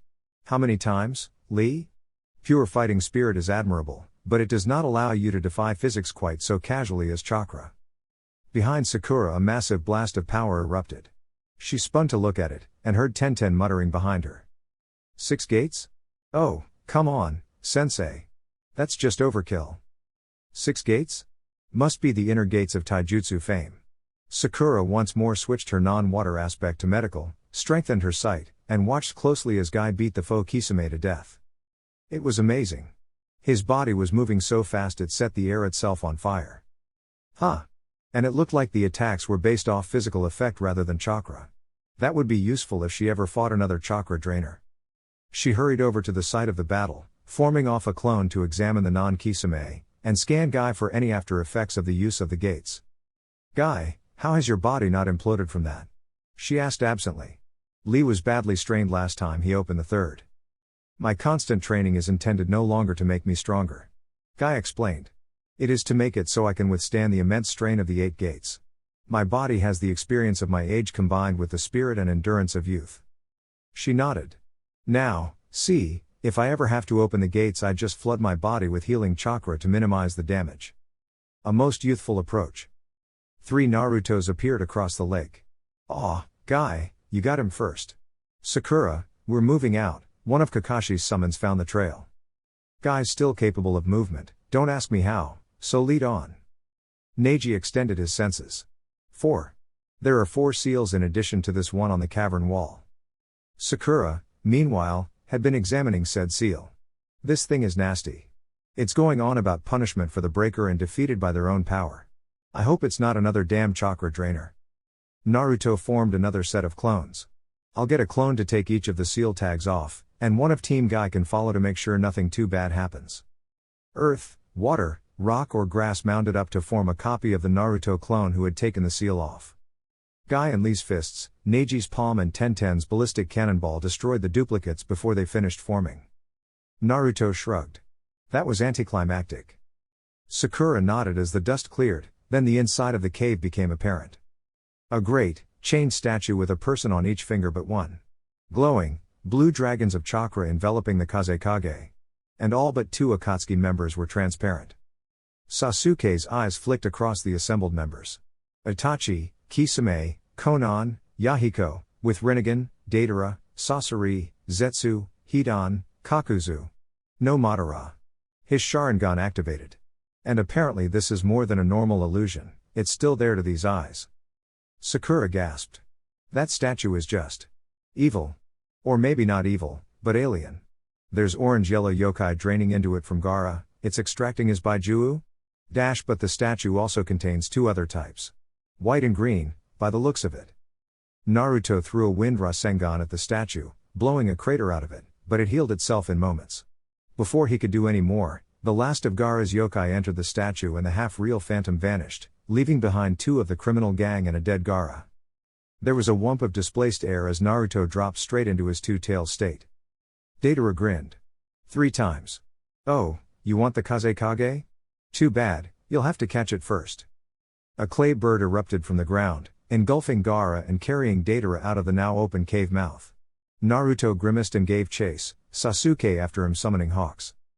Kakashi spent a moment looking at Sasori, then apparently decided that his female student and the amazingly old Chio could handle him and took after the others. Sasuke flew alongside Naruto's running form. "Naruto! Drop the cloak and get onto Hayabusa here." Glancing sideways and seeing that Sasuke had indeed summoned a bird large enough to carry them both after the flying Deidara, Naruto let his cloak disperse and jumped aboard. The peregrine summoned a tailwind and soared up into the sky, Sasuke already firing sizzling bolts of lightning from his Raijin. Deidara snarled. "I can't just blow them up because the damn Jinchuriki's cloak is down and he's right next to the summoner. Leader made it very clear that he'd give me back to Iwa if I killed a container before extraction. Damn it." He compromised with a shower of clay birds and bats, before taking out a storage scroll and dropping one of his C3 bombs off the side of his bird. Kakashi, racing along after the aerial dogfight, spotted the bomb, easily recognizable from the description given by San Nin, begin to fall. Wincing in anticipation, he uncovered his Sharingan eye and focused. Kamui. A full quarter of his chakra vanished instantly to pay the demands of his voracious Mangekyo, which caught the falling bomb and sent it to who knew where. A Chidori Senbon shower caught the wings of the clay bird, neutralizing the earth chakra in its construction and sending it into a dive. Naruto made a pair of clones who replaced themselves with the main body of the now inert construct, and several more that began tearing it apart to get to Gaara. With a curse, Deidara unsealed a scroll full of clay and began making a new bird, intent on getting away now his pursuers were distracted. Sakura, meanwhile, focused herself on the puppeteer in front of her. To her sight, it was clear that the true enemy was not the shell she could see, but another, tiny chakra source within. More than that she couldn't tell. Sasori opened things by lashing out with his poisoned tail. Chio tutted and jumped back, an explosion a second later severing the tail halfway up the length. Still, Sasori, you have that problem in splitting your attention between attacking and watching what your opponent's chakra strings are doing. Sakura shot off a fire/wind technique that looked like a comet and scorched a line along the outer shell of the puppet, and turned to the old woman. Don't offer him tips. You wound me, being so disrespectful of your elders and betters. A water technique, this time, dousing a storage scroll and ruining it before it could be opened controllably. I know someone at least 10 times older than you and he still appreciates criticism. Stop playing on it. Sakura switched an aspect back to fire and rode out a gush of napalm by using her innate fire resistance in that state, that allowing her to make the liquid simply roll off her skin. Chio's chakra strings lashed out, taking a piece of the floor and throwing it at the Hiruko puppet's face to intercept a blizzard of senbon. And again. I don't know why you keep making these elementary mistakes when facing another puppeteer, grandson. With a clang, the senbon launcher was bent by the rock and rendered useless. Hiruko's left arm launched out and started firing senbon needles. Sakura created a gusty barrier in front of both herself and her ally. Elder Chio, what is it with puppet users and senbon? Ammunition issues, mainly. We never seem to remember the simple way that kunai can be stored in storage scrolls. That conversation was interrupted by Hiruko charging forward, apparently to attempt a close combat attack. Sakura glanced around in case there was some kind of Akatsuki spy left to report on her moves, then formed a keening flame Rasengan and forced it into the puppet with a backlash of plasma. Sasori tumbled from the flaming wreck and stabilized himself. Impressive. You destroyed my 18th puppet. I think I'll kill you first. His opponent frowned. Shouldn't that be favorite? Same difference. He unsealed a puppet version of the third Kazekage with a lightning movement, and began to form the iron sand with it. Sakura's jaw dropped. How the hell does that even work? Controlling hidden mechanisms is one thing, but I know from Gaara that sand manipulation like that is an entirely mental art. Sasori shrugged. It works, so I don't question it. A stream of iron bullets began to shoot towards Sakura, who wrapped herself in a vortex of wind-boosted flame and was gratified to see that the fire could melt the bullets out of being sand, and apparently demagnetize them in the process. One of the bullets that hit her tingled faintly. Sakura picked it up, and smelled something that she couldn't quite identify. She dashed behind a rock and dropped the flame vortex briefly, switching aspects to re-enable her medical side. A quick sniff confirmed it. Elder Chio. The sand is soaked in poison. Chio was protecting herself from it by this point with a large slab of rock from the floor of the cavern. Well then, little miss, please sort it out. Tsunade's protege you may be, but you might nevertheless be capable of handling something as simple as that. Sakura dropped back into true sight, and took one of her prepared antidote jabs. Bringing up an armor of earth around herself and maintaining the medical aspect for some chakra scalpels, she lunged forward from the rock in a precisely targeted body flicker. A quick dance of scalpels severed all the chakra strings directing the third Kazekage, and Sakura summoned 3 otters with one simple command, steal this. With a pop of displaced air, the Kazekage puppet vanished from the land of wind. Sasori clicked irritably. You already destroyed Hiruko. Now you stole my 18th puppet? Sakura landed lightly. You really need that speech impediment sorted out. And how can you claim 2 puppets as your favorite, anyway? Hiruko was my favorite. That one really was my 18th. Oh. Fair enough, then. Regardless. To show you the true reason I am a member of Akatsuki, We need a little more space. Snapping his fingers, he detonated explosives all over the cavern and brought down the roof. Sakura emerged from the ground with an underground move technique and saw Chio bring out 10 puppets from a storage scroll to defend her. Sasori's cloak was gone from the avalanche, revealing him in all his glory. As a puppet, Sakura couldn't help but snicker. Wow, I've heard of body sculpting, but that really goes a little too far. Tell me, do you have to worry about termites? Enough. Observe. My performance of 100 puppets. 143. Sasori looked thrown. What? I'm good at counting fast. There are 143 puppets there. And is it me, or are all of them connected by chakra strings directly to that tiny bit of your chest that is the only thing with actual living chakra? Chio looked over to Sakura. He's still alive? Only the thing in his chest. Wanna bet it's his heart, forebrain and life support system? The elder turned faintly green. That's disturbing even to me. Sasori fired a stream of ultra-high-pressure water at Sakura. You will pay for exposing me. Thanks for the confirmation. Sakura threw a quick V sign, then flickered away from the attack and started punching puppets. Big sword, sort of cleaver-shaped, must remember to find that for 1010. That one has glasses, weird. Wait, those two have the Sharingan? How is that supposed to work? She punched both of them extra hard, destroying the mummified eyes completely. Chio noticed that, over the course of the battle, the pink-haired girl was keeping herself in the air by way of recoil. And that she was gradually pushing forwards to reach Sasori. Girl smart, too, she chuckled to herself, noting that one of her puppets had been destroyed by one of Sasori's. What that boy was thinking when he made a puppet absolutely full of napalm. Well, I suppose it did end up working. Sakura performed another summon technique as she was hidden in the blast of smoke from a 20th puppet. By now, she was noticing a gradual acceleration in the remaining puppets and decided to end it ASAP. Taking a javelin from the otter she'd summoned, she dismissed him once more and threw it as hard as she possibly could at Sasori himself. Elder Chio. She called as she descended, the fewer puppets he has, the more he can focus on them. The elder nodded. I see it, girl.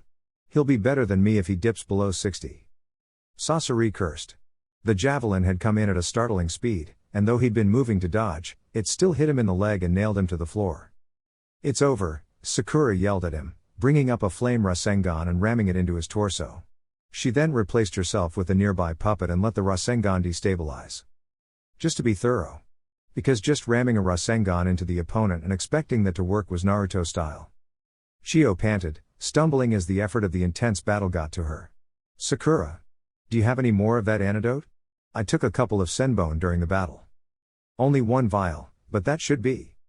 One of the puppets reactivated and caught Sakura in the thigh with an arrow. Chio gasped.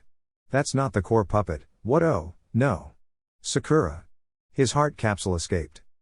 Sakura turned, her medical aspect taking note of the poison already entering her system, and launched Sasori's original body at his new one. On fire. The heart capsule jumped bodies again, though Sasori appeared unable to split his attention enough to re-establish control of additional puppets. The elder grimaced.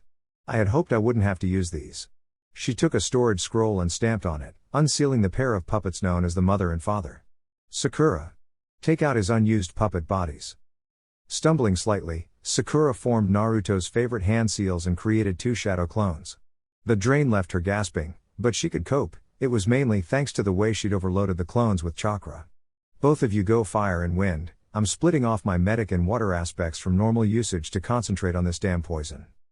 The clones nodded, concerned, and jumped away to begin incinerating the remaining puppets. Sakura herself winced. Creating a split between the aspects her shadow clones used and that her main body was using was really hard, damn it, leaving her feeling like her soul was being pinched in half, but she didn't have a choice.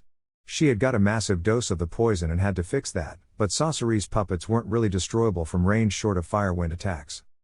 After a few minutes trying to stop the poison leaving her femoral vein and pushing as much tainted blood to the wound as possible, she felt her split ease and looked up. Most of the landscape was on fire.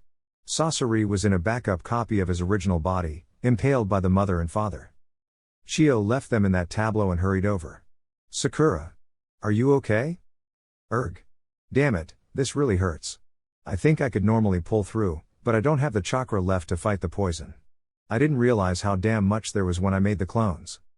The elder then formed a set of chakra strings, rummaged through Sakura's supply pouch, found the antidote and injected her with it forcibly. Her eyes widened. Elder. Save it. I'm so old I'm mistaking people for their parents, Sakura, whereas you've got so much longer to live. Besides, the Kazekage is dead and we need him. She cackled to herself, the tone somehow melancholy. Who'd have thought it? Me, old mad Chio, making the supreme sacrifice. Ah well. At least this way I don't have to let the poison kill me. Sakura sighed, and struggled to her feet. I've got hardly any stamina of my own left. Easy. She crowed, and attached chakra strings to Sakura. Now I can help a young lady across the stream. Bet you thought it was going to be the other way around when you saw me, didn't you?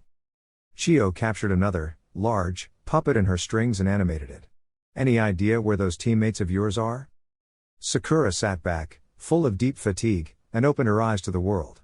It was easier now most of her chakra was expended, actually, but since she was getting a hazy feeling on the edges of her mind as her senses expanded, that probably wasn't good.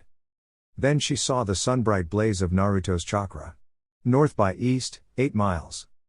Naruto and the male members of his team stood sadly over Gaara's body. Team Guy arrived, having failed to catch Datara. Guy looked down at the boy. I am truly sorry that one still so youthful has been taken from us. Lee nodded, tears streaming down his face. Naruto reached down, and made to pick up the Kazekage. We'd better take him back for burial. Hey! Came a rasping shout. Don't do that yet. I haven't done my noble sacrifice yet. The ninja all spun to see Chio approaching on a puppet. Sakura sat next to her. Sakura. You're okay? She nodded weakly. Somehow. The elder stepped down from her chariot. Now, then. He's mostly intact, so this should work. If I recall correctly, the extraction of a tailed beast is fatal mainly as it rips the soul loose from the body. No real damage apart from that. Nope. She began making hand seals. Elder, what are you doing? Kakashi asked, recognizing only some of what was happening but not liking it. It's a resurrection technique. The puppet brigade invented it, with my help, to restore life to humans made into puppets or act as a healing technique. She laid her hands on Gaara, frowning at the pale blue glow. Mind feeding more chakra into the technique, someone? Ah, you'll do, the other Jinchuriki. Anyway, it got labeled a forbidden technique because if you used it to resurrect, you promptly died. The puppet brigade used to be much larger. Sakura raised herself with some effort, struggling to see. But why? Elder, why are you giving your own life like this? I'm dying anyway from Sasori's poison, aren't I? I may as well. Tenten gave an embarrassed grin. We have about 10 more vials of the antidote spread over our team. Shut up. Don't spoil my noble sacrifice. The Pinkette raised her hand. I think I could send an aspect into death to get Gaara's soul back, and then just recreate. Shut up, shut up, shut up. I want a noble sacrifice, and I'm getting one. But the rules are slacker for me because I'm part. Right. I don't have to listen to any more of this. Chio rammed her remaining chakra into the technique and collapsed. Gaara slowly sat up. What happened? Last I remember was making sure Suna didn't get blown to pieces by a clay bomb in the kiloton range. He then looked around. And where did all the people come from? Naruto glanced away from Gaara. Ga. The entire population of the village of Suna was standing around them in the meadow. What, but? How? We're practically to fire country. The 5th Kazekage is beloved by his people. Sakura moved painfully. And you? You're supposed to be in hospital recovering from poison. Kankuro winced. And as for all the civilians? How? Tamari shrugged. They insisted. Excuse me. But what happened while I was unconscious? And dead? Naruto muttered to himself.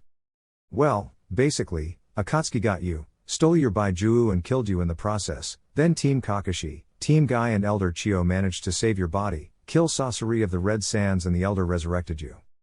So? They have Shukaku, then? Naruto nodded. Suck the old Tanuki right out of you and into their weird as hell statue. We think, here he crouched closer to Gaara and threw up a wind wall around the conversation to prevent eavesdroppers, they're trying to put all the Baijuu back together to make the 10 tails. Gaara quirked an eyebrow, cut his palm and flipped through some hand seals. Shukaku rematerialized on the nearest clear space. Naruto stared for a second, then fell over laughing his head off. Kakashi signaled to Baki. I think the events of the last minute are to be considered an S-rank secret. I agree. Sasuke strode over to his teammates. We need to talk. Oh? About what? I spent a month last year on the Eyries of the Plains. We need to pool what we know, and what our summons can tell us, about Akatsuki and that statue. Sakura nodded. I can see the sense in that. We know so little about the world beyond mere humanity, after all. Where should we meet up? Naruto snapped his fingers. I know. We can use the Forest of Confusion. Or Mystery, but that's mainly because foxes are like that. Elaborate. Can you see anyone eavesdropping who we don't invite? Considering this, Sasuke nodded. Fair enough, but I want to bring in one of my main contracted summons to share his perspective. Are the foxes going to be okay with that? I'll check. Mandy is. The old Arctic cricked his neck. Afternoon. What's up? We need to talk about stuff that's very nearly as old as you. Can we use the forest? And can Sasuke bring a hawk? No problem. Your teammates are contracted too. Aya and Oki, for Sasuke, and Nii for Sakura, right? Sasuke nodded. Sakura added a yes. Right. I'll get Lanny to put the tea on. We confirmed that the public leader of Akatsuki does indeed have the Rinnegan, though he looks quite different to the person who Jiraiya of the Toads says possessed it at that time. In fact, he resembles the boy who was the teammate of the old Rinnegan bearer and Konan. Also, they extracted the Ichibi from his container by way of a large statue, with 9 eyes and a mouth locked open. The form of extraction was illusory dragons, which drained the yokai from the Jinchuriki using their own chakra as a power source. This killed the Jinchuriki by expending their life by the end. Sasuke and Naruto looked to Sakura, impressed. You got all that from a 4-second look? I'm good at insight, and I was running my sight. Anyway, the dragons themselves had no chakra at all. That can't be normal, right? A slightly harsh voice answered them. No. It sounds like that was a directly soul-based attack. Mandius shifted himself, and looked to the 5th member of the group. Sasuke had summoned the small hawk by name, and everyone present knew that he had to be more than he seemed due to the vast chakra cost of the summoning. In fact, it was on par with a boss summon. I'm unsure what I can contribute on that angle, except to mention that the last time I encountered a soul-based attack was in the annals about the powers of the Sage of 6 Paths himself.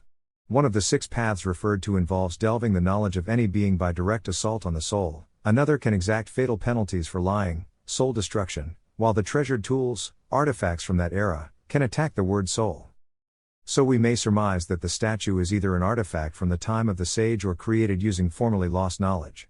Thank you, Sage Initiate Tobias. Mandius then turned to the 3 Chunin. I should make it clear, the Sage of 6 Paths was on a level beyond anything you have experienced. If one of your foes possesses the Rinnegan, they are extraordinarily dangerous.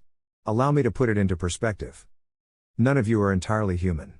Naruto's chakra, his essential being, is approximately 1% golden and 2% yokai.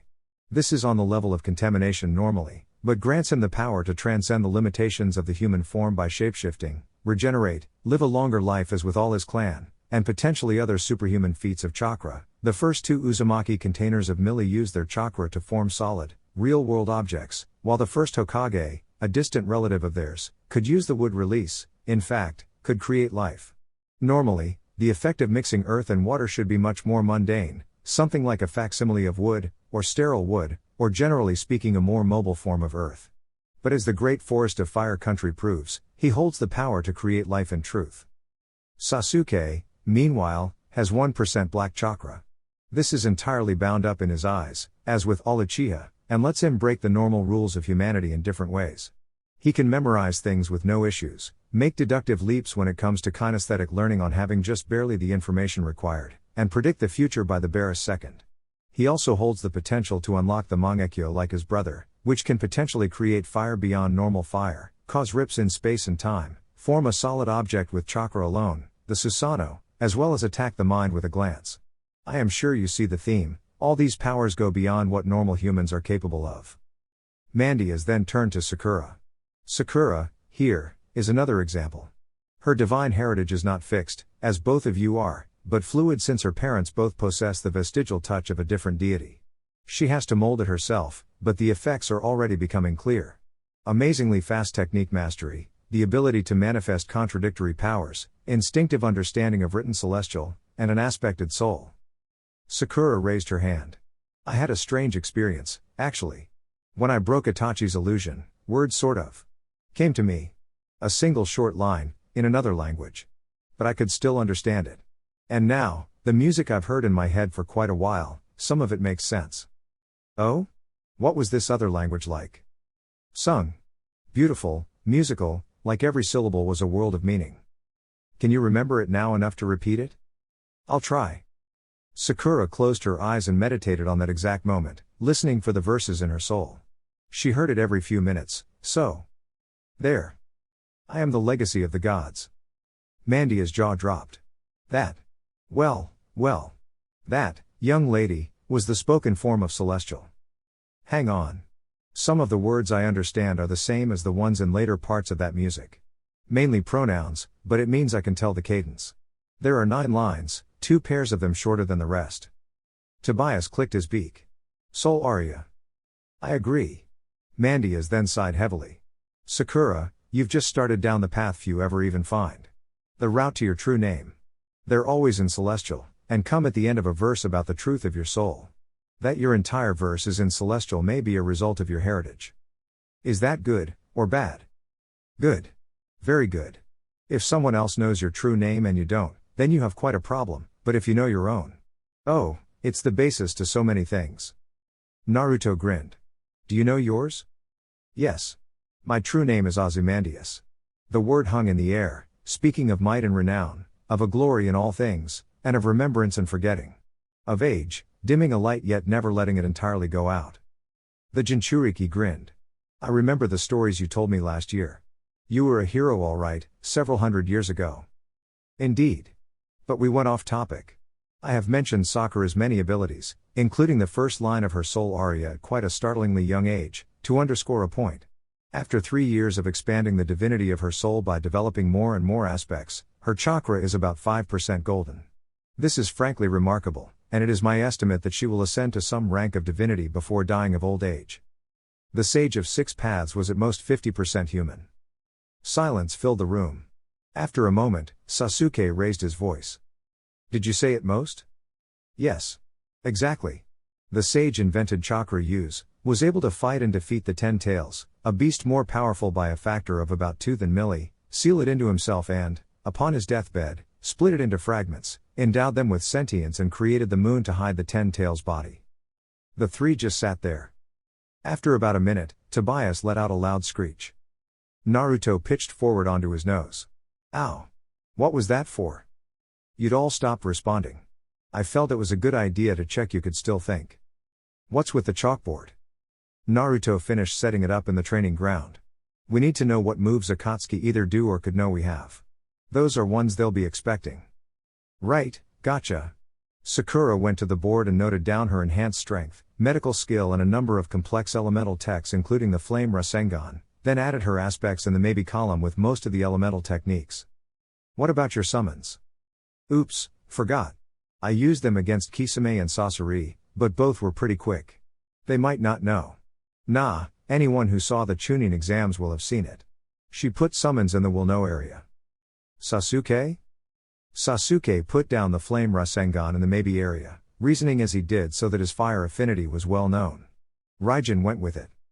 Naruto completed the analysis by adding his shadow clones, Wind Rasengan and Blizzard version, and his tailed state. Right. Now, got it memorized? Both nodded, and he promptly blew it up. We better work out what their counters might be. And now we have Sakura's experience with an Akatsuki member to work from, perhaps see how we can evaluate them. She agreed. My assessment was that he wasn't quite as tough as Tsunade of the Sannin, and definitely less so than the Hokage, but it wouldn't take more than maybe 3 people of that caliber to kill off a Sannin. And Sasori was a fairly minor member compared to Pain or Konan. I'd venture that they could beat any of the Sannin, especially if Konan's an honest-to-goodness S-rank criminal kunoichi. Even S-rank loyal kunoichi are rare as hell. I can think of 2, Tsunade and Meitara may have missed. Criminal's a relative term. Rain Nin actually worship her as an angel. Remember those Jinan we met in tea? Right. But as for Pain. Yeah, Jiraiya said that if they're still alive then it's because they beat Hanzo the Salamander. For those who might have missed it, the Sannin got their fame and title for surviving against him. Sasuke looked wistful for a moment. That'd be nice. To be so strong that merely living through a battle with you is a badge of honor. So. To business. Datara? Weakness is lightning, but he likes to keep people at massive range. I think if Naruto and I tag team him we might get him. Naruto for the cannon fodder and because his tailed state can soak a lot of the explosives, and I can get up in the air and use the Raijin to keep him at bay. Good, that's one we have an actual plan for. I'll add that it'd be a good idea to have a reverse summoner ready and waiting for the signal in case he tries to mushroom cloud us again. Sasori's dead. He done? Don't let him take your blood? I don't know. Naruto might be able to handle things with his Regan, but I doubt it'd be that effective. I can't manage to heal too much brain injury, though if I just swarm him with as many two-tail clones as I can I might take him out. They don't bleed. What about elements? And have you considered building yourself a better, tougher form to shift to? Dossiers don't mention them. I think he's just an offensive taijutsu master with a weird as hell weapon and a demonic contract. And nice idea, I might look for one. Kakuzu? All I can say is, ouch. Fighting him sounds like fighting the Hokage where only a heart shot counts and he has 5 lives. Those attacks of his could probably blow through several tails of chakra. I propose we work on finding a way to make him eat Rasen Shuriken. Or at least a lot of elemental Rasengan. Sakura held up another scroll. Waterfall has some information on the nature of the Earth Grudge Fear tech he stole. It's nasty. Basically, the threads mean he's not limited to one body, though each needs a heart, and that he can puppet anything. Sasuke took it. Is the earth in the name indicative of the element? Doubt it. His original nature was water. I think it's just a massively complex untyped technique. Threads. Fire? Unlikely to work. He is something called Earth Spear. We need to take out his Earth Heart before anything short of a Rasengan can touch him. Right, Naruto said. I think he goes in the pour on the firepower and hope for the best area. What about Kisame? Chakra draining, water attacks and so much chakra he could probably sub in for a tailed beast. Even a mass electrocution attack might not work, though I think if he takes a purely physical attack that hits hard enough he might go down. How much chakra are we talking? More than you, Naruto. Several tails worth. Though Mist say is Saimot as a separate living being and might be enticed to change sides somehow. Yeah, good luck with that. A guy called Kisame, with gills, pointed teeth and shark skin, with a sword called Saimata, and sharks as summons? Talk about meant for each other. Good point. Konan? Negotiation, fire, water and surrender in that order. I once worked out how many explosive tags an S-rank ninja could make, if they put 10% of their chakra into it each day. And, well, it could take Fire Country off the map. Sakura winced. Point taken. Pain? We know too little about the powers of the Rinnegan, though apparently the gravity power does have a cooldown time. Best guess is massively layered attacks at range. That's your solution to everything, Naruto. It works, and I want an 18th birthday, damn it. Zetsu? Compared to Zetsu, the powers possessed by pain are an open book. Not a clue. Suddenly Naruto clutched his arm. That was weird. Kuda vanished. I'd guess it's a signal. He formed the summoning seals and slammed down his thumb. Kane, Cory, usual deal, Mandias wants to see me. Kuda, along you come. The little pipe fox phased back into his skin and the pair vanished. Very prompt, Naruto. A letter arrived for you from the crows. I think it might be from Itachi as a message. There's 3 scrolls in there, addressed to each of you. Thanks. Guess I'm ready to go back now. Naruto. This is the crow. I'm warning you that the last member of Akatsuki has joined their ranks, replacing Sasori. More is in Sasuke's letter, as this concerns him, but take care. Now that 3-tailed beasts are caught and the 3 tails has finally reformed, Akatsuki are stepping up their efforts. You are the last target on the list. Additionally, the false person technique you faced was produced by Pain, but he received no feedback on techniques used against it. Your teammate's secret is safe. Sakura. Your aspects are as of yet unknown from the rest of Akatsuki, but your summons are known. Zetsu was using a phasing technique to observe your fight with Sasori. Since Kisame calls sharks, it would seem prudent to warn them of the danger they might pose. Sasuke. A silly-seeming, orange-masked man called Toby has just joined Akatsuki as a temp. This is the single most dangerous person in the entire world. Do not engage him, do not chase him down, and don't even let on you know who he is until you have fulfilled all the following criteria. Faced me in battle and killed me. Taken my eyes. Worked out a counter to a Mangekyo-based intangibility technique and a Mangekyo-based space-time teleportation/capture technique. This is because Toby is in fact Uchiha Madara. He wears a different mask, but it is indeed him. I cannot stress enough how dangerous this man is. Here is someone who repeatedly annoys an S-rank missing ninja with a known hair trigger and whose entire moveset is lethal explosives, because Deidara essentially cannot hope to hurt him. Finally, check Nanako Shrine regularly. The lore there may help you, but remember that most of it is mere opinion. Sasuke crumpled the letter in his fist. I'm going to kill him. Naruto and Sakura exchanged glances. Okay. How's about working out a way not to die before you get the chance? Fine. But this is a concession. So, Sakura said perkily. How do we beat someone who can go intangible? Surprise attack? So this is the shrine Itachi mentioned? Yes. Sasuke lit some lamps with an E-rank fire technique. It contains the hidden lore of the Uchiha clan, with the tablet at the core such that only an Uchiha Sharingan can read it. Really? Might want to get Kakashi in on this, then, see what his Mangekyo gets, Sakura said, then frowned. That doesn't look right. Naruto? Anything? The boy also stared at the tablet. Yeah, something's off. Wait a second, this is hidden from normal eyes. And we've all got extra options. He entered Jinchuriki initial stage, just enough for his eyes to go red, and ran a finger over the tablet. Yep. Says the 10 tails is formed of the 9 by Juu, and its recombination means the near certain destruction of the order of the world. Sasuke blinked. That's not what that bit says to me. For me, it just says some guff about the blood-red path and abandon all bonds of kinship. The rest's illegible. I think it's instructions for attaining the Mangekyo. Neat, Sakura said, preparing herself to activate true sight. Context-sensitive seals or something? Her vision went briefly into the heightened perception, then she winced. Ow. I think I got all the possible messages at once. Not sure why, but there was one that was clearer than the rest and I could actually read it. It mentioned the line of Bishamon. Naruto swapped yokai for Sage Chakra. Message has changed for me now. About how to become in tune with the world, one has to not kill their heart. And something about Child of Prophecy. Sasuke turned to his two teammates. Naruto, if you turn out to be the Messiah, I will be very annoyed. So will I. Naruto replied. Part of the job description is generally martyrdom. Kakashi squinted. Instructions on how to gain the Mangekyo. Congratulations on gaining the Mangekyo, you have a limited free trial before you have to take the eyes of your brother. Thank you for upgrading to the full version. Ooh, it mentions Kamui on here. That would have saved a lot of time. Sasuke went alert. It explains the power of your Mangekyo? Yes, by name. And there's a second one legible, too. Kakashi looked closer. Who or what the hell is a Shiranui? White fire washed over Kakashi for a second, before leaving him looking absolutely the picture of health. His scar across his, replaced, I was gone, his skin was free of the innumerable minor wounds any shinobi picked up, and his Sharingan flickered for a second before deactivating, leaving a black eye in its place. Then he fell over with a thud. Neat, Sasuke said. Complete healing, though since your transplanted eye is still black I assume that means it perfected the transplant? Not again. Oh, calm down. At least now you can turn your Sharingan off. Ino. Team Asuma turned at Sakura's voice.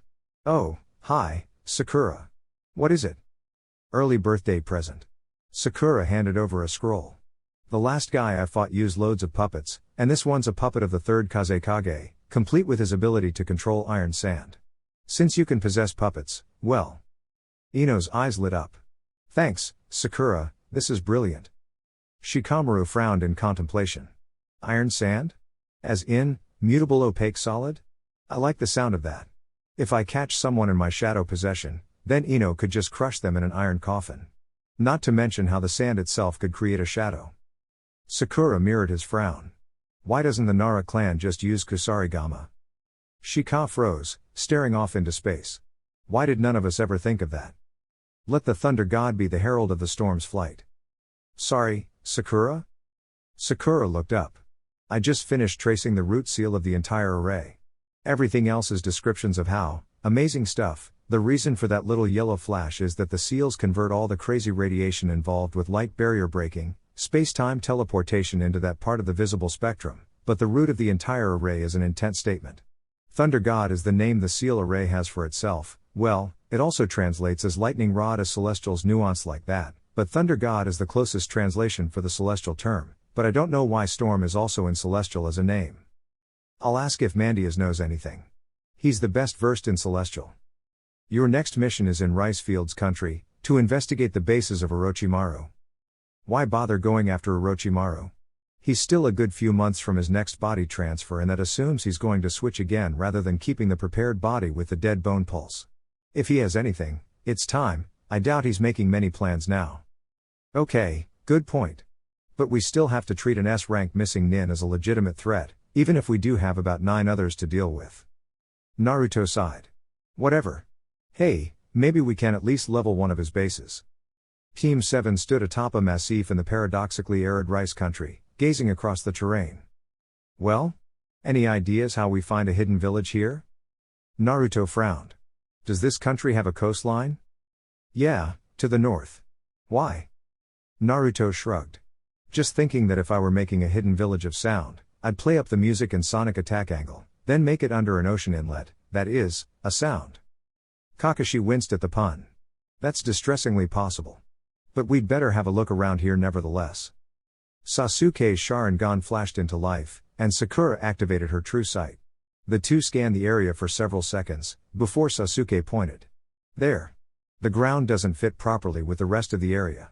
I'd say it's a hidden base. We'll check, Kakashi declared, before flashing his own Sharingan active. Yes, I see it now. This place is amazing, Sakura said, looking through the small but varied library within the base. It had been left effectively abandoned but for some nasty sealing arrays, but Sakura had managed to determine their meaning and feed their chakra-draining properties back on themselves. Good thing, too, as they seemed designed to absorb until they had more than the target and then blow up. As it was, they'd just stay in a logic loop forever. Sasuke shrugged, looking over a scroll. This seems to be the origin of the curse seals. It's a record of all the prototypes used, so as to try to determine what works. Sakura glanced at it. Wow, it's that simple? All his failed seals were grammatically incorrect. Not all of us can speak Celestial, you know. Sakura stuck her tongue out. I'll have you know I read it, and not very well. Does mean I have the last pieces of the puzzle, though. The first stanza always escaped me when I was looking at Onkos, and I didn't know it was enzymic. I should be able to remove it within a day or two. Definitely keep that scroll for now. She went on to the next, and gasped. This one's how he does the freaky sword trick. This must be from the time of the sage. I haven't seen anything younger that elegant and audacious except Naruto's dad's kunai. Sasuke looked interested. What's it like, then? It seems to be at least partly conceptual, and revolves around bridging the gap between illusions and reality. He keeps the kusanagi, which, as I recall, is also an artifact from the sage's time, in his mindscape. Sometimes I forget what cage-level ninja means. And then I hear something like this. It's one thing to know that the Hokage knows every technique not of a clan or bloodline, and another to realize that that means he has the perfect response to any situation. Tell me about it. I once asked Lady Tsunade what the seal on her forehead was, and it's a chakra storage seal that can be triggered to refill her reserves to overflowing twice over, and regenerate her until it's discharged all that. Sakura then sealed up the scroll in one of her own seals. Anything else worth keeping? This treatise on artificial bloodlines, and that's about it. Got the demo tag? Sakura pulled a paper square about a foot across from her bag, unfolding it to full size. Yep. This thing's going to level the base if anything is. Get Naruto in here to charge it and set the countdown, would you? Naruto, Sakura shouted, as they ran for it. What? You said charge it with a lot of chakra, did you forget I work on a different scale to normal ninja? Naruto said, panting the words out in the middle of a fairly impressive sprint. You put a tail of chakra into a demolition's explosive tag. And since you only set the timer for 5 minutes, we're going to be hard-pressed to get far enough away in time. Right, good point. Hang on, Naruto formed seals on the run and summoned Ichimaru. Head south and summon me in a few minutes. Everyone else, hold on to me. Sakura nodded in comprehension. Nice. How fast is Ichimaru? Nobody knows. Some say that finding out would ruin the magic. Orochimaru frowned. Kabuto, was that an earthquake? I didn't feel anything, Lord. Though I think I managed to work out how to create a version of the curse seal to allow the rocket effect Jugo displays sometimes. Very well, sign a dozen unimportant test subjects out of the base stores and give it a go. Orochimaru got up from his desk. I'm off to see if I can create any more new bloodlines. I have a feeling there's something that could be done with the lungs. Naruto, stay behind for a minute. The rest of Team 7 left at the third's oblique dismissal. Naruto frowned. What is it, old man? Naruto. The third Hokage was unusually serious even for him. You most likely didn't hear this, but when Orochimaru was pretending to be the Kazekage before he attacked me, he asked me when I was planning on retiring. Naruto frowned, not seeing where this was going. I replied that I was going to wait at least 5 years. 3 of those years are up, and I haven't changed my mind. I will give up my post, hopefully for good, 2 years from now. He sighed. None of the high-ranked ninja of the village were the right choice. A Kage has to be immensely powerful, wise, kind, and be someone who never lets themselves be discouraged. Tsunade lost herself in drink and gambling, Jiraiya, well, you know my students' habits, and Kakashi wasn't reliable enough. To be frank, all of the people who are currently candidates weren't before they met you. But to get to the point. Naruto, I decided this a long time ago and nothing I've seen since has swayed me. Make it through the next 2 years, and the hat's yours. Sarutobi smiled at the stupefied look on Naruto's face. Oh, and your team are all getting promoted to Special Jonin. You all deserve it, and I'm going to assign you to Akatsuki-related business from now on. 2 of you have special interest and Sakura can keep you all healthy. Anko? The snake-themed kunoichi turned. What? Happy birthday. Sakura handed her a piece of paper. But it's not my birthday, little Chunin. Sakura grinned. Actually, Special Jonin. The promotion came through an hour ago. And consider it an early present. She focused chakra for a second, and the seal array in the paper came alive. Let the subject be consumed by doubt, racked with pain, forced to dream of darkness, made to submit to the snake summoner Orochimaru. Her inner darkness eclipsed the light. Power flood her body, on her surrender to her innermost fears and desires. On the call of submission, let the gates of power fall and flood this form with strength. 4 for the first, 3 for the second, and the second be serpentine and consumed with the lust for power, for battle, for the snake summoner Orochimaru. The entire curse seal unfolded on Anko's neck in seconds, then the characters of Sakura's recently built array lashed out across her body to match them. Let the subjects will stand as a testament to the disproof of the other seal. Every year she has resisted temptation, remove a clause. Every time she has ignored the whispers, let their effects be reverted. Her every connection with the snake summoner Orochimaru rendered null and void, the tainted enzymes that fill her neutralized, the gates of her body open at her command alone. The 2 seals clashed for a moment, then imploded with a flicker of motion and left nothing behind. What did you just do? Anko asked shakily, feeling her equilibrium disrupted. As if something she'd been leaning against, pushing back, for years had just gone. Sakura held up a mirror. Last raid we found how the curse seal works and I managed to design a counter to yours. It relied heavily on the free will clause, so don't know if it would have worked had you ever actually used the thing. Only disadvantage is that I think it may have severed your summon contract. Anko grit her teeth. This would determine a lot of the rest of her life. If she got the snakes again, it would mean she could still use many of those techniques that she had developed over the years, but would also be a new tie to Orochimaru. If she got something else, she didn't know how she'd take it. She focused her chakra and went through the hand seals. Summoning.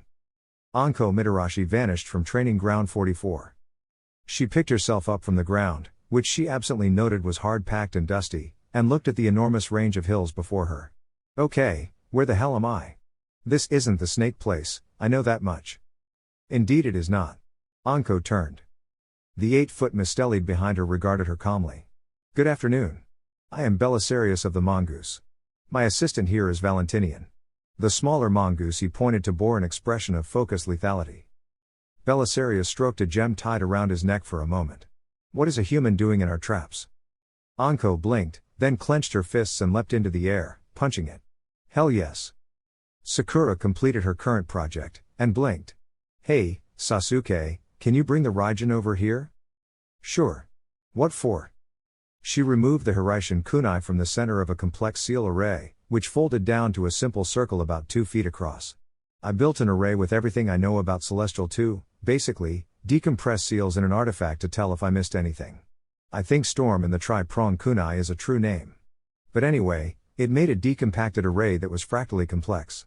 I wanted to compare it with the Raijin. Sasuke shrugged, and put the unassuming hilt in the center of the circle. The array quivered, then exploded outwards to form a thick circle composed of horrendously complex seals. The Pinkhead examined it for a second. Yeah, the two are about equal in complexity.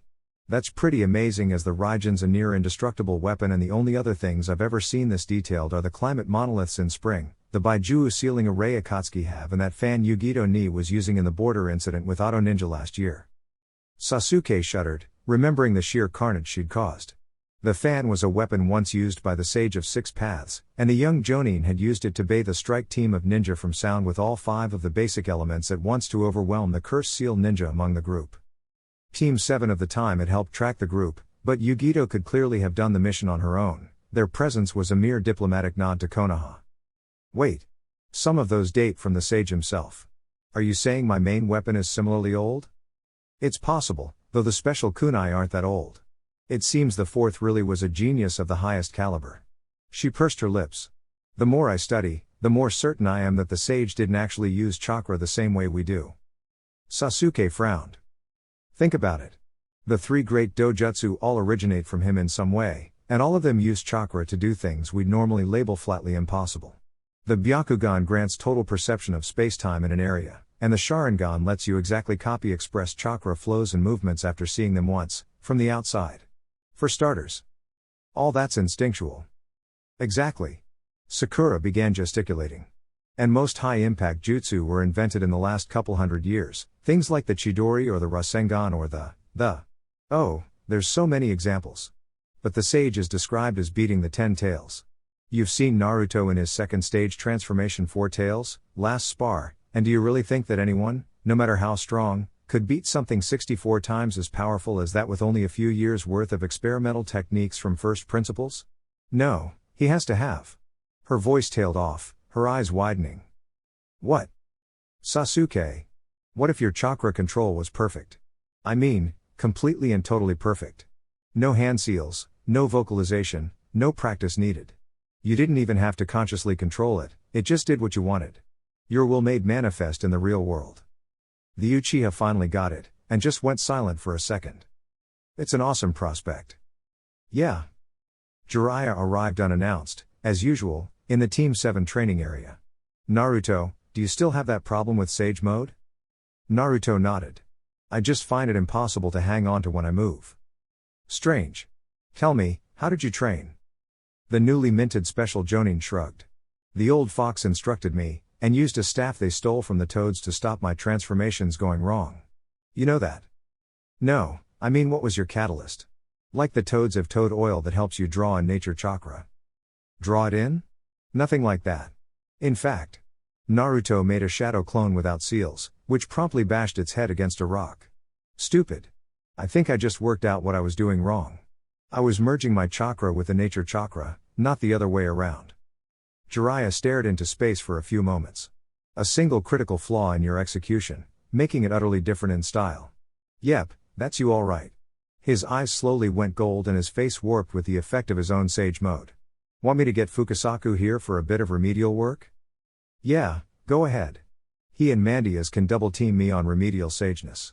Naruto's eyes went slit yellow for a second, then he materialized Mandias. Got a problem, old guy?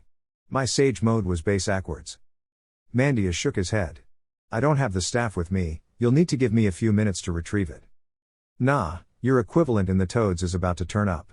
He replaced the one you stole. Sakura wandered over as she saw Naruto and Jiraiya doing something interesting. Oh, Lord Jiraiya, I was meaning to ask. Did Minato have a? She tailed off as a thought occurred. Can I have a look at the toad scroll? Sure. Jiraiya added the toad scroll keeper to his summon technique, and while the 2 animal sages began to beat Naruto up and down the training field, unrolled it. Why, want to compare it with your own? No. Sakura breathed, staring at the scroll. The penultimate signatory was still there, as she had hoped. The fragment in Naruto's seal hadn't departed this plane of existence, so he hadn't entirely died. And far from Minato Namikaze, the scroll was signed Arashi. Storm. A true name. Naruto's father had worked out his true name and created a seal structure keyed to it. How old was he when he signed the scroll? She said, tracing the name with her fingers. It spoke of muted rumbling, of strength hidden behind an unassuming facade, and at the same time, it spoke of the unbridled fury of a thunderstorm. As it should for a man who wiped out an army single-handed. Well, he was about, 20? No, less, he was a teenager. Not very old at all. "Oh, Naruto," she whispered. "Your parents never cease to amaze me. Lord Jiraiya, that's a true name. And I think I know how the Hiraishin works." Ow. Arg. Stop it, you guys. Now, Naruto, Mandius chuckled, "You're not used to the way Sage Mode can be used in hand-to-hand combat, so you need to learn. You knocked me through a rock. That's just cruel and unusual." "No, my boy." Fukasaku weighed in. "That's this bit." Naruto's hands came up in a block, and the 50-ton lump of granite that had been thrown at him cracked in half. "Good. You're getting more used to the effects you get from your activated body," Mandius said brightly. Then he nipped his paw and scattered the resultant blood, forming 3 copies of himself. "Blood clones. They'll only go down to a fatal hit. Your objective is to beat them." As the two sages watched Naruto begin unleashing A-ranked wind techniques in the kind of constant stream impossible for anyone with less than cage-level chakra reserves, Fukasaku leant over to Mandius. "Blood clone? Took me 20 years to make that one work.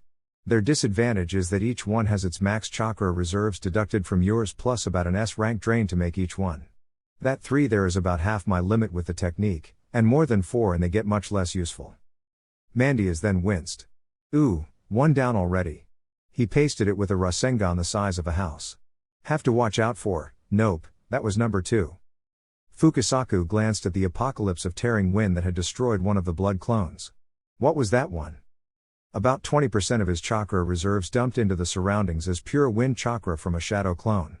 He's certainly good at high-impact attacks." Then a bell-like screech was heard. Mandius and his clone both watched the forming Rasen Shuriken warily. "Okay, that's a close-in attack, so." Then he threw it. Mandius' clone managed to jump aside in time, but found out the hard way that the sage chakra holding the thing together was still under Naruto's control. It detonated and made a 100-foot crater in the ground, also disintegrating the blood clone. Jiraiya, Sakura, Kakashi, Sasuke, Fukasaku and Mandius all winced in unison. "He can throw that thing now?" "Holy crap, Naruto," Sakura shouted at him. "What rank are we going to give that?" Naruto shrugged, panting hard as his sage mode cancelled itself. "Is there an SS rank?" "Well, we'll have to bloody well invent one, won't we?" Jiraiya said, recovering. Rasengan was A rank, the elemental forms and Great Ball form both shade S if they weren't already, the Rasen Shuriken's high S as it basically kills every cell of the target. I feel sorry for that missing nin you beamed with it last year, by the way, and since it can now be thrown and is apparently even more powerful, if that thing's used you can write off anyone in a 50-yard radius of the line of travel, thanks to that command detonation trick. In his office, the Hokage fell off his chair. Command detonation? For that monster? The old man then began thinking of what countermeasures he might be able to use against Naruto. A sort of mental war games. And came up pretty short. Elemental techniques? Fire would be the simple answer, but with an attack that fast and dense it would just mean that instead of an enormous wind attack heading towards me at vast speed, it would be on fire as well. Wind manipulation would be a possibility, but Naruto's got the chakra to overwhelm most wind users. Lightning? Just no.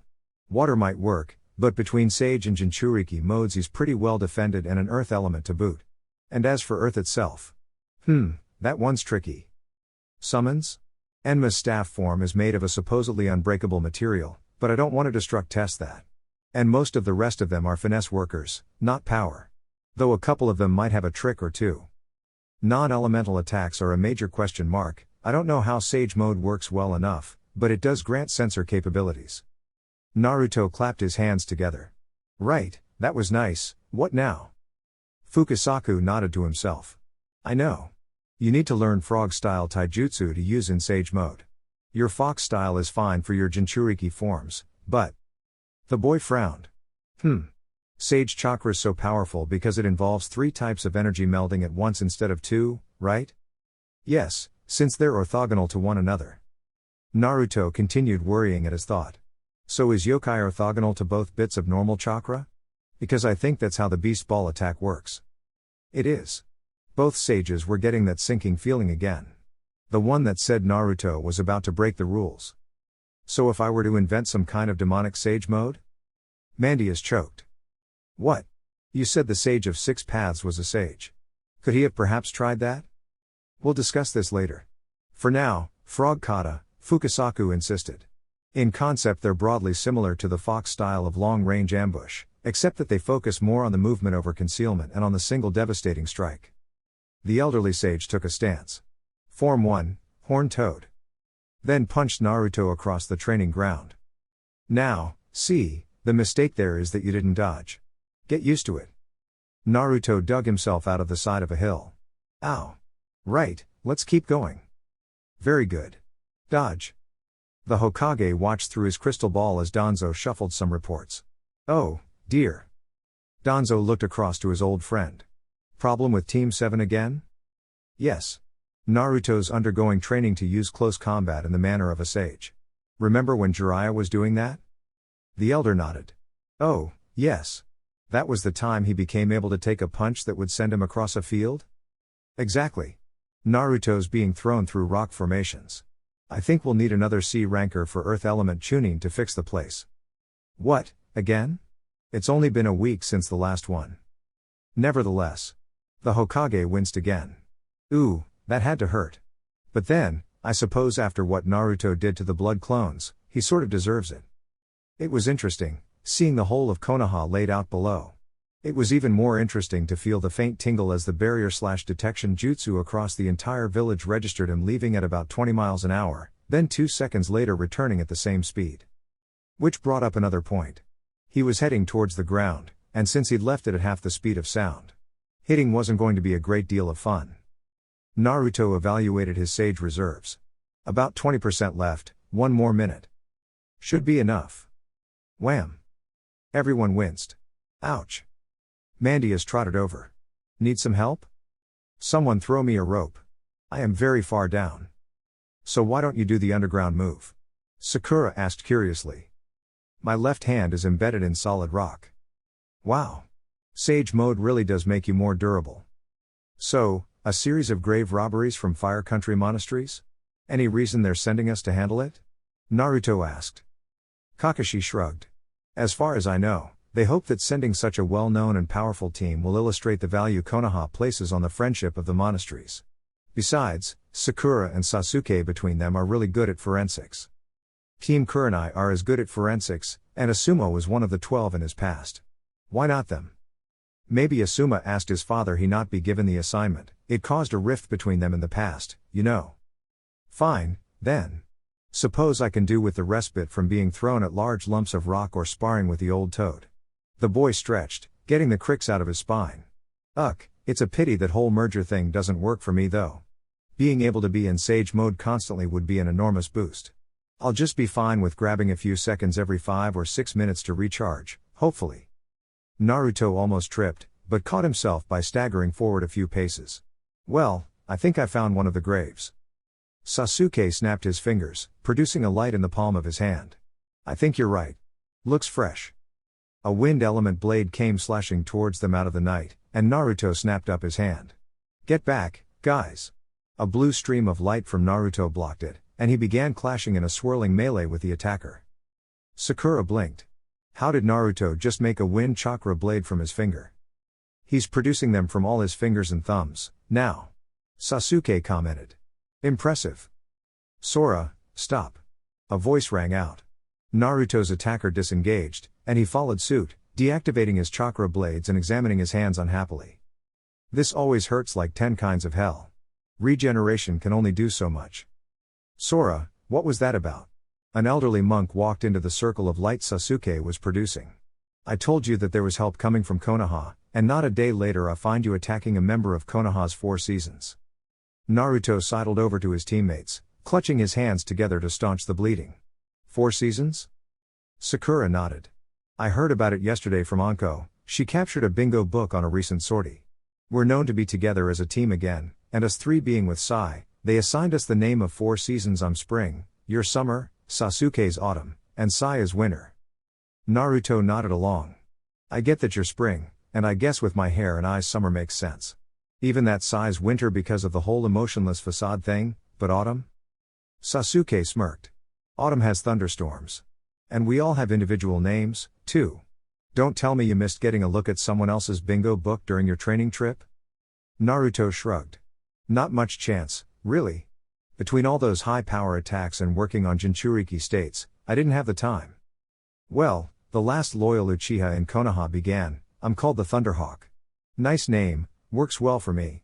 Sakura's just called, well, Sakura. Must be that symbolism thing. Sai's the blackbird, which makes sense, and you're called Fuuma, demon wind.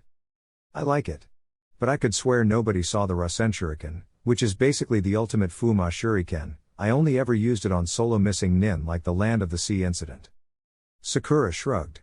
Jinchuriki, strong wind element, the factors are already all there. Talk about appropriate nickname. And now that you're apparently generating wind element claws. It's just a single chakra blade, smashed into about 50 bits and shoved under the skin all over my body. Hidden weapons, you know? And it only takes a tiny bit of chakra blade to make a very long wind blade. The monk and Sora had apparently come to some sort of agreement. Sora walked over, and prostrated himself before Naruto briefly. My apologies for my rash actions, Master Ninja. Will you follow us to the temple? Yeah, sure. Naruto looked around. Where are Yamato and Kakashi?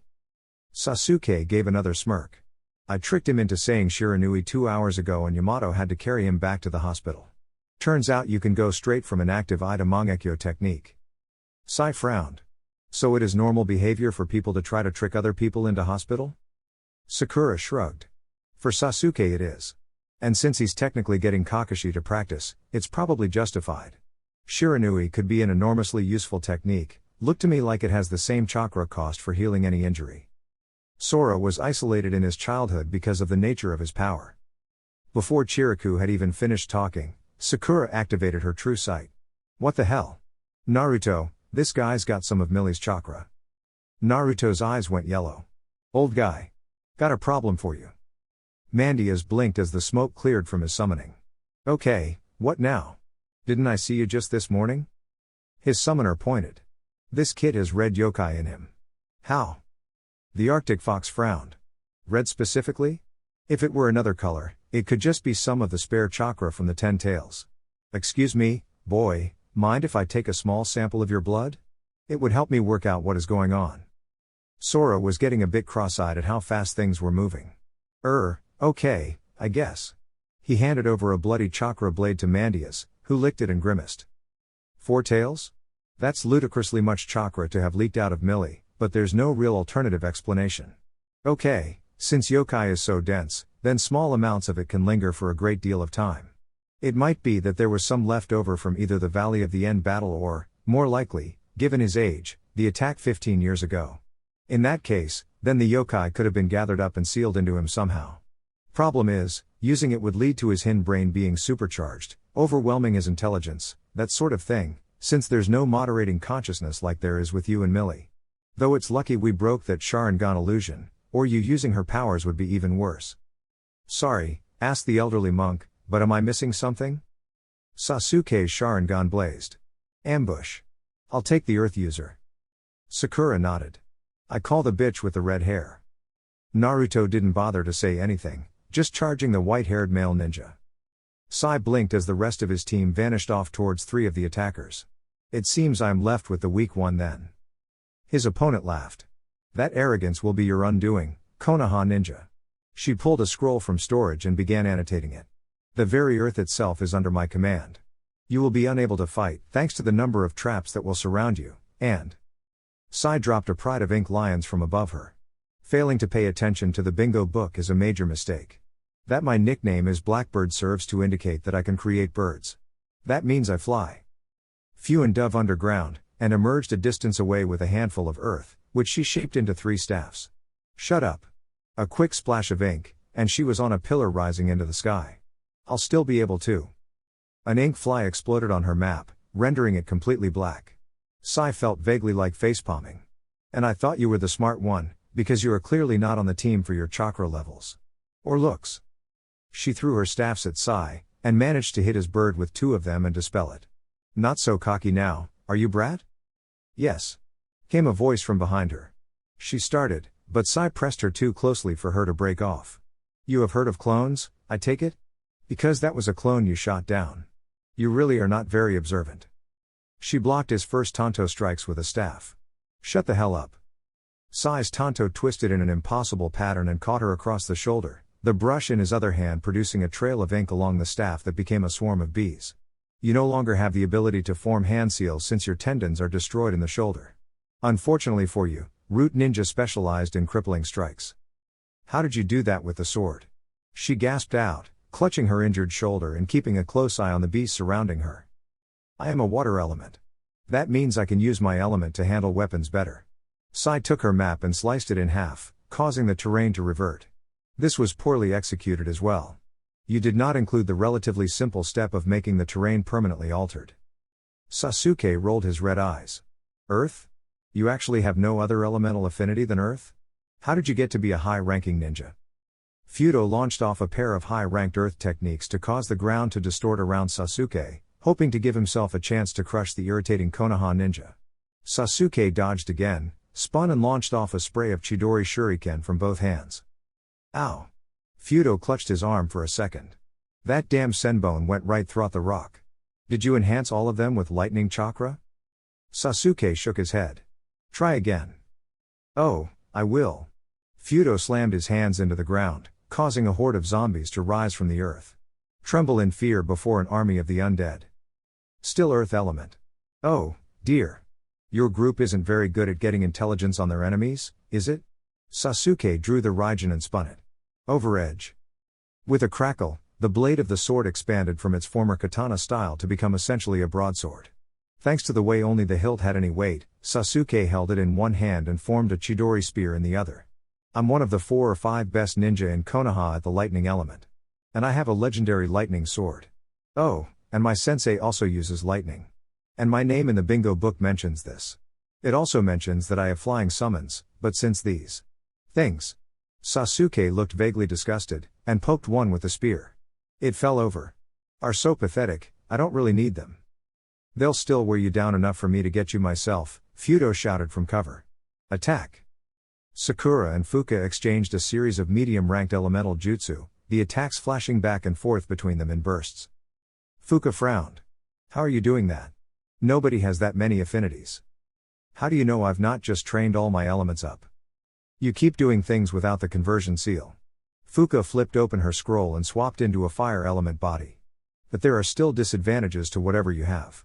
A shower of fireballs shot forwards.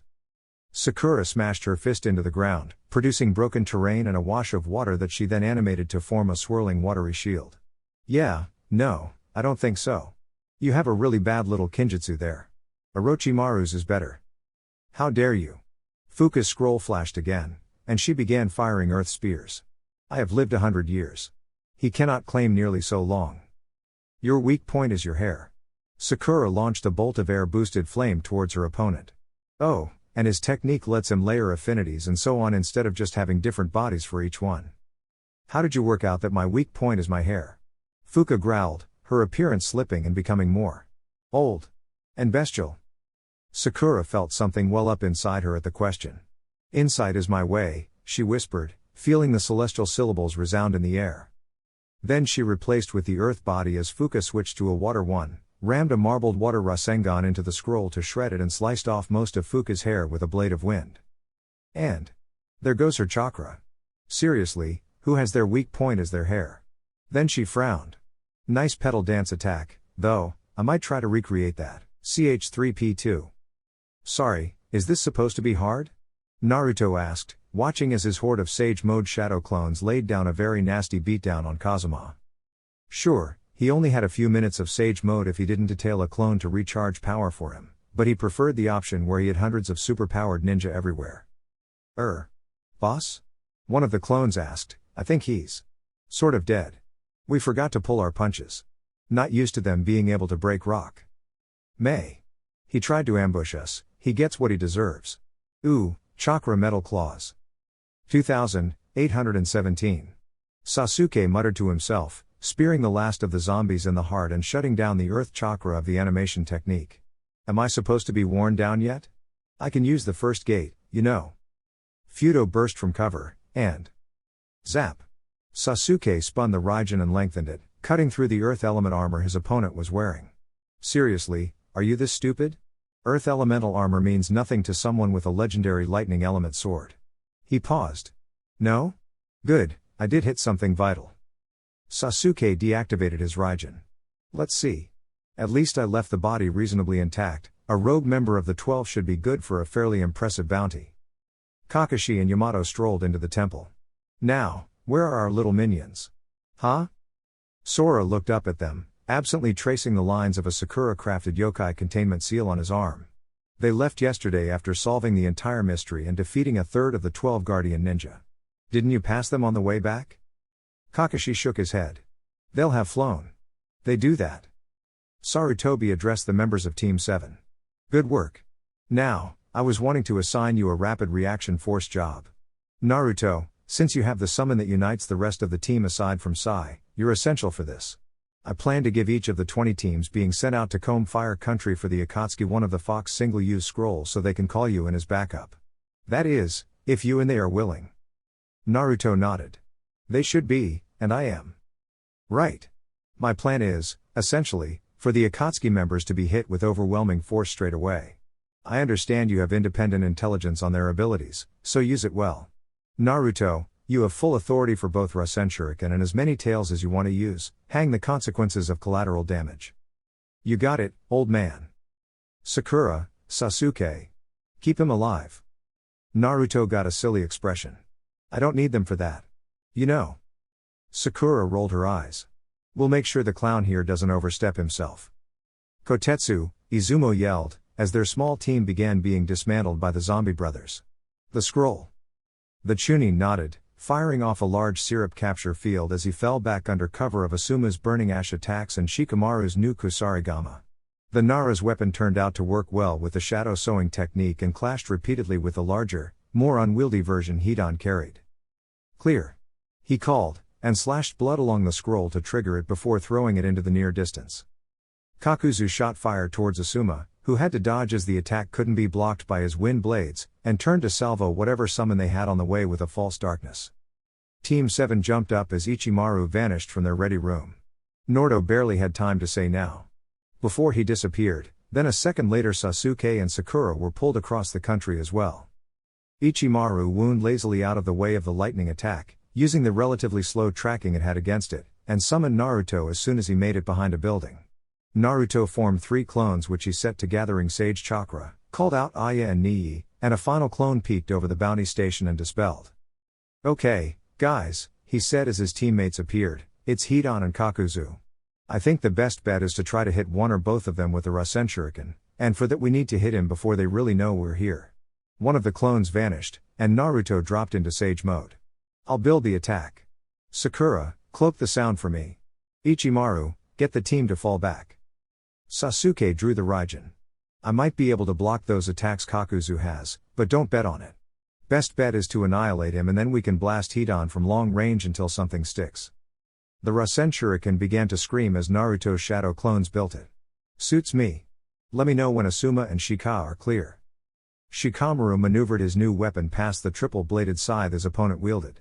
The other ninja was too strong to allow the weapons to clash directly anymore. He had easily enough raw muscle to pull Shikamaru off his feet and into close melee range, and even the shadow techniques of the Nara couldn't gain hold of someone that strong unless the initial grab was a surprise.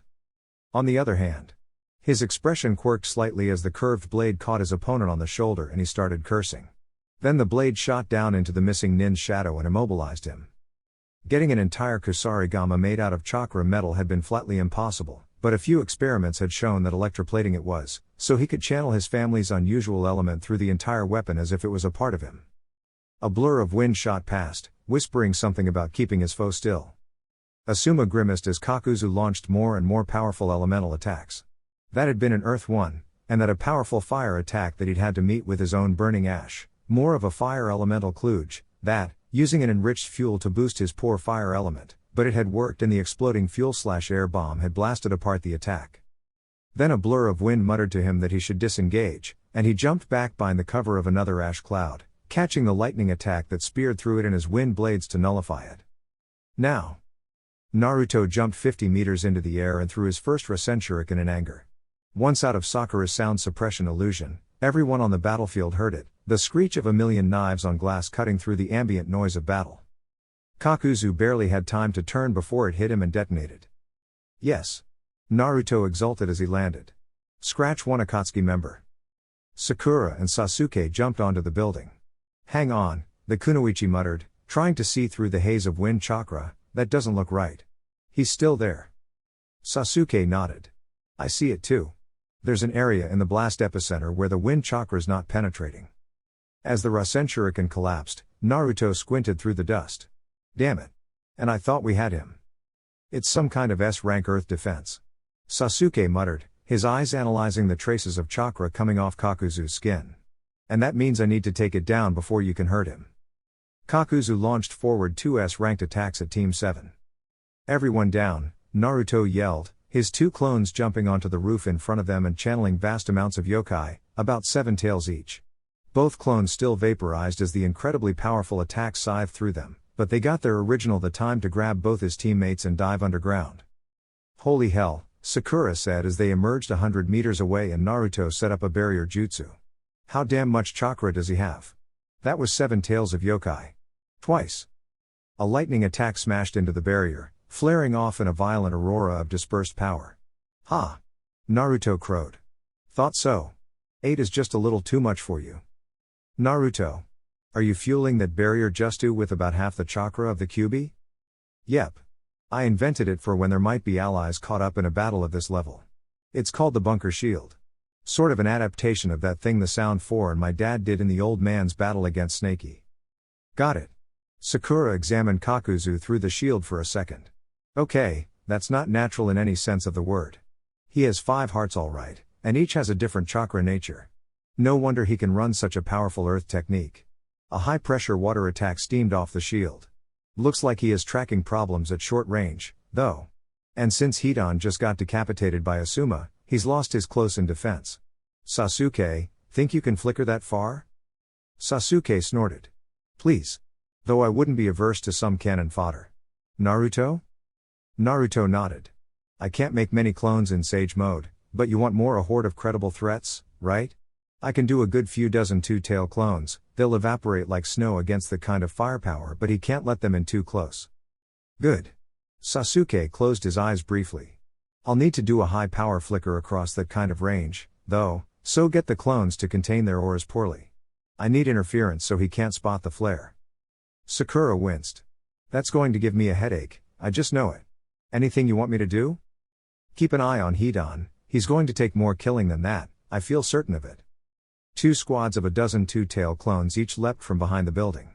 Kakuzu retargeted his attacks and began cutting them down like grass, noting as he did so that this Jinchuriki had a lot less control over his aura than the other one, Yugito ni. Perhaps it was because of the higher amount of chakra he had. Kakuzu formed a pair of water clones and swept much of the nearby area with a wind/fire combination attack. The sheer heat of the blast was able to destroy the clones even inside their chakra shroud, and his water clones began firing attacks at the other ninja nearby. Despite their nature as much weaker than the original, that his attack still came close to killing his opponents was a striking proof of his S rank. Then something appeared sprouting from his chest. You know, Sasuke's voice came, if landing heart shots is this easy then there's something wrong with you. Kakuzu replaced with one of his water clones and volleyed out a pressure damage technique at Sasuke, before enclosing himself in a water encampment boosted by wind and turning the entire area into a firestorm outside the barrier. I'm not dead yet. Oh, I see. You're one of the Uchiha? That's good, it's nice to know that bounties come right up to meet me. His form distorted and began to split. Sakura winced. Ew, that cannot be right. He's using the Earth Grudge Fear to split off his extra hearts into some kind of monsters. Brace for S-ranked attacks, everyone. Naruto let his clones disperse apart from 3, one of which began channeling Sage Chakra again and the other 2 of which were running the bunker shield. I can get 2 Rasen Shuriken off per Sage mode charge, Sakura, but when I go Sage I have to drop the shield. I'll have to carry you out of the way with a clone. Sakura shook her head. I'll just keep my distance and stay fire/wind. His wind attacks lose effectiveness at range and his water ones are too hard to aim, that's his original heart, by the way, but with wind up I can block his lightning. Watch out for the wind mask, though, the insect-like one. I think it could blast your Rasen Shuriken apart, and he knows about it now. Sounds like a plan. Naruto glanced at his clones. Go time. All three dispelled, and Naruto leapt half a kilometer out of the way of a massive intelligent hard work fire blast that came in immediately afterwards. Sakura vanished into a concealment genjutsu. Right, let's see. Pity none of them are close enough to something convenient to replace with. I wonder if I can somehow mess with his linking technique. No. A fire attack bathed the area and she ruthlessly suppressed her desire to run or react. Okay, he thinks I'm not here. The words came again. Mystery is my path. She blinked, and shook the feeling off. Fire resistance is so useful. She ran in on the fire mask and switched her wind to water, beginning hand seals. The technique she was about to try was on the edge of being the combination of two elements, which she wasn't quite sure was restricted to bloodlines. I so hope this works. Certainly wouldn't try it without aspects, that's for sure. Boiling stream. A thin stream of water shot from her mouth, bathed with flame as it traveled to heat it. She watched it as it traveled past the bounds of the concealment technique, and Kakuzu's fire mask abruptly spun to seek her out. So she triggered the fire chakra as yet unused in the stream, and the entire side of the water stream exploded in steam. The blast sent the trajectory of the water wildly off the original target, straight into the fire mask creature's dodge. She had hoped that the water would prove destructive on its own, but if not, she was going to go water/wind and boost the attack to give it a razor edge. Luckily, that wasn't needed, as a lightning lance came sailing in from Sasuke's own private battle with the lightning element mask and charged the attack with electricity, which did it for her. Sometimes having a battlefield precognitive on the team was so handy. Fire mask, down, she yelled, before flickering in a complex evasion pattern and sending a shadow clone on a different one to let her restart her cloak. Naruto frowned in frustration as a Rasen Shuriken exploded on a pressure damage attack. Damn it. How many will it take? On hearing Sakura's shout, he formed and dispelled a shadow clone with but a thought to check on that side of the battlefield. Sasuke was still fighting the lightning mask, Sakura had just killed the fire one and he was facing the wind one, so where was Kakuzu? There, his chakra was well shielded but still detectable. He was restoring Hidan. Brilliant. Hidan's back up, he yelled, before checking his chakra sense again. This is going to be a real bore if it lasts another 30 seconds. Sasuke nodded to himself. Good to know. As another attack came in, he braced himself with chakra on his feet and swung the Raijin, repelling both his sword and the blast of lightning violently away from one another before they even touched. Does this thing ever run out of chakra?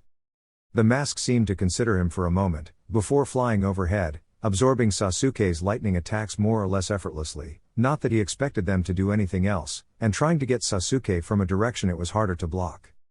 The attempt was futile. Sasuke knew the counter to such an attack, and expanded the Raijin once more to the size of a broadsword. Asuma shook his head at seeing Hidan up on his feet again. Sloppy of me. I should have done something more permanent. Shikamaru shook his head. You couldn't have done anything permanent enough, by the looks of it. Though I think cutting him to bits and killing his teammate might work.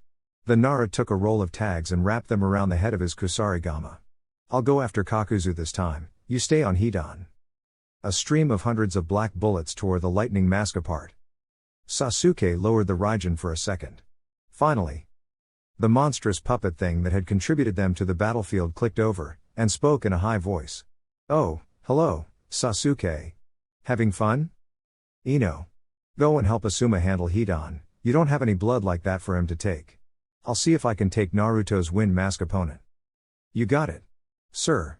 Ino's voice giggled, which sounded just wrong from the undead-looking third Kazekage, and began moving across to fight the Jashinist.